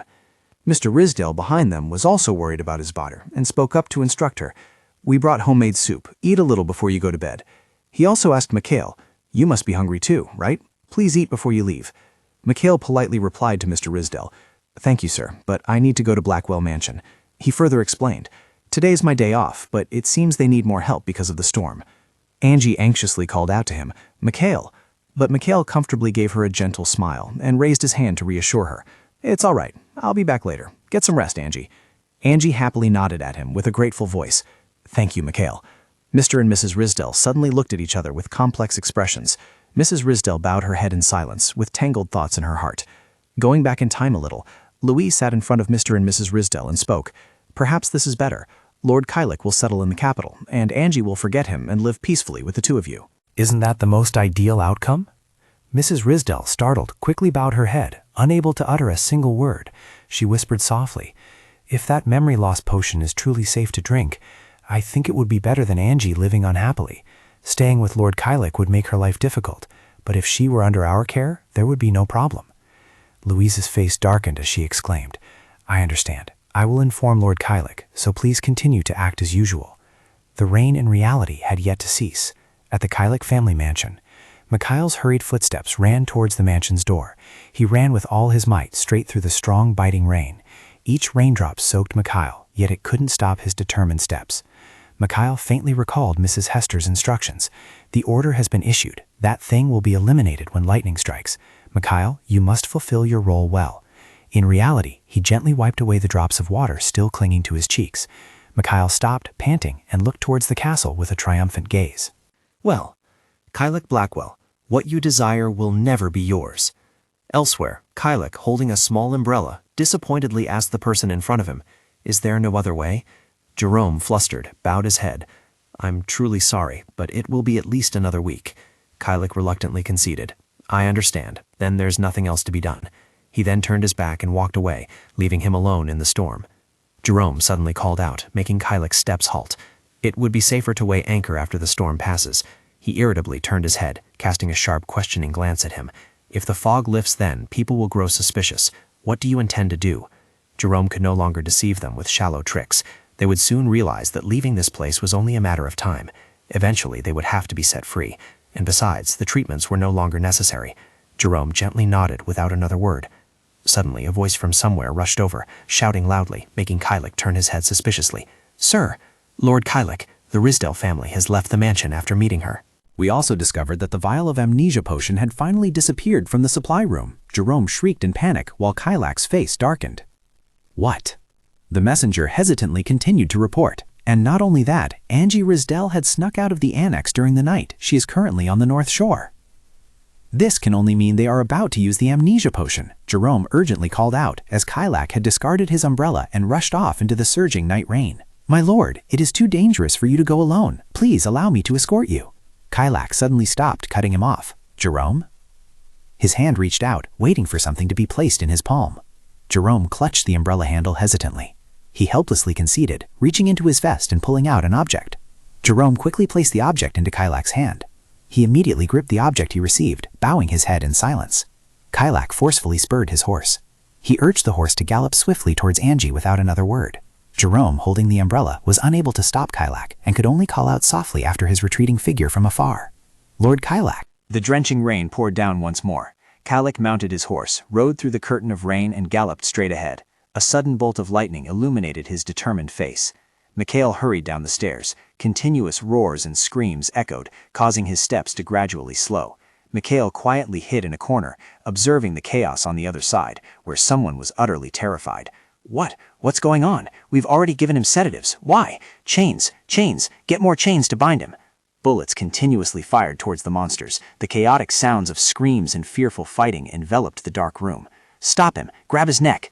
Mikhail carefully hid in a corner, watching the bloody scene amidst the shouts. "Please, no." A guard knelt before the monsters, continuously backing away in fear and screaming, "Spare me!" A sharp sound tore through the air, followed by the victim's desperate scream. "Ah!" He fell silent, collapsing onto the ground, his body covered in fresh blood. A wave of nausea suddenly surged, making Mikhail fearfully clamp his hand over his mouth. Blood splattered, even reaching his feet where he was hiding. After slaughtering all targets in the room, the monster became vacant and listless. It slowly walked towards Mikhail, who was hiding, consumed by fear. But luckily, another sound caught its attention. The monster immediately snapped its hideous head around, baring its blood-soaked fangs towards the echoing sound. Its keen gaze then fixed on Mikhail's back, who was standing nearby, sending a shiver of terror down his spine. The monster abruptly walked away, its footsteps gradually fading into the distance. The light slowly illuminated a ring on its thumb. The monster simply dragged its blood-soaked body, shambling off in another direction. Only then could Mikhail lean back against the wall, letting out a weary sigh. I never thought it would come to this. He quickly opened the door that separated him from the monster. Mikhail walked through the pool of blood, slowly advancing forward. He bent down and picked up the blood-soaked hammer lying nearby, then muttered to himself resolutely, "I have to follow it. I don't know where it went.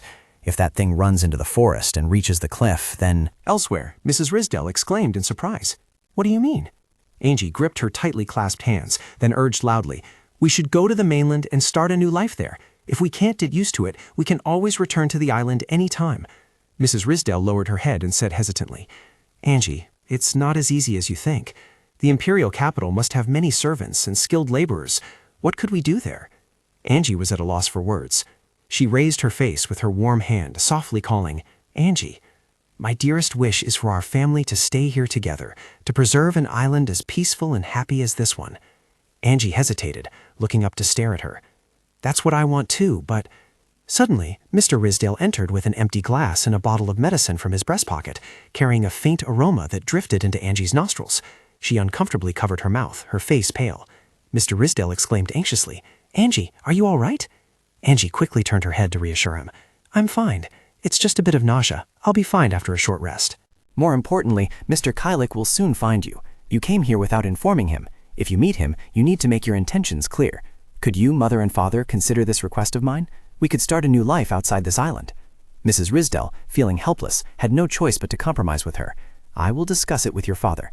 Angie excitedly exclaimed, "Really?" She gently looked at her and instructed, "Yes, now go rest." Mrs. Risdell's face suddenly darkened, and she subtly turned away in a strange manner. Mr. Risdell also cheerfully took something from his pocket and said, "I bought some medicine for you. Take a little before bed." He poured the blood-red medicine from the bottle into a small glass on the table.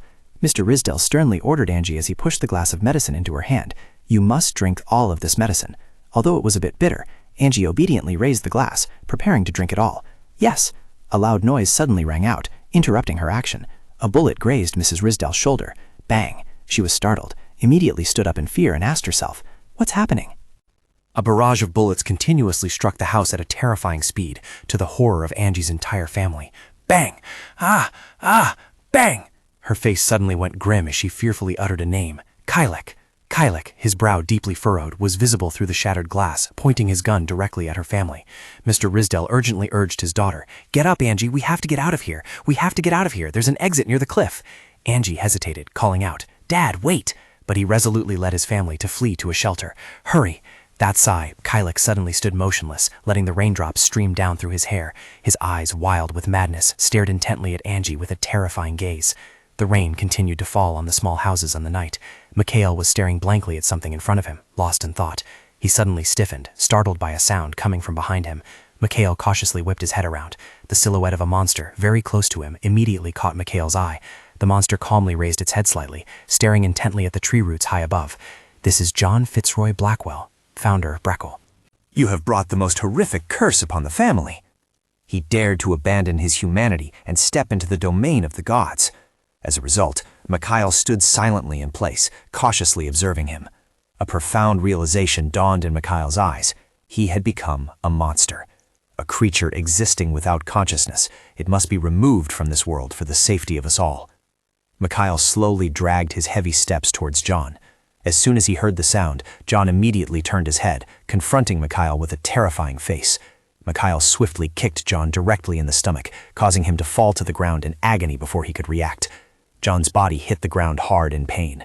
Mikhail powerfully raised the axe in his hand like a god of wrath, aiming directly at John. The axe came down, and countless streaks of blood immediately splattered. Elsewhere, the figures of two unfamiliar women were slowly walking towards somewhere. Louise asked fearfully, "Where is it?" Mrs. Hester replied in a low voice, "I heard it went towards the graveyard." Louise grumbled discontentedly, "Why the graveyard? This was completely unforeseen. There's a risk of failure, because they couldn't subdue him even the first time." He is immortal. Even with a stake through his heart, he can survive. Even if his limbs are severed, they can still retaliate. Silver stakes, holy relics, and holy water, none can stand against him. The most effective solution might be to seal him in an oak casing and cast him into the deepest parts of the ocean. Mrs. Hester suddenly stopped, lost in thought about something, but perhaps a powerful roar suddenly echoed, drawing their attention. "Kyler!" Mrs. Hester exclaimed in horror, her face incredulous, repeatedly muttering, "That's impossible!" The hammer in Macau's hand was still brutally striking John's chest, causing fresh red blood to gush out and splatter. He then raised the axe again, striking John's empty and cold corpse lying on the ground. A patch of ground was stained red by the brutal battle he had waged. Macau violently threw the lantern to the ground, shattering it, and the flame inside quickly flared up fiercely. He raised his blood-soaked hand, picked up a small branch, and put it into the flame to ignite it. The monstrous body of John slowly succumbed to the sea of flames under Macau's triumphant gaze. Voice suddenly approached, yelling frantically, causing his body to freeze. "Mikhail!" Louise stared in bewildered horror at the scene before her. She stammered, "Son?" Mikhail quickly threw the flaming torch he had just created. The torch landed, its flame burning fiercely, brutally striking John's slumped body on the other side. Mikhail suddenly smiled, turned his head to look at the two of them, and murmured, "Aunt Hester." At first my mind was completely blank, but suddenly I vaguely felt that I could completely destroy this thing, so it could never revive. And I did it. Hester and Louise were stunned, staring fearfully at Mikhail's grotesque smile. Louise whispered, "Clearly, Mikhail carries the bloodline of the Blackwell family. Now I understand, Hester. Let us pray together for our future, and for our late master." The monster John's hand suddenly twitched slightly. Mikhail gently raised his head, his face tired, and sighed. May you rest in peace in this grave." That person will have to pay for all their sins, for daring to violate taboos and challenge the divine realm. The pattering raindrops fell on Kylik's face. He looked up, revealing a frightened face, then let out a sigh, thinking, Angie, they've lost their minds. They're trying to harm you. If they truly considered you their daughter, they would never be able to do such horrible things. Never. Kylik gripped the gun tightly in his hand, gently squeezed the trigger. A loud shot rang out, tearing through the sound of the pouring rain outside. Angie and the Risdals were trying to escape. She was pulled along by Mr. Risdal, running after him with lifeless eyes. The image of Kylik's bullet piercing through her house window and his murderous face reappeared in her mind with the question, why was he trying to harm her? No, perhaps Kylik's real target was... Just then, Mrs. Risdal suddenly turned her head and screamed definitively at Angie, interrupting the chaotic thoughts in her mind. "Angie, your parents will never let them take you from us." Another bullet was fired just as she finished speaking. The person pointed the gun directly at Angie's family, then growled an order. "Before that can happen, we will stay away from her. This is my only and final warning. I must stop them before they make her lose her memory." The air between the three of them instantly fell silent. No one dared to make even the slightest move. Angie's face paled, a cold drop of sweat trickled down, and she fearfully yelled, "Kylik, wait!" Kylik tried to persuade her. "Come here, Angie." Mrs. Risdal suddenly called Angie's name, making her awkwardly turn her head to look at her. Angie, please, why don't you explain to Mr. Kylik that we have no intention of harming you. It's all for your own good." Angie frantically rushed over, wanting to pull the two of them away from that deep cliff. "Mom!" Mr. and Mrs. Risdal paled, turning their heads to look down into the deep abyss with fear. "Oh no!" Angie's arms quickly flailed out in despair, unable to grasp anyone's hand to pull them back. "No!" She collapsed to her knees before the cliff, her lifeless eyes staring at the scene of her parents having fallen to their deaths below. The surging seawater rushed in, dissolving the bloodstains left by their bodies. Angie's tears streamed down, her eyes brimming with pain, slowly tearing at her chest. She murmured softly, "Lies." Kylik rushed to her side from behind, calling softly, "Angie." Angie's scream made him stop dead in his tracks. "Don't come here." The hatred welling up inside her left Angie numb and on the verge of collapsing. She warned Kylik in a voice filled with loathing, "Don't take another step. You murdered my parents."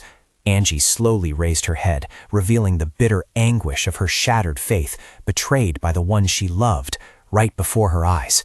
Angie's hands clenched painfully, trembling, as she demanded of Kylik loudly, "Why? Was it because they stopped me from being taken to the imperial capital?" Kylik gently took steps closer to her, reassuring her. "Calm down, Angie. Let me explain. I won't hide anything from you anymore, so please, believe me, I implore you." Angie stood rooted at the spot, her bewildered heart gazing at Kylik's pathetic state at that moment. She closed her eyes tightly, continued to burst into tears, and thought to herself, perhaps he'll never know. Even in a situation like this, I still feel like a fool. Although what we had is over, I still want to lean on you one more time, and I hate myself so much for it. If I leave you and this island, perhaps it's the best choice. Calyx screamed in shock, while Angie responded to him with a faint smile amidst her pain. Angie!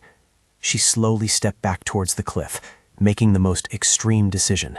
Calyx's face turned pale, continuously screaming, Please, don't! Damn it! Angie! But Calyx's hand couldn't be as fast as Angie's desperate desire to escape. He suddenly fell silent, only able to watch as her body slowly merged with the salty seawater below. No! Angie's hand gently rose, reaching into the empty space right where Calyx stood, thinking to herself, Please, God, if I am now drowning in a terrifying nightmare, please wake me up. I beg you, God, please grant eternal blessings to this tragic death. The seeds were cultivated where nature was abundant and harmonious. Will become the roots for growth. Those who attain eternal life will have to pay with the blood of their closest kin to receive the blessing of a long-lasting lineage. A gentle hand closed the book on the table. The man sitting silently in the chair sighed. Indeed, if we do not want to lose what we have, and for the safety of our lineage, there is no other way but to challenge the gods. Remember this, after obtaining the blood of the firstborn, the first child to see the light of this world, the first child whose blood was taken, according to him, was Mikhail when he was young, and the second child was none other than Calyx. The second child, the heir to the lineage, will drink a mixture blended with blood. Only then will the child be blessed with immutability, the gift of eternal life. And do not forget that during this process, the image of Angie slowly falling into the abyss with despair in her eyes seemed to further confirm his words. Calyx stood frozen at the edge of the abyss, tears streaming down helplessly, unable to do without the sacrifice of the antidote. This is the forbidden secret.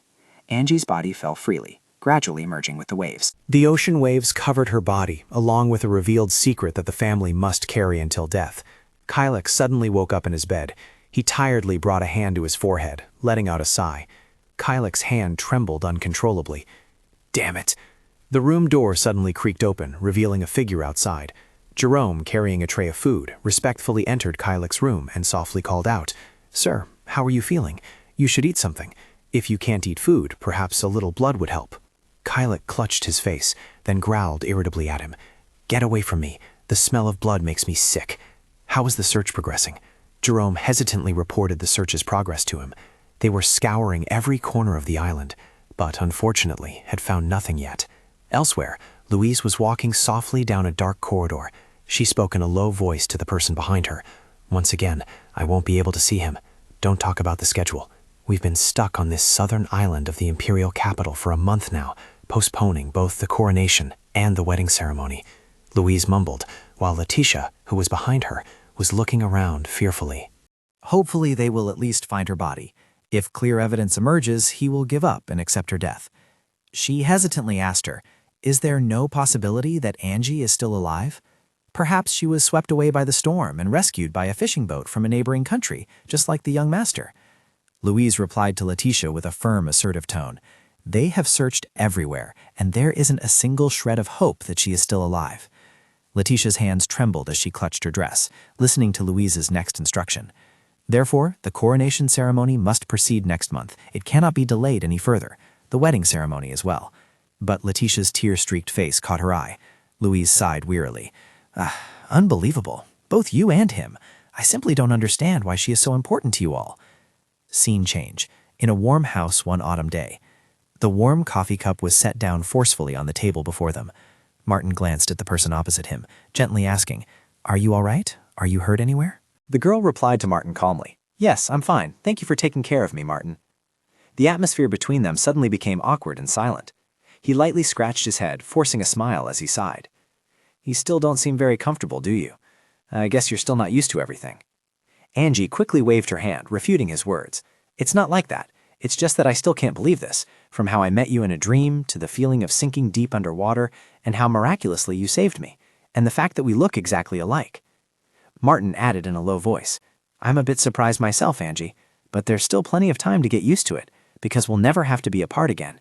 But before that, there are a few things I need to tell you. Angie's eyes widened in surprise, waiting for him to elaborate. Angie, flustered and bewildered, repeated his words. Something to tell? Martin nodded gently, then spoke frankly to her. I think it's time you knew. The greedy people around us are harboring a thought. Have you heard of eternity? Angie was filled with doubt. All right, Martin Ann sincerely offered her. Could you tell me what you heard? After a moment of listening to Angie's stories about eternity, Martin placed the coffee cup on the table, then softly exclaimed, I see. If you already know about the servant's antidote and the hospital rose, then that's enough. Perhaps they will transfuse your blood until they achieve eternity. You must have been in a lot of pain. Angie clutched the warm coffee cup in her hands, silently explaining, No, I don't have any memory of them taking my blood. What you told me in the dream was really helpful. That's when I started to doubt everything around me. Martin then happily leaned forward. I'm very happy to hear that. They say twins often have a connection that even science cannot explain. We've been separated for a very long time, but perhaps we've been unconsciously drawn to each other through dreams all this time. Angie nodded excitedly, agreeing with Martin's thoughts. I think that's right. Her cute demeanor made him involuntarily close his eyes in happy exclamation. How adorable. Anyway, you know this is the kingdom of Vintgar, right? Angie quickly nodded and softly said, Yes, I heard this is the imperial capital of Citadel. Martin casually explained to her how this place operated. It had adopted a constitutional monarchy and driven the Industrial Revolution. This was a place completely different from the neighboring land, even though we shared a border. They also spoke the Celtic language just like us, but after the war, they insisted on an absolute monarchy, leading to occasional peasant uprisings. All of this stemmed from the current emperor's insatiable greed. Angie, this world always has people who would stop at nothing for immortality. The royalty and nobility, along with merchants who traveled everywhere, had accumulated immense wealth. Angie's hand holding her coffee cup gradually tightened with each of Martin's words. They lacked nothing, and the only thing they sought was time to enjoy their power and wealth for as long as possible. John couldn't resist that temptation. Therefore, he sacrificed his firstborn child, only to become a living corpse. Because the final stage of eternity is a blood sacrifice, which means he had sacrificed his firstborn and mixed the blood with the elixir. The teacup in Angie's hand immediately fell to the ground, shattering into pieces. She sprang to her feet in horror, muttering repeatedly, How? How could they do something so barbaric? So that means Kylek. Martin stood up, gently placed a hand on Angie's shoulder, and softly calmed her agitation. That's right, I would break Gel. Kylek's father had used the older twin as a sacrifice. If Kylek had been born first, he would have become the victim. Angie. Angie suddenly turned her face away, her body trembling. She whispered with fearful eyes, No, it can't be. Angie's hand gently rested on her stomach, her cold hands trembling. She stammered, her voice faltering, making Martin's face turn astonished, his eyes wide. I might be pregnant. I'm not sure, but no one can know about this, not even him. A dark and gloomy room suddenly came into view, with the faint lights of the luxurious mansion. Kylek slightly raised his head, irritably saying to the person standing in front of him, That's right. I'm certain it was you, the one who opened the door to the annex bedroom. Mikhail furrowed his brows, thinking anxiously. Is this what he summoned me for after a whole month? He no longer concealed it, but boldly declared, Yes, I was the one who released Angie. As you know, the thing that escaped from the basement and attacked people, engulfing the garden and the annex in a sea of fire. The fire ravaged the island. If Angie had been locked in the room, Collect furiously interrupted Mikhail's rambling. Are you saying you're her savior? He was afraid but still tried to explain his actions. I'm just saying that the fire claimed many lives. Cullinan Island has now become a desolate wasteland. All the survivors have arrived, but this is only a small fraction of the original population. Collect's hand suddenly slammed down on the table, uttering sharp words. All right, I'll be direct. I will give you money for you to leave here immediately. He called out agitatedly, Lord Kylek. But he remained unmoved, saying to Mikhail with contempt, You covet what belongs to me, and I don't want you lingering around here anymore. From the very beginning, Angie was... And that remains unchanged to this day. Mikhail's eyes drooped, his brows furrowed tightly. A voice from the past echoed in his ears once more. My sister had a strange longing for Edward Blackwell. She called it love. She seized the opportunity at the ball to drug his drink, and that's how you were born, Mikhail. Now I have completed my part. Mikhail silently questioned Mrs. Hester. Do you mean I should leave something here? She didn't directly answer his question, only whispered a warning. If you truly love her, then cherish it. In reality, Mikhail was bowing his head low with a meek and humble demeanor. His face darkened, and he voiced his feelings under Kylek's cold gaze. It's true that I like Angie. I confessed my feelings, and I know her true feelings, so I gave up early. Mikhail knelt down on the cold ground, casting aside his dignity, and pleaded with him. Therefore, please withdraw the order. I will forget the past and live a quiet life. Fulfill my duty of obedience to you. Therefore, I beg you to withdraw your command. Kylek suddenly remembered the information Jerome had once provided him. Mikhail Randall's roommate had seen another rose mark on his chest. I need to investigate this further, but it might be the case. Angie's astonished voice still echoed in Kylik's ears with curiosity and delight. What is this, Kylik? He gently explained to her that it was a mark passed down through generations of the Blackwell family, and he had possessed it since birth. Angie gently hugged his shoulder, then whispered in admiration, I understand now. It's truly beautiful. I can't take my eyes off it.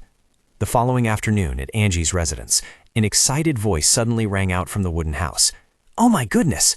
Catherine couldn't believe her eyes, exclaiming joyfully, Amber, it really is you. You're truly alive. You haven't changed a bit.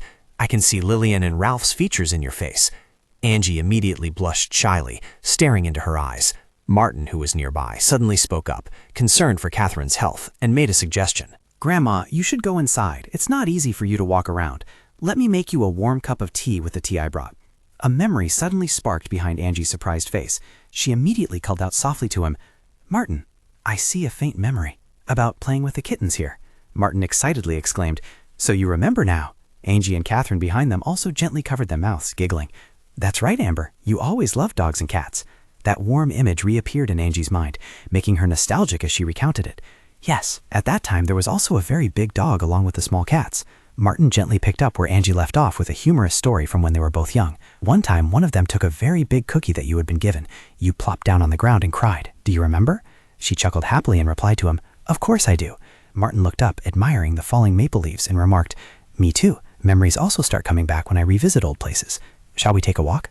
While walking with Martin, Angie suddenly perceived a familiar voice from her gradually forgotten memories. Philip.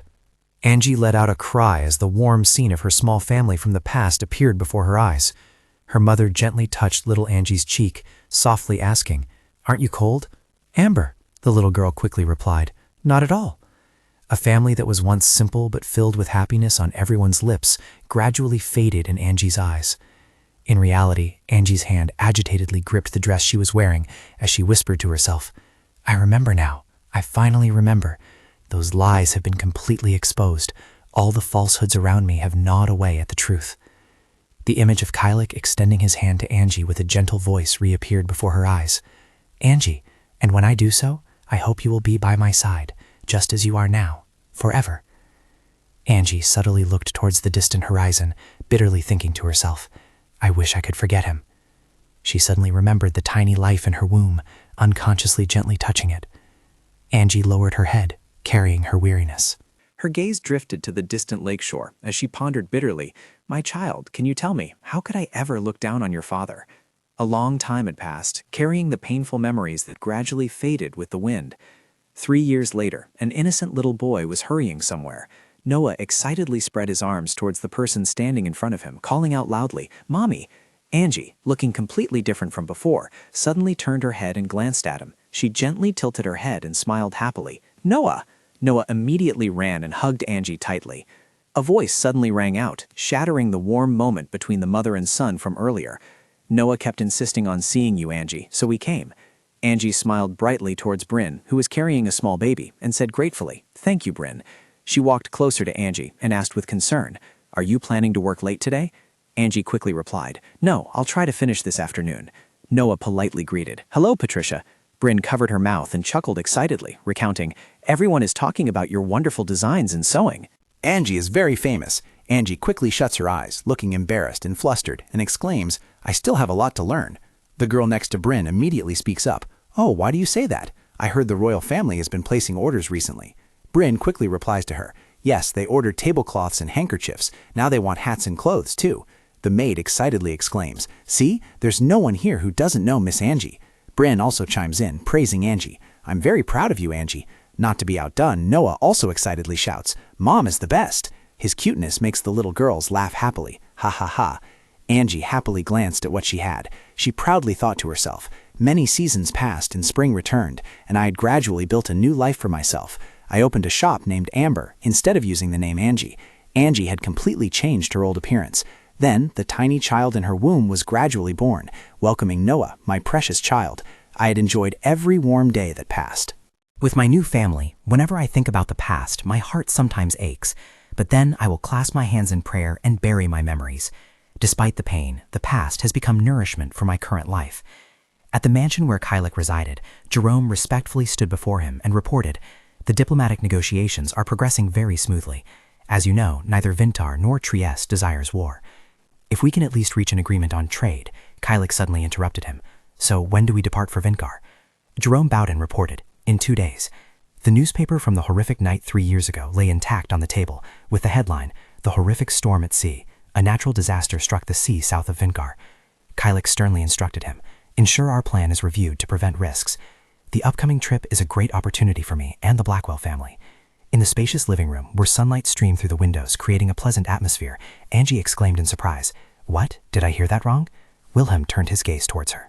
Slowly, he began.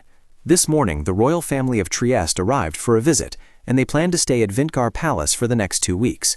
Ostensibly, they are here to attend the parade commemorating Vintkar's founding, but this visit holds deeper significance. Establishing diplomatic relations between the two nations will mark a crucial turning point for Trieste. Martin, who was sitting opposite, also chimed in. Perhaps Trieste will open its doors and abandon its isolationist policy. At this moment, Angie was bowing her head sadly, feeling uneasy. The Ronald family of Trieste is here, which means the Blackwell family, one of the highest-ranking noble families, must also be present. Tears of worry slowly fell from Angie's eyes.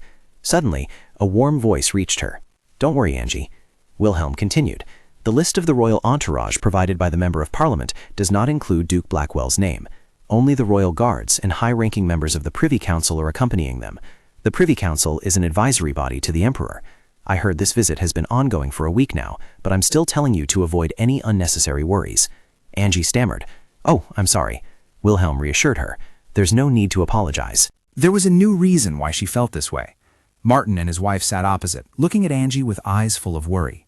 Angie bowed her head slightly, feeling sad, thinking, "Why do I still feel this way after 3 years? Just mentioning that name still elicits such a strong reaction." In the darkest moments of her life, every painful word seemed to transmit directly into Angie's ears, making her heart feel shattered. A voice announced, "It seems Duke Blackwell still hasn't married his fiancée, and they still don't have children." Angie stood silently outside the door, listening to the conversation between her brother Martin and Wilhelm. Martin said in a low voice, "I wonder if it's intentional or if they can't conceive." Wilhelm interrupted. "The real question is whether eternity still exists, but Blackwell remains very secretive about this, so we haven't been able to find out."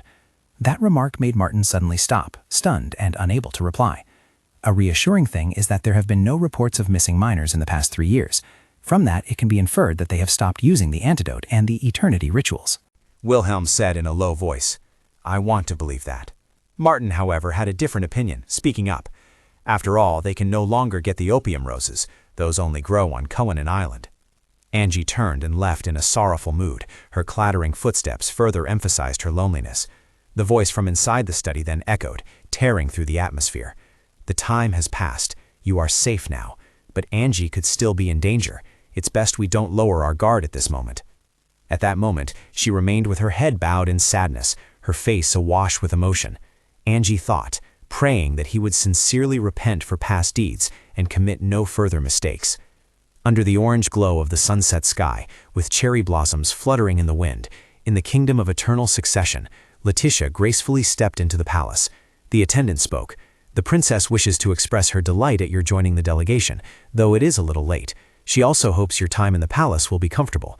Letitia slowly replied, "Thank you. This room is truly luxurious." Suddenly she stopped. Her hand brushed against something unusual. Curious, she softly asked, "Does the young lady like that? It's a work by Lady M. Lately, she's become famous throughout the imperial capital for her masterpieces. She doesn't follow trends. Her designs are very refined and elegant." Those words evoked memories of pleasant conversations. Letitia covered her mouth, chuckling softly, and said, "That's amazing, Angie. How could you create that masterpiece in just 2 days?" Angela replied, "Thank you, Letitia." And then Letitia came up with a new idea. "Later, you should open your own shop. Designers often add lady before their names. Let's think of a professional name for you." Angela looked bewildered. "A professional name?" Letitia stroked her chin thoughtfully before saying, "Yes. For example, Lady Angelina or Lady Marigold." As she spoke, Letitia clapped her hands, a radiant smile on her lips, highlighting her delicate, beautiful face. Angela was delighted. Marigold. It seemed her joy at that moment led her to choose the name Letitia suggested for her brand. She exclaimed, "That's wonderful!" Returning to reality, She stared at the embroidery on the tablecloth. She softly said, "Certainly not." The palace manager respectfully reported, "Where is the Duke? He is currently attending a meeting to establish diplomatic relations. Until the parade concludes, it will be very difficult to meet him. Does the young lady wish to speak with him?" She slowly spoke. Drops of sweat soaked her cheeks, indicating her growing unease. She told herself, "No, I cannot jump to conclusions. There's still time. I should wait and observe." She snapped out of it, regaining her composure, and spoke softly. "Nothing. I was just wondering if he would be attending the formal dinner. In that case, I will have a simple dinner and rest early to prepare for tomorrow's parade." Amidst the noisy hustle and bustle of the street market, hurried footsteps sounded, as if someone was searching for another.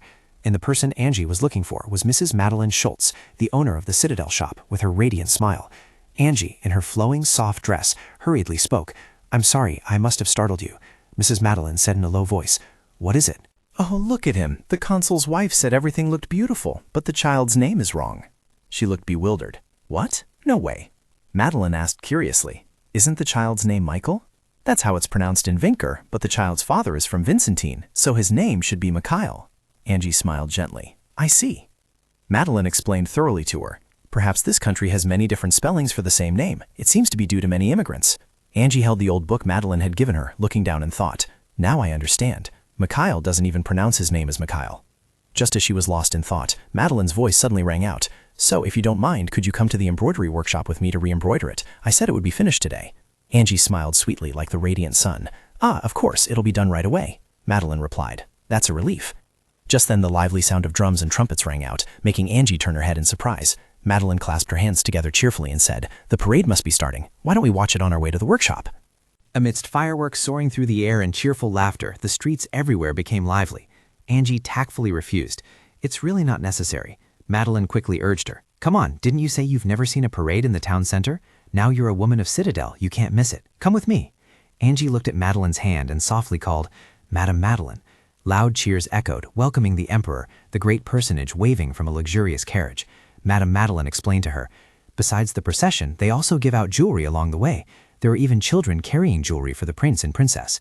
Beautiful ladies were taking turns presenting wreaths to the princess. Madame Madeline asked Angie again, "Do you really want to miss this festival?" Angie stood in a daze, watching the crowd continuously cheering. "Long live the emperor! Long live Finkar!" She smiled. "You're right. It's truly beautiful." Suddenly her eyes widened. The sound of the approaching luxurious, noble carriage made the crowd jostle each other, eagerly watching. And from the carriage window, Angie thought doubtfully, why him? The next second, she hastily left Madeline and ran into the distance. Madeline frantically called out, "Amber!" Each of Angie's steps was accelerating, just like her mood at that moment. "No, please!" At this moment, the sound of the carriage door latch opening echoed. Kylek was running at full speed, chasing Angie. "Your Grace!" Kylek's face was drenched in sweat and full of tension as he ran desperately, softly calling out in his heart, "Angie!"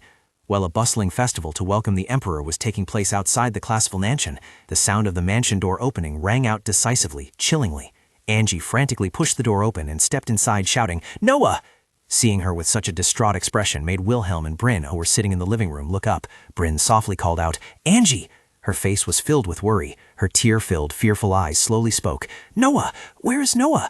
Suddenly seeing everyone so silent made her pupils widen in panic. Angie immediately ran to the crib, shouting. Noah's panicked face made Bryn rush to stop Angie. "Calm down, what's wrong?" Angie looked at Noah, who was dozing off in his crib, her voice trembling as she said, He's in Vinkar."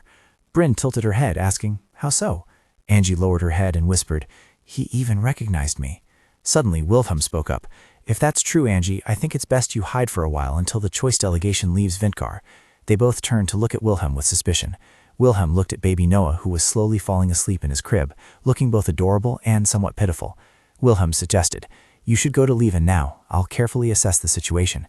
If things become serious, you should go straight to your aunt's house in Rorschach." Bryn gently touched Angie's shoulder in a comforting gesture, saying, "He's right, Angie. Duke Blackwell doesn't know about Noah yet, so you don't need to worry. Perhaps they've also stopped performing the eternal ritual." As soon as Bryn finished speaking, the tears Angie had held back for so long began to fall. Her voice trembled. Perhaps it would be truly safer not to bring Noah along. Bryn reassured her. "Don't worry, we will take good care of him." She bowed her head and softly said, "Thank you all very much. I still have a little work to finish. I will leave right after I'm done. Please explain everything to Mother for me." And Kylek's face kept appearing in her mind, that gaze looking straight at Angie through the carriage window. Or perhaps his eyes slightly narrowed with regret when he saw her. Angie half closed her eyes, bowing her head in thought. No, I mustn't give him any more. He had said, if anything happens to you, trust everyone and Noah. The sky had gradually turned a purplish blue. At the magnificent mansion with a regal aura, a voice rang out, we will return to Trieste in 2 weeks. Inside the mansion, Kylek was striding down the corridor, announcing, we must find her. She is wearing a brown wig and ordinary clothes, as if she had just gone for a stroll. Expand the search radius to the outskirts, Jerome respectfully replied from behind. Yes, my lord. Please hand over the search to us and rest. You have spent a lot of time searching everywhere. Kylek loosened his tie, making his toned physique even more apparent. He murmured, my heart still races. You were lost in the crowd, but I felt as if everything around you blurred. At that moment, Kylek's gaze at Angie was full of tenderness. He thought, I recognized you right then. Returning to reality, Kylek lowered his head and said in a low voice, Angie, how could I not recognize you? How could I? Suddenly, a voice shouted loudly, Your Grace, we are in big trouble. Kylek tilted his head and said in a cold voice, What is it? Speak softly. Sweat beaded on his face and his voice trembled. His Highness has disappeared. We have searched everywhere with the help of the Vintgar Royal Guards, but still cannot find him.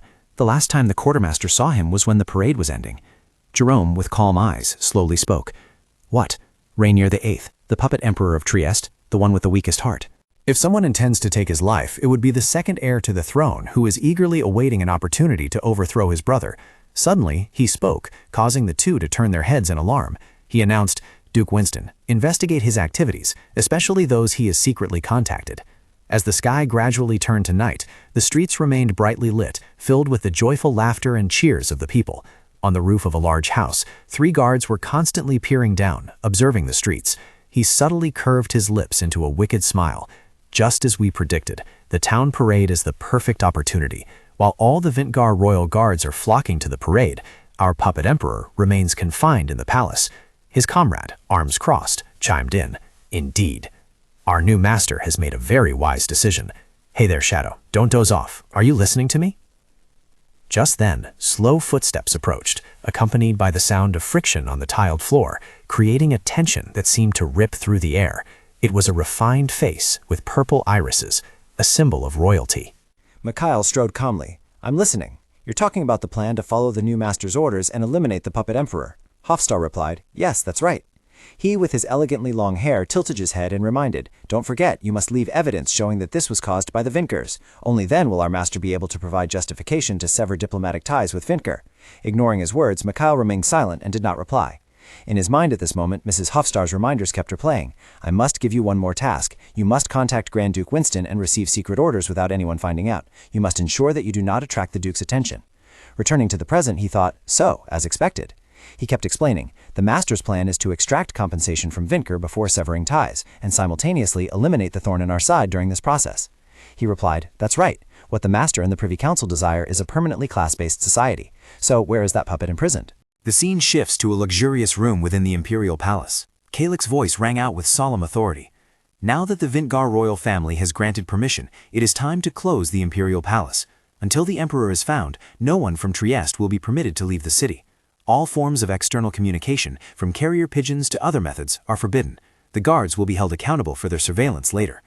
A panicked guest spoke up, but we need to inform Trieste of the situation. Kylek inclined his head, reminding them, It's futile.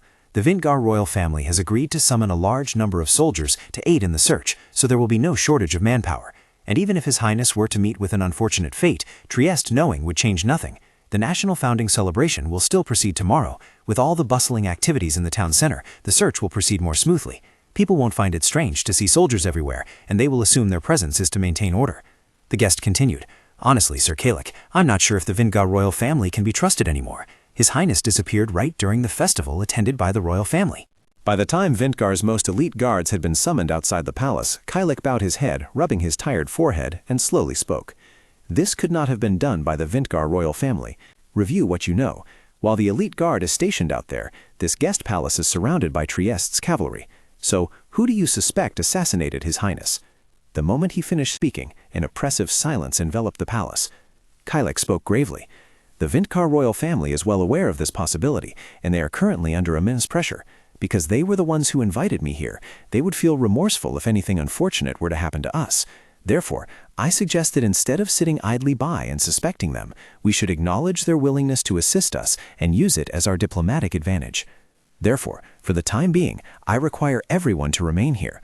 Avoid leaving the guest palace for your own safety, and ensure that guards are always by your side, even within this palace. After making the announcement to the kingdom's people, Kylek strode with decisive, cold steps, with Jerome following closely behind, escorting him. His sharp eyes and cold voice spoke up. I have suspicions about Duke Winston. This timing is too ideal. Although never officially announced, His Highness had also planned an audience with Emperor and Empress Vinkar, immediately after the parade and ceremony concluded, to call for the abolition of the monarchy and seek support for national elections. Jerome bowed his head and said in a low voice, so that decision was made on that day. He merely turned his back, looking towards the moonlight in the sky, and slowly spoke, because he wanted to escape. Perhaps he was no longer interested in eternity. Suddenly he stopped short. His footsteps ceased, creating a silence in the hallway. He turned around, wondering, is Michael Randall still here? Jerome looked bewildered. Sir? Kylek ordered coldly, arrange for someone to secretly follow him. Keep a close watch on him for as long as necessary. Jerome was a little curious. Don't you trust him? He said, I cannot trust anyone right now. Send someone to follow him while we are in Vinkar. Seeing that Kylek had spoken thus, Jerome bowed his head and, obeying the instruction, replied, Yes, sir. If he shows any unusual signs, I'll report it. Suddenly, Kylek coughed incessantly. Cough, cough. He coughed dryly and wearily, his handkerchief soaked with fresh red blood. Jerome frantically cried out, Your Grace, are you all right? Let me call a doctor. Kylek merely replied, No, don't worry, I just need a little rest. Jerome, still uneasy, spoke up, But you're coughing up more and more blood. He lowered his head to look at the handkerchief in his hand, his blood-stained mouth wearily parting his lips. I will seek treatment as soon as I return. For now, I am perfectly fine. I must be. At the same time, on a desolate night in a dilapidated house, a figure in a black cloak was stealthily descending the outdoor stairs. Each step was light, as if performing something mysterious. The door opened, light streamed in, and to their surprise, Emperor Rainier was writhing in pain, his limbs tightly bound and his mouth gagged, rolling on the floor of the desolate room. Mikhail, hidden beneath his disguised cloak, squatted down, bowing his head to taunt him. Quite amusing, isn't it? Useless scum like you are bound to meet such an end. Revealing my identity would be pointless. But I think I owe you this one last courtesy. He raised the sharp knife, his voice cold as he spoke. My name is Michael Randall.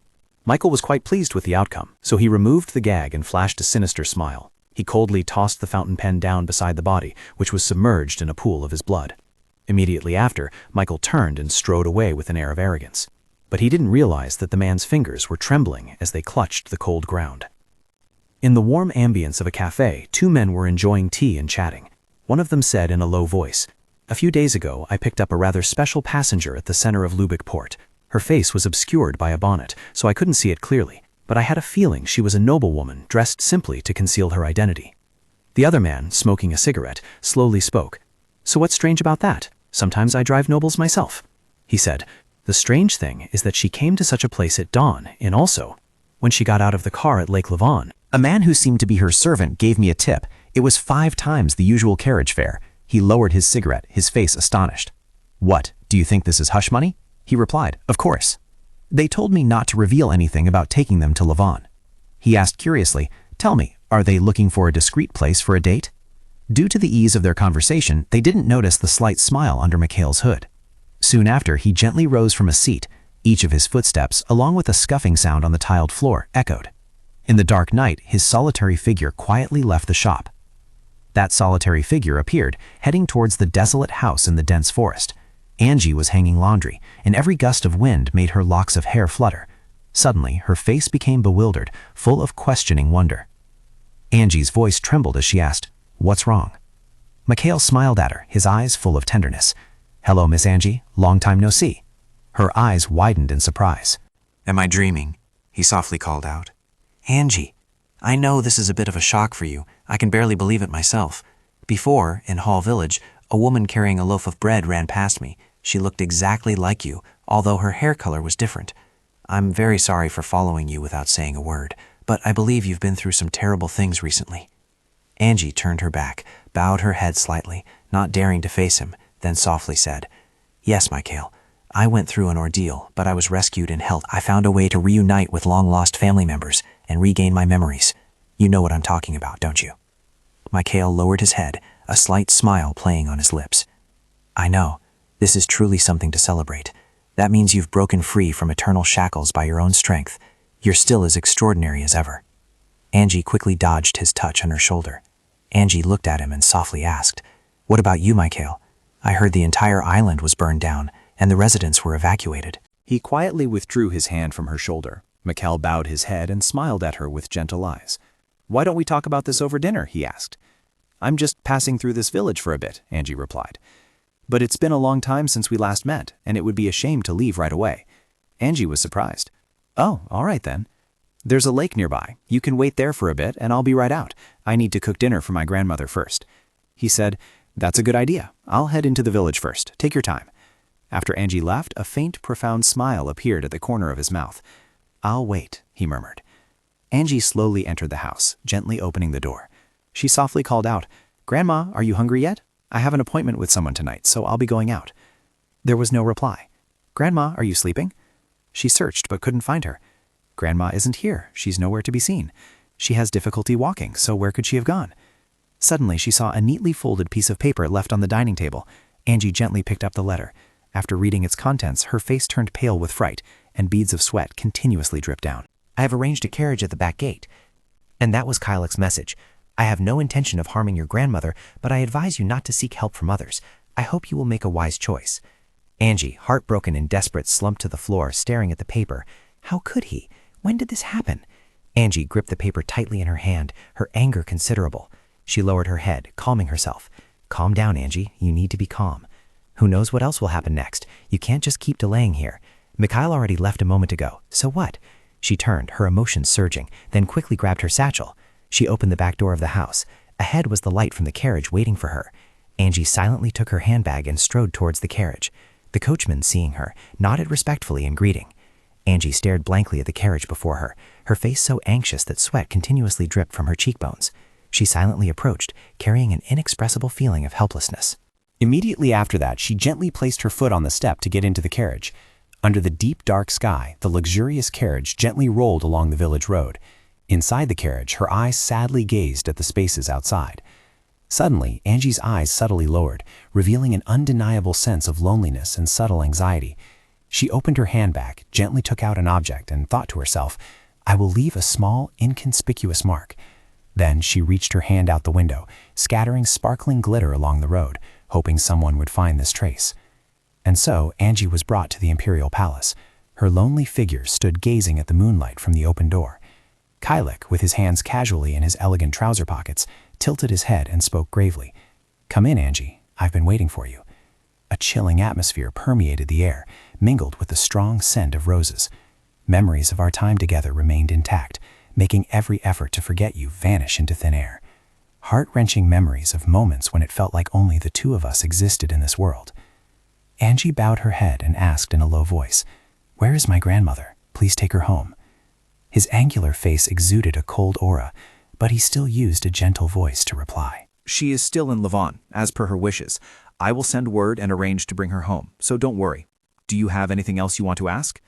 Angie looked at him with sad eyes. She said, "I have many questions. What do you want from me? Do you still intend for me to be your mistress?" Her words surprised Kylik, and his voice became hurried. "Angie, all I want is to confirm that you are safe and to clarify the misunderstandings between us." She spoke with a contemptuous tone. "Misunderstandings? Duke, your words cannot change what has already happened." Kylik bowed his head, silently listening to her voice without responding.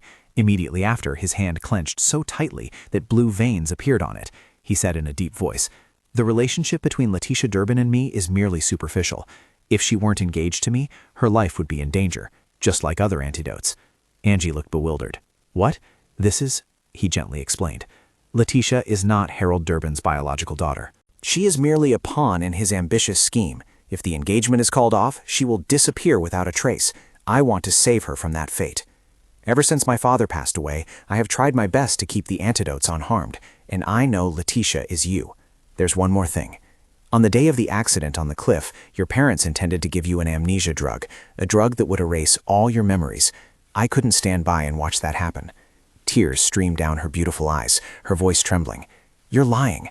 I've known they weren't my biological parents ever since I regained my memories, but their affection for me was real, and they loved me as their own child." Kylik bowed his head, saying in a low voice, "That's why I had to do it." They hid the truth to protect your happiness, but I want you to know everything for your own safety. I want to live a real life with you." The clock's ticking echoed in the silent space. Angie lowered her head, her sad eyes still unable to believe. She said, "I don't know anymore." Even if all of it were true, I don't want to live in the past anymore. Facing you has already been very difficult, and I'm still not sure what you want from me." He spoke in a low voice. "Angie, I intended to break this curse once and for all." Immediately after, Kylek knelt on one knee. "So please, trust me one more time. I will prove myself to you, and by then, I hope you will love me once more. I will prove myself to you, Angie." Tears streamed down her face, and she remained silent, offering no reply. "I've had to struggle with the thought that all the time I spent with you was a lie. Your sweet whispers in my ear, your gentle kisses, and even your vows of love. But was there any truth in those gestures that I overlooked? And is that why you haven't given up on me?" Angie lowered her head, her voice soft. "I will wait. After Vinghang is completely eradicated and you gain your freedom, come back to me. I will wait until everything is settled." Kylek stepped forward, his voice deep. "Angie, will you truly wait for me?" Angie pursed her lips and nodded, looking straight into his eyes. Kylek gently took her hand, covering Angie's warm hand with his rough ones. He said in a low voice, "Thank you for giving me another chance." Angie spoke. "My resentment towards you cannot disappear overnight, but I truly want to trust myself and everything I felt from you in the past, so please don't disappoint me." He looked at her with gentle eyes and a firm voice. "I promise I won't disappoint you, Angie. Every day I will tell you any truth." Kylek pulled her into an embrace, gently bowing his head to kiss the top of Angie's head.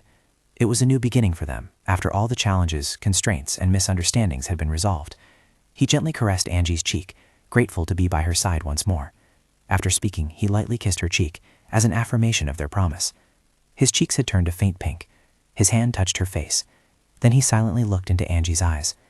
Kylek cupped her cheeks, pulling her closer, until their lips were almost touching. But just then, Kylek's eyes darted sideways, sharpening as if he had discovered something. He quickly put his arm around her shoulder, then tilted his head to look behind them. Jerome hastily pushed the door open and announced loudly, "Your Grace, I have just received word that His Highness's body was found in the city a few hours ago." Kylek looked bewildered. "Body?" Jerome's face was taut with tension, and he quickly replied, "Yes, and Duke Kylek Roden Blackwell." Immediately after, the group he led entered Kylek's room. He spoke up. "You are under arrest on suspicion of assassinating Emperor Trieste." Kylek and Angie stood silently, watching him with sharp eyes. Jerome said in a low voice, "This is a setup, Your Grace. Would never." Kylek loudly interrupted Jerome, then turned to ask the leader of the group, "Do you have any proof?" He slowly began to speak. "A poisoned pen belonging to you was found in His Highness's inner jacket pocket. If His Highness had used this pen at any point before being abducted, he would still have been poisoned through contact with his fingers. His Highness also left a crucial clue. Kylek, the first 4 letters of your name.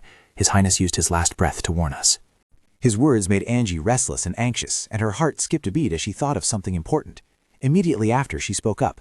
"The spelling of names can vary depending on the region. For example, in some places it might be spelled Michael, but in others it's Mikhail." Kylek looked at her, gently saying, "I will testify to my innocence at the police station."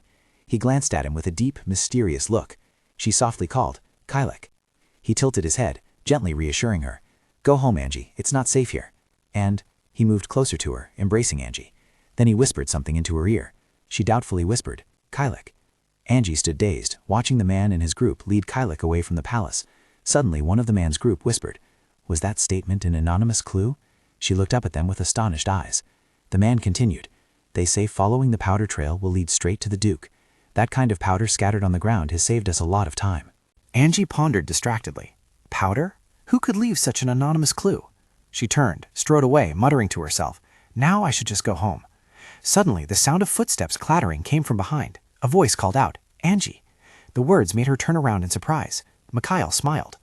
"What are you doing here? Are you okay? Are you hurt anywhere?" Mikhail pressed. Faced with his concern, Angie quickly replied, "I'm fine, but what are you doing here, Mikhail?" Suddenly, he stammered, I was waiting for you, but you never showed up, so I went looking. Then I saw the note you left. I also discovered the powder, so I immediately reported it to the police, and now I'm on my way back." She was surprised. "Oh, so Mikhail was the one who reported the powder." He asked, "What happened to you, Angie?" Angie began, "Oh, it's quite a long story, but I met Mr. Kylek. While talking, we resolved all the misunderstandings we've had over time." He wondered. There seemed to be a misunderstanding. She slowly explained. "That's right. That day I explained about my relationship with Letitia and told me that he was trying to end eternity. His voice trembled. So you decided to join hands with him once more? Angie bowed her head and answered truthfully. I don't fully trust him yet, but if he returns to me after fulfilling all his promises, then I still want to take his hand once more. Those are my feelings. Mikhail silently looked at her with an indescribable bitterness. He said in a low voice, Then I will help you, Angie. I heard he was arrested on suspicion of assassinating the Emperor. Come with me back to Trieste to testify for him. The supporters of the Blackwell family will always welcome someone who can clarify his identity, even if it means sacrificing public trust. After hearing him lay out such a plan, her hand gripped the strap of her bag tightly. Angie bowed her head and spoke in a low voice. So, can you give me a little time? I want to send a letter home. On the village road, streets were lined with classic houses. In the office, the group of police officers was discussing animatedly. He stood with his arms crossed, watching, and asked wonderingly, Why him? The other man angrily shouted, Isn't it obvious? He pointed forcefully at the newspaper featuring Kylek's face in the rumors. He stated, This is essentially an act of treason. He wants to create a new emperor. He countered, But isn't the Blackwell family still strong enough to support the throne? Another colleague replied, That's right, and the discussion about how the name was written has also been uncovered. The other man didn't give up, continuing to say, The corpse's wrist was slightly tilted to the right, like this. From this angle, perhaps he was writing the letters from the middle, not from the beginning. The reason for an additional letter before Kylek might be due to uneven ink flow, making the middle part darker, although in this case it was blood, not ink. While they were hotly debating the recent shocking case of the Emperor, Martin was standing with his arms crossed, head bowed in thought. Martin stared at the teacup on the table, his eyes distant as if trying to deduce the perpetrator's state of mind. The ruthless knife strokes carefully erased the traces, without a hint of hesitation. Clearly, this was someone accustomed to killing people. Suddenly, Martin's eyes flashed, as if he had discovered something new. A stream of past thoughts suddenly resurfaced. At that moment, Martin was hiding behind a tree, watching his friend Mikhail pin down a dog with cold, murderous eyes. Martin himself was surprised by what was unfolding before his eyes. His friend Mikhail held a sharp knife tightly in his hand, pointing it menacingly at the dog's body. Immediately after, Mikhail flashed a satisfied smile. Martin quickly covered his mouth at the horrifying sight. Back in reality, Martin still had his hand over his mouth. Why did that memory suddenly resurface? That's right, that cruel boy was Mikhail. Mikhail, Kylek, there's a coincidence in the names. But he died in the island disaster, didn't he? At the same time, a letter from Angie was delivered to Bryn. The content of the letter was as follows. I'll be back once everything is taken care of, so please don't worry. Mikhail is helping me. He's a very kind person whom I've known since my days on Cullinan Island. The train was speeding down the tracks just as Mikhail had lured her into a deep pit. He sat in the compartment, his head bowed as he watched Angie sleeping soundly on the seat, then hummed a few tunes. He said suggestively, I thought about it, Angie. Because you mentioned me in the letter, I debated blocking it before it was sent, but then I realized it didn't matter. Now you are here with me. We will never be apart again. We will find our paradise. He perversely took a lock of Angie's hair and kissed it. Where I will build a life just for you. I love you, Angie. The train journey continued, seemingly heading towards its final destination. At the magnificent imperial palace, Letitia's astonished voice suddenly rang out. What? What did you say? Jerome reminded her. There isn't much time left. Your ladyship must leave before they come to interrogate you. This is the Duke's command. If your ladyship remains here, you will fall into Harold's hands again. Letitia bowed her head in thought. So he is also on his way here. Jerome said in a low voice, The Duke wants me to tell the lady that he apologizes for turning her into a sacrificial lamb. Letitia bowed her head sadly and murmured, I understand. I will go immediately. Please tell him I am very grateful for his concern, even at times like this. Tell me, is Angie still safe? At the same time, approaching footsteps created a jarring, abrasive sound. He quietly stood behind the Grand Duke. Grand Duke Winston, Rainier III's younger brother, spoke in a low voice. Ha! Even behind bars, you look as calm as ever. Kylek bowed his head with a sinister smile. What can one do when one still owes a favor to your associates in such a squalid place? The honor is mine. Grand Duke Winston looked at him with sharp eyes and scoffed in a low voice. It seems you've built quite a solid reputation for yourself, when half of the Privy Council is still stubbornly defending you? Kylek from behind the bars spoke. That's because I am completely innocent. You know, I was in the guest palace at the time of the crime. Unless I can be in two places at once, how could I have assassinated the Emperor? The Grand Duke waved him over to give instructions. Immediately after, he walked out of the room and gently closed the door. Grand Duke Winston walked closer to the iron bars where Kylek was being held captive. His stern voice rang out. Enough of this idle chatter. It's time to confess. Between the two of us, hasn't the outcome of this whole affair already been decided? Kylek sneered contemptuously. It seems you're the one who needs to confess. His face contorted with rage, veins bulging terrifyingly. He said in a low voice, I simply thought that good always triumphs over evil. Perhaps my ascension to the throne was inevitable, so what do I have to fear? He strode closer to him and said, I apologize for disappointing you, but I am not afraid at all, not even now.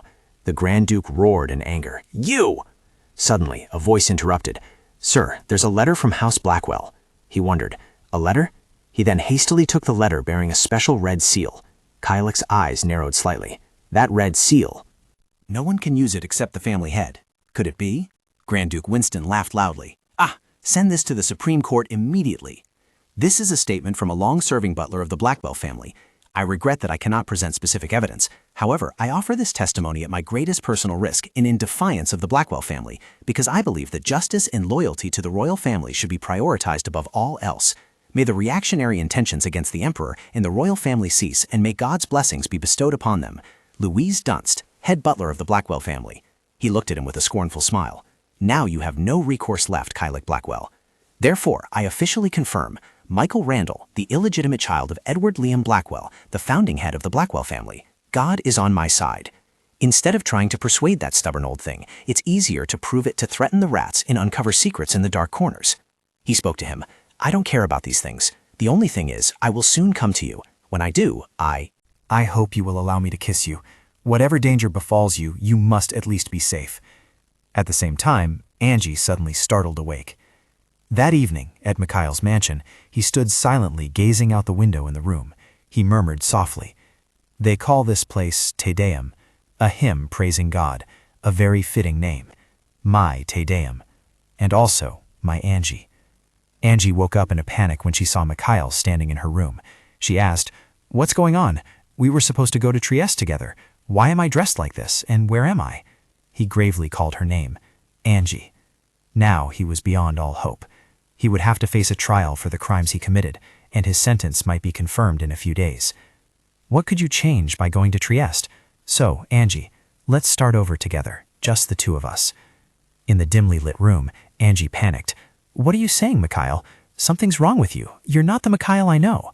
He flashed a sinister smile and said, On the contrary, I think you resemble someone who is similar to me in many ways. With that, he pulled back his shirt lining, revealing a flower tattoo, the family's emblem. Her eyes widened in astonishment. She wondered, Isn't this the emblem passed down through the family for generations? He knelt on one knee, looked up and said, I can tell from your expression, without you needing to elaborate. I am your younger brother, Angie. I've had eternal power since I was a child, just like he did. But my hair and eye color changed due to side effects, and I had to hide for 10 years, so the secret wouldn't come to light. And then I met you. You are my savior. Now I am the head of the family. Nothing can harm us now. We will build a new life together here. Angie disdainfully pushed his dirty hand away from her. Angie stood up, looked at him, and spoke decisively. I'm sorry, Mikhail, but I don't love you. I don't know how this misunderstanding happened. Angie hurriedly ran out of that disgusting room, holding someone. He bowed his head, a terrifying smile spreading across his face, plunging the surrounding space into tension. He parted his lips. That's right, I suppose she'll need some time to get used to reality. The servants continuously praised and flattered. What a wonderful estate! Isn't it blissful to work in a place like this? They're offering me a high salary even though I lack experience as a maid, and we even have our own private rooms. Currently, there are 4 of them. We plan to recruit additional staff next month, depending on how things progress. Yes, madam. Suddenly, the head maid frantically raised her head, her eyes wide with surprise. The servants watched Angie hurriedly run out, holding someone, full of surprise. Angie suddenly stopped, looking at them. The manager spoke. Angie. Suddenly, she realized there was something ahead that could help her escape this disgusting place. Angie hurriedly ran past the manager. Her panicked face looked at him, continuously speaking in a trembling voice. Please take me with you. I beg you, just take me to the shore. I'll pay you a lot of money. I'm sorry, but I'm a Blackwell. Just then, slow footsteps approached. Mikhail's voice took on a perverse tone. Angie. He cast a meaningful glance at the manager. The manager subtly narrowed her eyes, as if understanding the situation. Immediately after, Manager Louise announced to the servants, Leave her be. Her mind isn't right. They gasped in surprise. Oh my. Her face grew haggard in the darkness as cold winds tousled her hair. Angie's lonely figure watched him row his boat out to sea. He rushed to her, taking her by the shoulders and whispering, "I'm sorry, but there's nothing you can do. You see, no one can leave this place without my permission." Angie turned around and let out a weary sigh. She spoke, "If this is truly you, then you are completely different from your grandfather. At least Kylek made a sincere effort to atone for his family's sins and end the eternity." Suddenly he violently slapped her fair face. Angie clutched her right cheek in pain. His cold eyes fixed on Michael. He said, "That's enough, Angie. I don't want to hear it anymore. I think you should spend more time on yourself until you understand who you truly are." After her escape plan failed, Michael imprisoned her in a squalid, dilapidated room. The room was surrounded by vast walls, with only a small window frame visible. Michael's depravity reached its peak as he tied her to the window. Angie glanced at everything around the room. She struggled with all her strength to free her body from the ropes that bound her tightly. Her bare feet were covered in painful, bloody splotches. Her solitary body was grotesquely bound to the window frame, a product of Michael's twisted psyche. With tears streaming down her face, she resolved, "I have to get out of here. I need to re-examine myself to see if Michael's words were true." Suddenly, a voice rang out, "Angie, is that you?" At the same time, in Kylek's cell, Grand Duke Winston spoke. "How admirable, Sir Kylek. Even in this humiliating predicament, your flawless face and noble gaze remain unchanged." Perhaps instead of giving you a death sentence, we should have you work as a guard. With the endless line of people every day, the imperial coffers will soon be filled. Kylek scoffed at him. How interesting. Is this how you express your desires for me? He was frantically agitated. Do you think you're so smart? Your loyal servant, Jerome Hamilton, came to see me yesterday. He knelt before me and pleaded, "Please deliver a message to my master." What was her name again? Angie. Apparently, your former mistress is in the Blackwell territory south of Scarborough. I hear it's Te Deum. Now that the Blackwell house has a new master, perhaps she has succumbed to that bastard. His bruised lips merely pressed together in silence at the man's words. He smirked and said, "I know what you want now. Let me tell you. Duke John Fitzroy Blackwell, the founder of my family, lived to be 103 years old, until 3 years ago when a great fire devastated Cullinan Island." He laughed maniacally. "Is that right? I knew it. There had to be a reason why that island was shrouded in secrecy. But if he was burned to death, doesn't that mean he isn't immortal?" Kylek lowered his head and said in a low voice, "At that time I was still researching to improve the side effects of immortality, which is the antidote to immortality. There were also many other conditions. However, this is not a suitable place to discuss such matters." He looked at Kylek, who was tied tightly to the chair, his voice becoming frantic. "Look, Kylek, don't you know that with what you've done, you could be executed immediately for lack of sufficient evidence?" He spoke up. "All the deceitful secrets in Te Deum are the new island, Cullinan." He recalled the moment he was about to leave the royal palace with him. Jerome rushed over, softly calling, "Your Grace." He whispered a reminder. "Secretly bring Angie back so as not to draw attention to her, and also ensure the safety of her grandmother, as Letitia instructed. How far have they developed the medicine?" Jerome reported, "It's expected to be completed soon. I heard they completed the clinical trials yesterday." He replied coldly, "I know. I will remain in prison until the medicine is completed. By then, send a signal, provide a plausible reason so that Grand Duke Winston doesn't suspect anything and comes to me." At that moment, Grand Duke Winston was standing before the bars, looking at him with hateful eyes. He subtly curved the corner of his mouth and said in a deep voice, "If you can guarantee my freedom, I will personally lead you to the family's hidden secret place. What do you say?" He stepped back from the bars, his voice seemingly agreeing to the deal. "All right, during this time I will transfer you to the prison within the Imperial Palace. However, you might have to wait. It will take a few days for the Privy Council and the Judicial Conference to be convened and approved. Then make it public so they know I am here. It will be to your advantage if Te Deum doesn't know about this agreement." He replied, "Very well."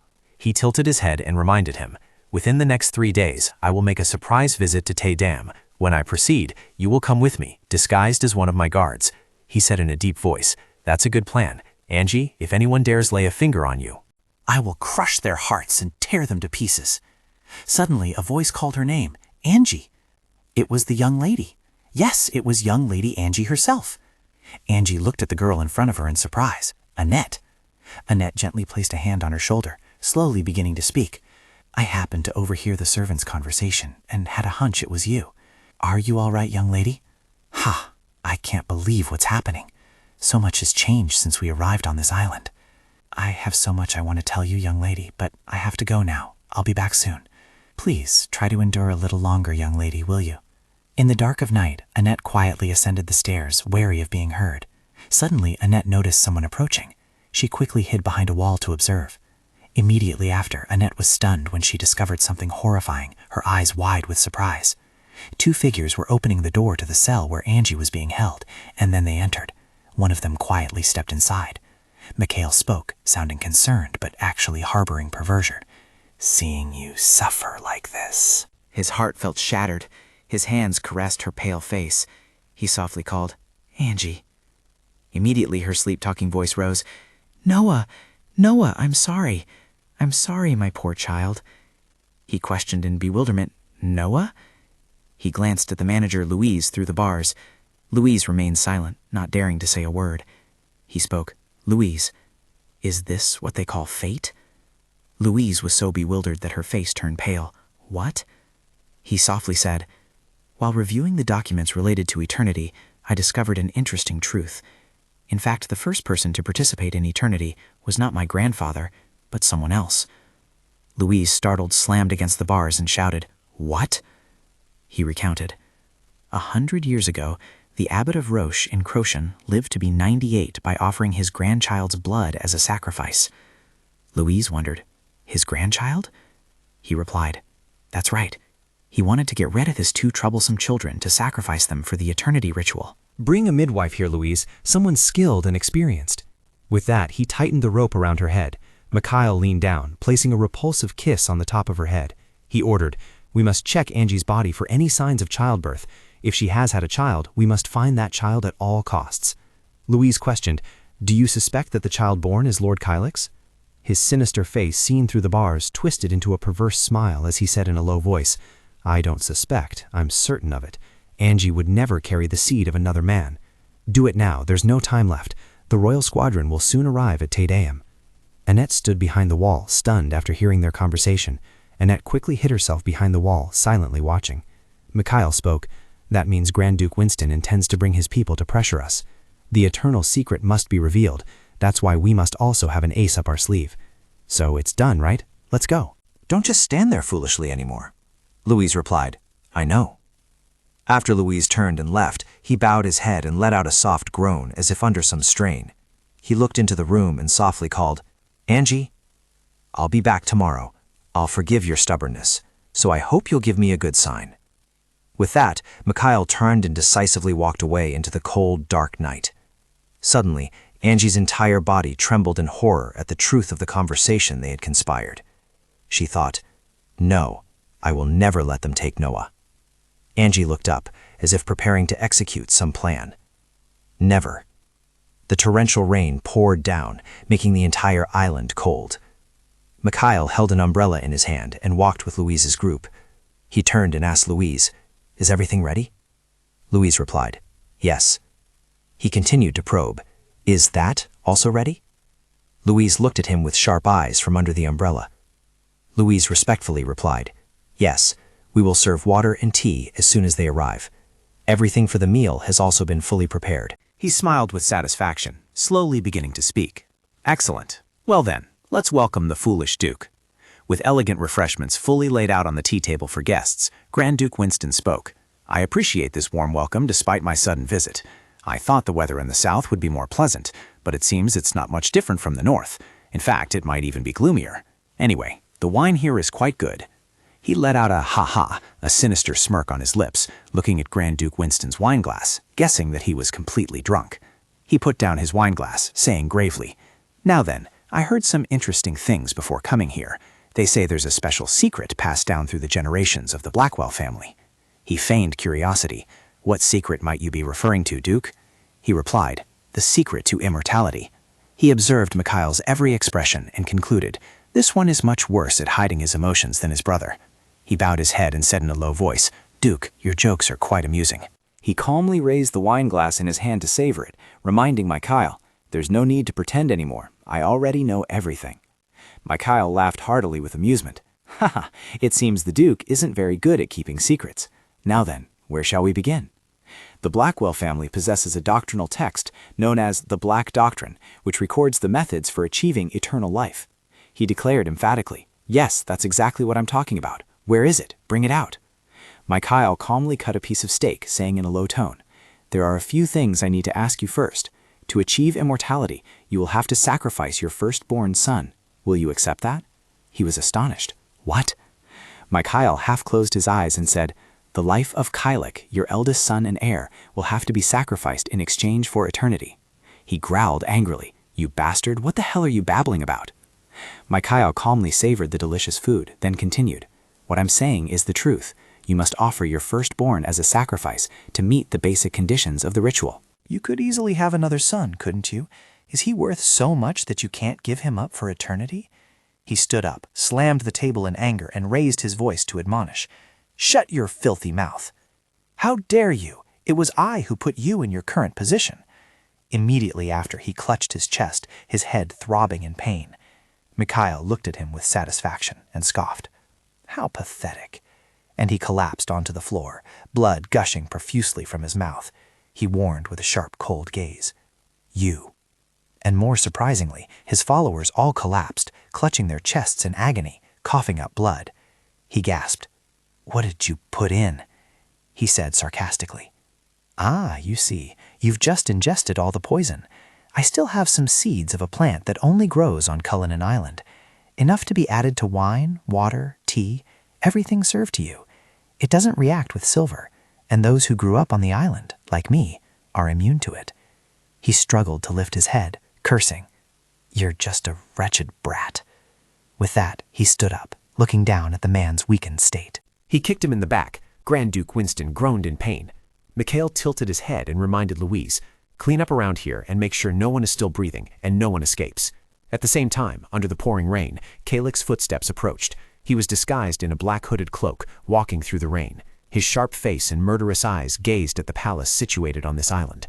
Annette hastily bandaged the wound on her foot, while reminding, "This is your chance, Lady Angie. It's chaos out there." Angie looked bewildered. "Chaos? What do you mean?" Annette slowly explained, "There's a major disturbance in the main building, but I don't know exactly what's happening because I had to seize the opportunity to sneak out. There are many ships at the dock. This is your chance to escape, lady." Angie took the opportunity to pick up a small, sharp piece of wood from the ground. Annette looked around and said, "I guessed only Grand Duke Winston was visiting, but then all the Vintgarpur police officers also came in." She paused. "What?" The police officer spoke up. "Please excuse our sudden arrival. We are here to escort Sir Kylek Blackwell." The servant spoke up. "The Duke is currently imprisoned in the imperial capital, don't you know?"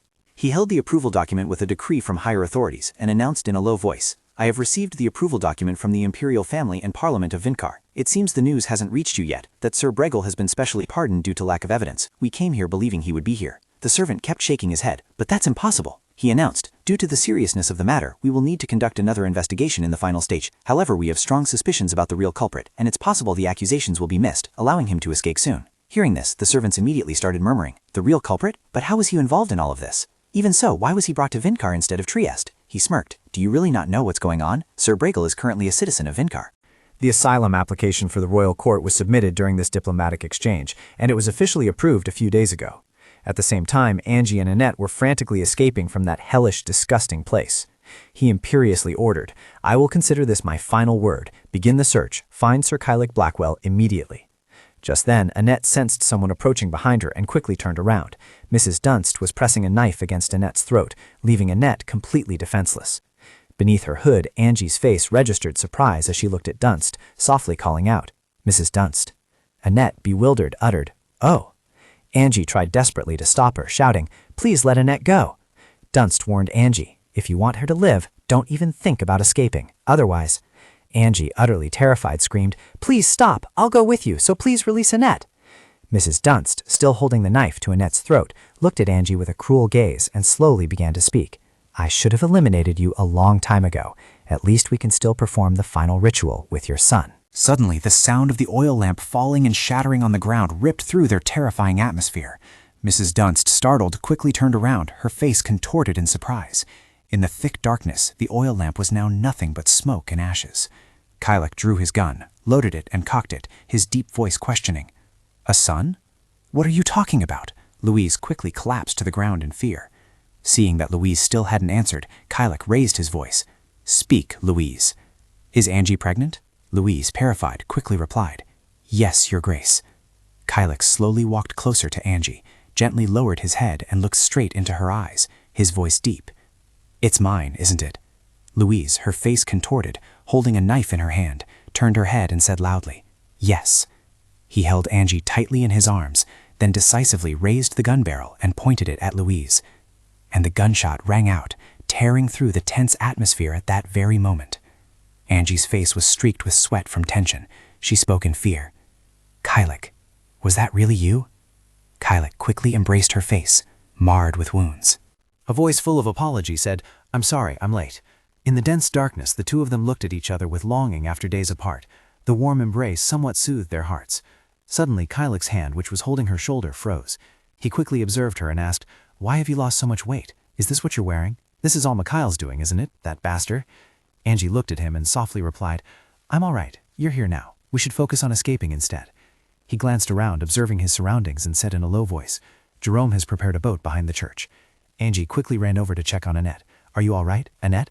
Annette replied, "All right, it's all over now. I just want to get out of here." Angie helped Annette up and said, "All right, let's go." Annette turned her head to look at Louise's cold body lying in a pool of blood. "So this is her end?" The three of them quickly fled from the place. Kylek placed his hand on her shoulder. He said softly in a low voice, "Wait here for a moment. I'll find a light source. It's too dark, you might slip." Annette spoke up, "Let me help you." Kylek gently stroked her head, reminding her, "Be careful." She replied, "My eyes have adjusted to the darkness. We should go." Just then, Mikhail appeared from nowhere, covering Angie's mouth and dragging her towards him. Kylek slowly turned around, taking steps towards them. His face furious, he raised his gun barrel, pointing it at Mikhail. The air around them seemed thick with tension. He smiled sinisterly, provoking Kylek. "Put the gun down, Kylek Blackwell." Kylek cursed him with sharp eyes, "You madman." But Mikhail only grinned more maniacally and sinisterly.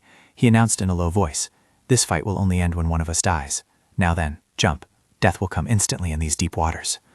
Mikhail demanded, "If you want to save Angie." She cried out with all her might, "Mikhail, please, let him go. I'm willing to go with you, so please, let him go." He looked down with a sinister smile. "Would you do that, even if you'll never see him again?" Angie's face was smeared with blood and copious tears as she looked up at Mikhail. He looked at her with gentle eyes, brimming with deep affection. Suddenly, his eyes widened, his expression contorting as if struck by something. On the floor, dark red blood dripped continuously. Angie plunged the knife straight into his left chest, right where his heart was. Mikhail was in too much pain to speak. It was the ultimate agony. Angie pulled the knife out and quickly stepped back, saying, "You can take me with you, but I won't let you harm Kylek." Blood began to stream from the corners of his mouth. He gasped, "Angie." Immediately after that, Annette suddenly attacked him from behind with a sharp knife, sending Mikhail collapsing to the ground. Annette watched him, shouting, "Now's the time." Kylek extended his hand towards Angie, gently calling, "Angie." At this moment, Mikhail's hand gripped her shoulder tightly. She stared down blankly.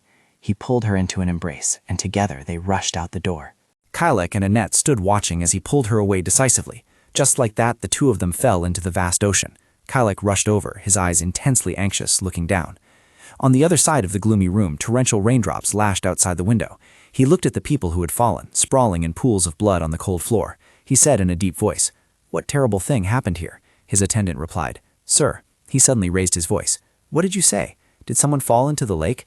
They rushed over, staring blankly at the scene beneath the vast water surface. He frantically ordered, "What are you waiting for? Jump down and save them." The attendant respectfully replied, "Yes." Angie fell beneath the deep water. Once again, after everything she had endured, she ultimately sank into the deep abyss. Suddenly, a strong hand grasped hers. This made Angie open her eyes wide in bewildered surprise. It was Kylek's handsome face, but now it was tinged with a faint sadness. "We will never be separated again. Your rescuer." A hand reached out and pulled her from the deep, dark abyss. After an exhausting time beneath the sea, Angie was finally rescued onto shore. She coughed repeatedly from exhaustion. Cough. His men were frantic with worry. "Are you all right? Bring a shawl here." She lowered her head and whispered weakly, "Kylek, where is Lord Kylek?" Behind her, his retainers were holding Kylek, who had lost too much blood and was exhausted. "Duke," they called. Her eyes suddenly became vacant. He announced loudly, "He has lost too much blood, but there's not much we can do right now. There's a way, a cure." He stared at her blankly. "Hey, what are you doing?" On the floor was a sharp pair of scissors. Angie clutched her injured arm, her voice low. "Please step aside. Kylek needs my blood." They looked bewildered. What the hell is going on? Should we stop her? Don't. Angie brought his lips close to the wound on her arm, reminding them, "Stay still." His lips drew blood from the wound on Angie's arm. She looked at him with eyes full of worry. Angie pleaded, "Please, God, I beg you." Immediately after, Kylek woke up, quickly grabbed her arm, and frantically sucked every drop of blood from her. Angie, with sad, worried eyes, watched him so exhausted, letting out a soft moan. Jerome's group was also stunned after witnessing the event unfold before their eyes.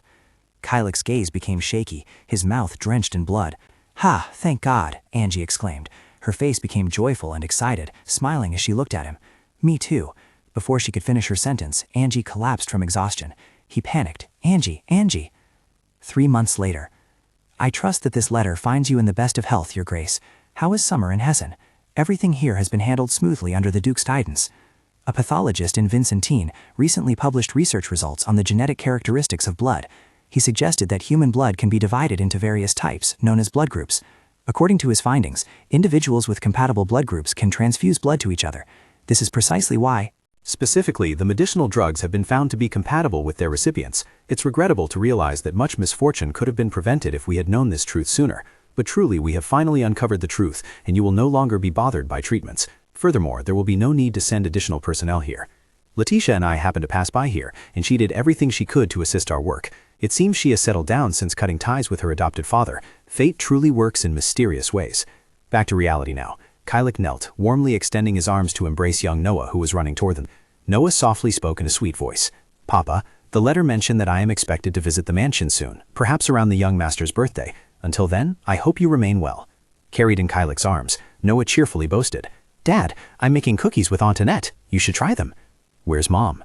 Kylek put a finger to his lips, softly saying, "Shh, your mother is having a very beautiful dream." Warm rays of sunlight streamed through the window. He gently kissed her forehead, so sweetly. Angie slowly and gently opened her eyes. Her sweet voice spoke up. "Oh my, how long have I been asleep? The sun is about to set." Kylek wondered, "Is something wrong?" Angie replied, "Here, have some cookies." She asked, "How's the medicine Jerome sent? Is it effective?" Kylek answered, "I would live a happy, peaceful life, in a place where I would never meet the cursed air, in a ducal mansion on a solitary island. I would never know that I would shiver every time I thought about it, out of all the misfortunes we have." Finally, we can achieve true happiness. Martin and his wife carried their child together. Bryn eagerly spoke up, "Angie, when I found solace in faith, the hardships brought us together." Jerome strode forward and bowed to them. Letitia looked at Angie with a hint of sadness in her eyes, remembering all they had been through. "I will stand here and smile. Place your hand on mine. It will always be so. That is why I offer this prayer today." Noah innocently observed the beautiful strawberry cake. Everyone clasped their hands together in front of the cake, praying and giving thanks for all they had experienced. They prayed and expressed gratitude to my grandfather, who had inadvertently brought them together. Perhaps he had found rest in the depths of hell, and may God bless his death. From then on, Kylek and his wife embraced, laughing sweetly. That was the happy outcome after all the adversities they had faced. Thank you for watching today's video. Thus, we have reached the conclusion of this captivating series. See you in the next video, which will feature an even more dramatic and engaging series. Don't forget to like and subscribe to our channel to support us and not miss any new videos. We sincerely thank you for watching and wish you all a happy day.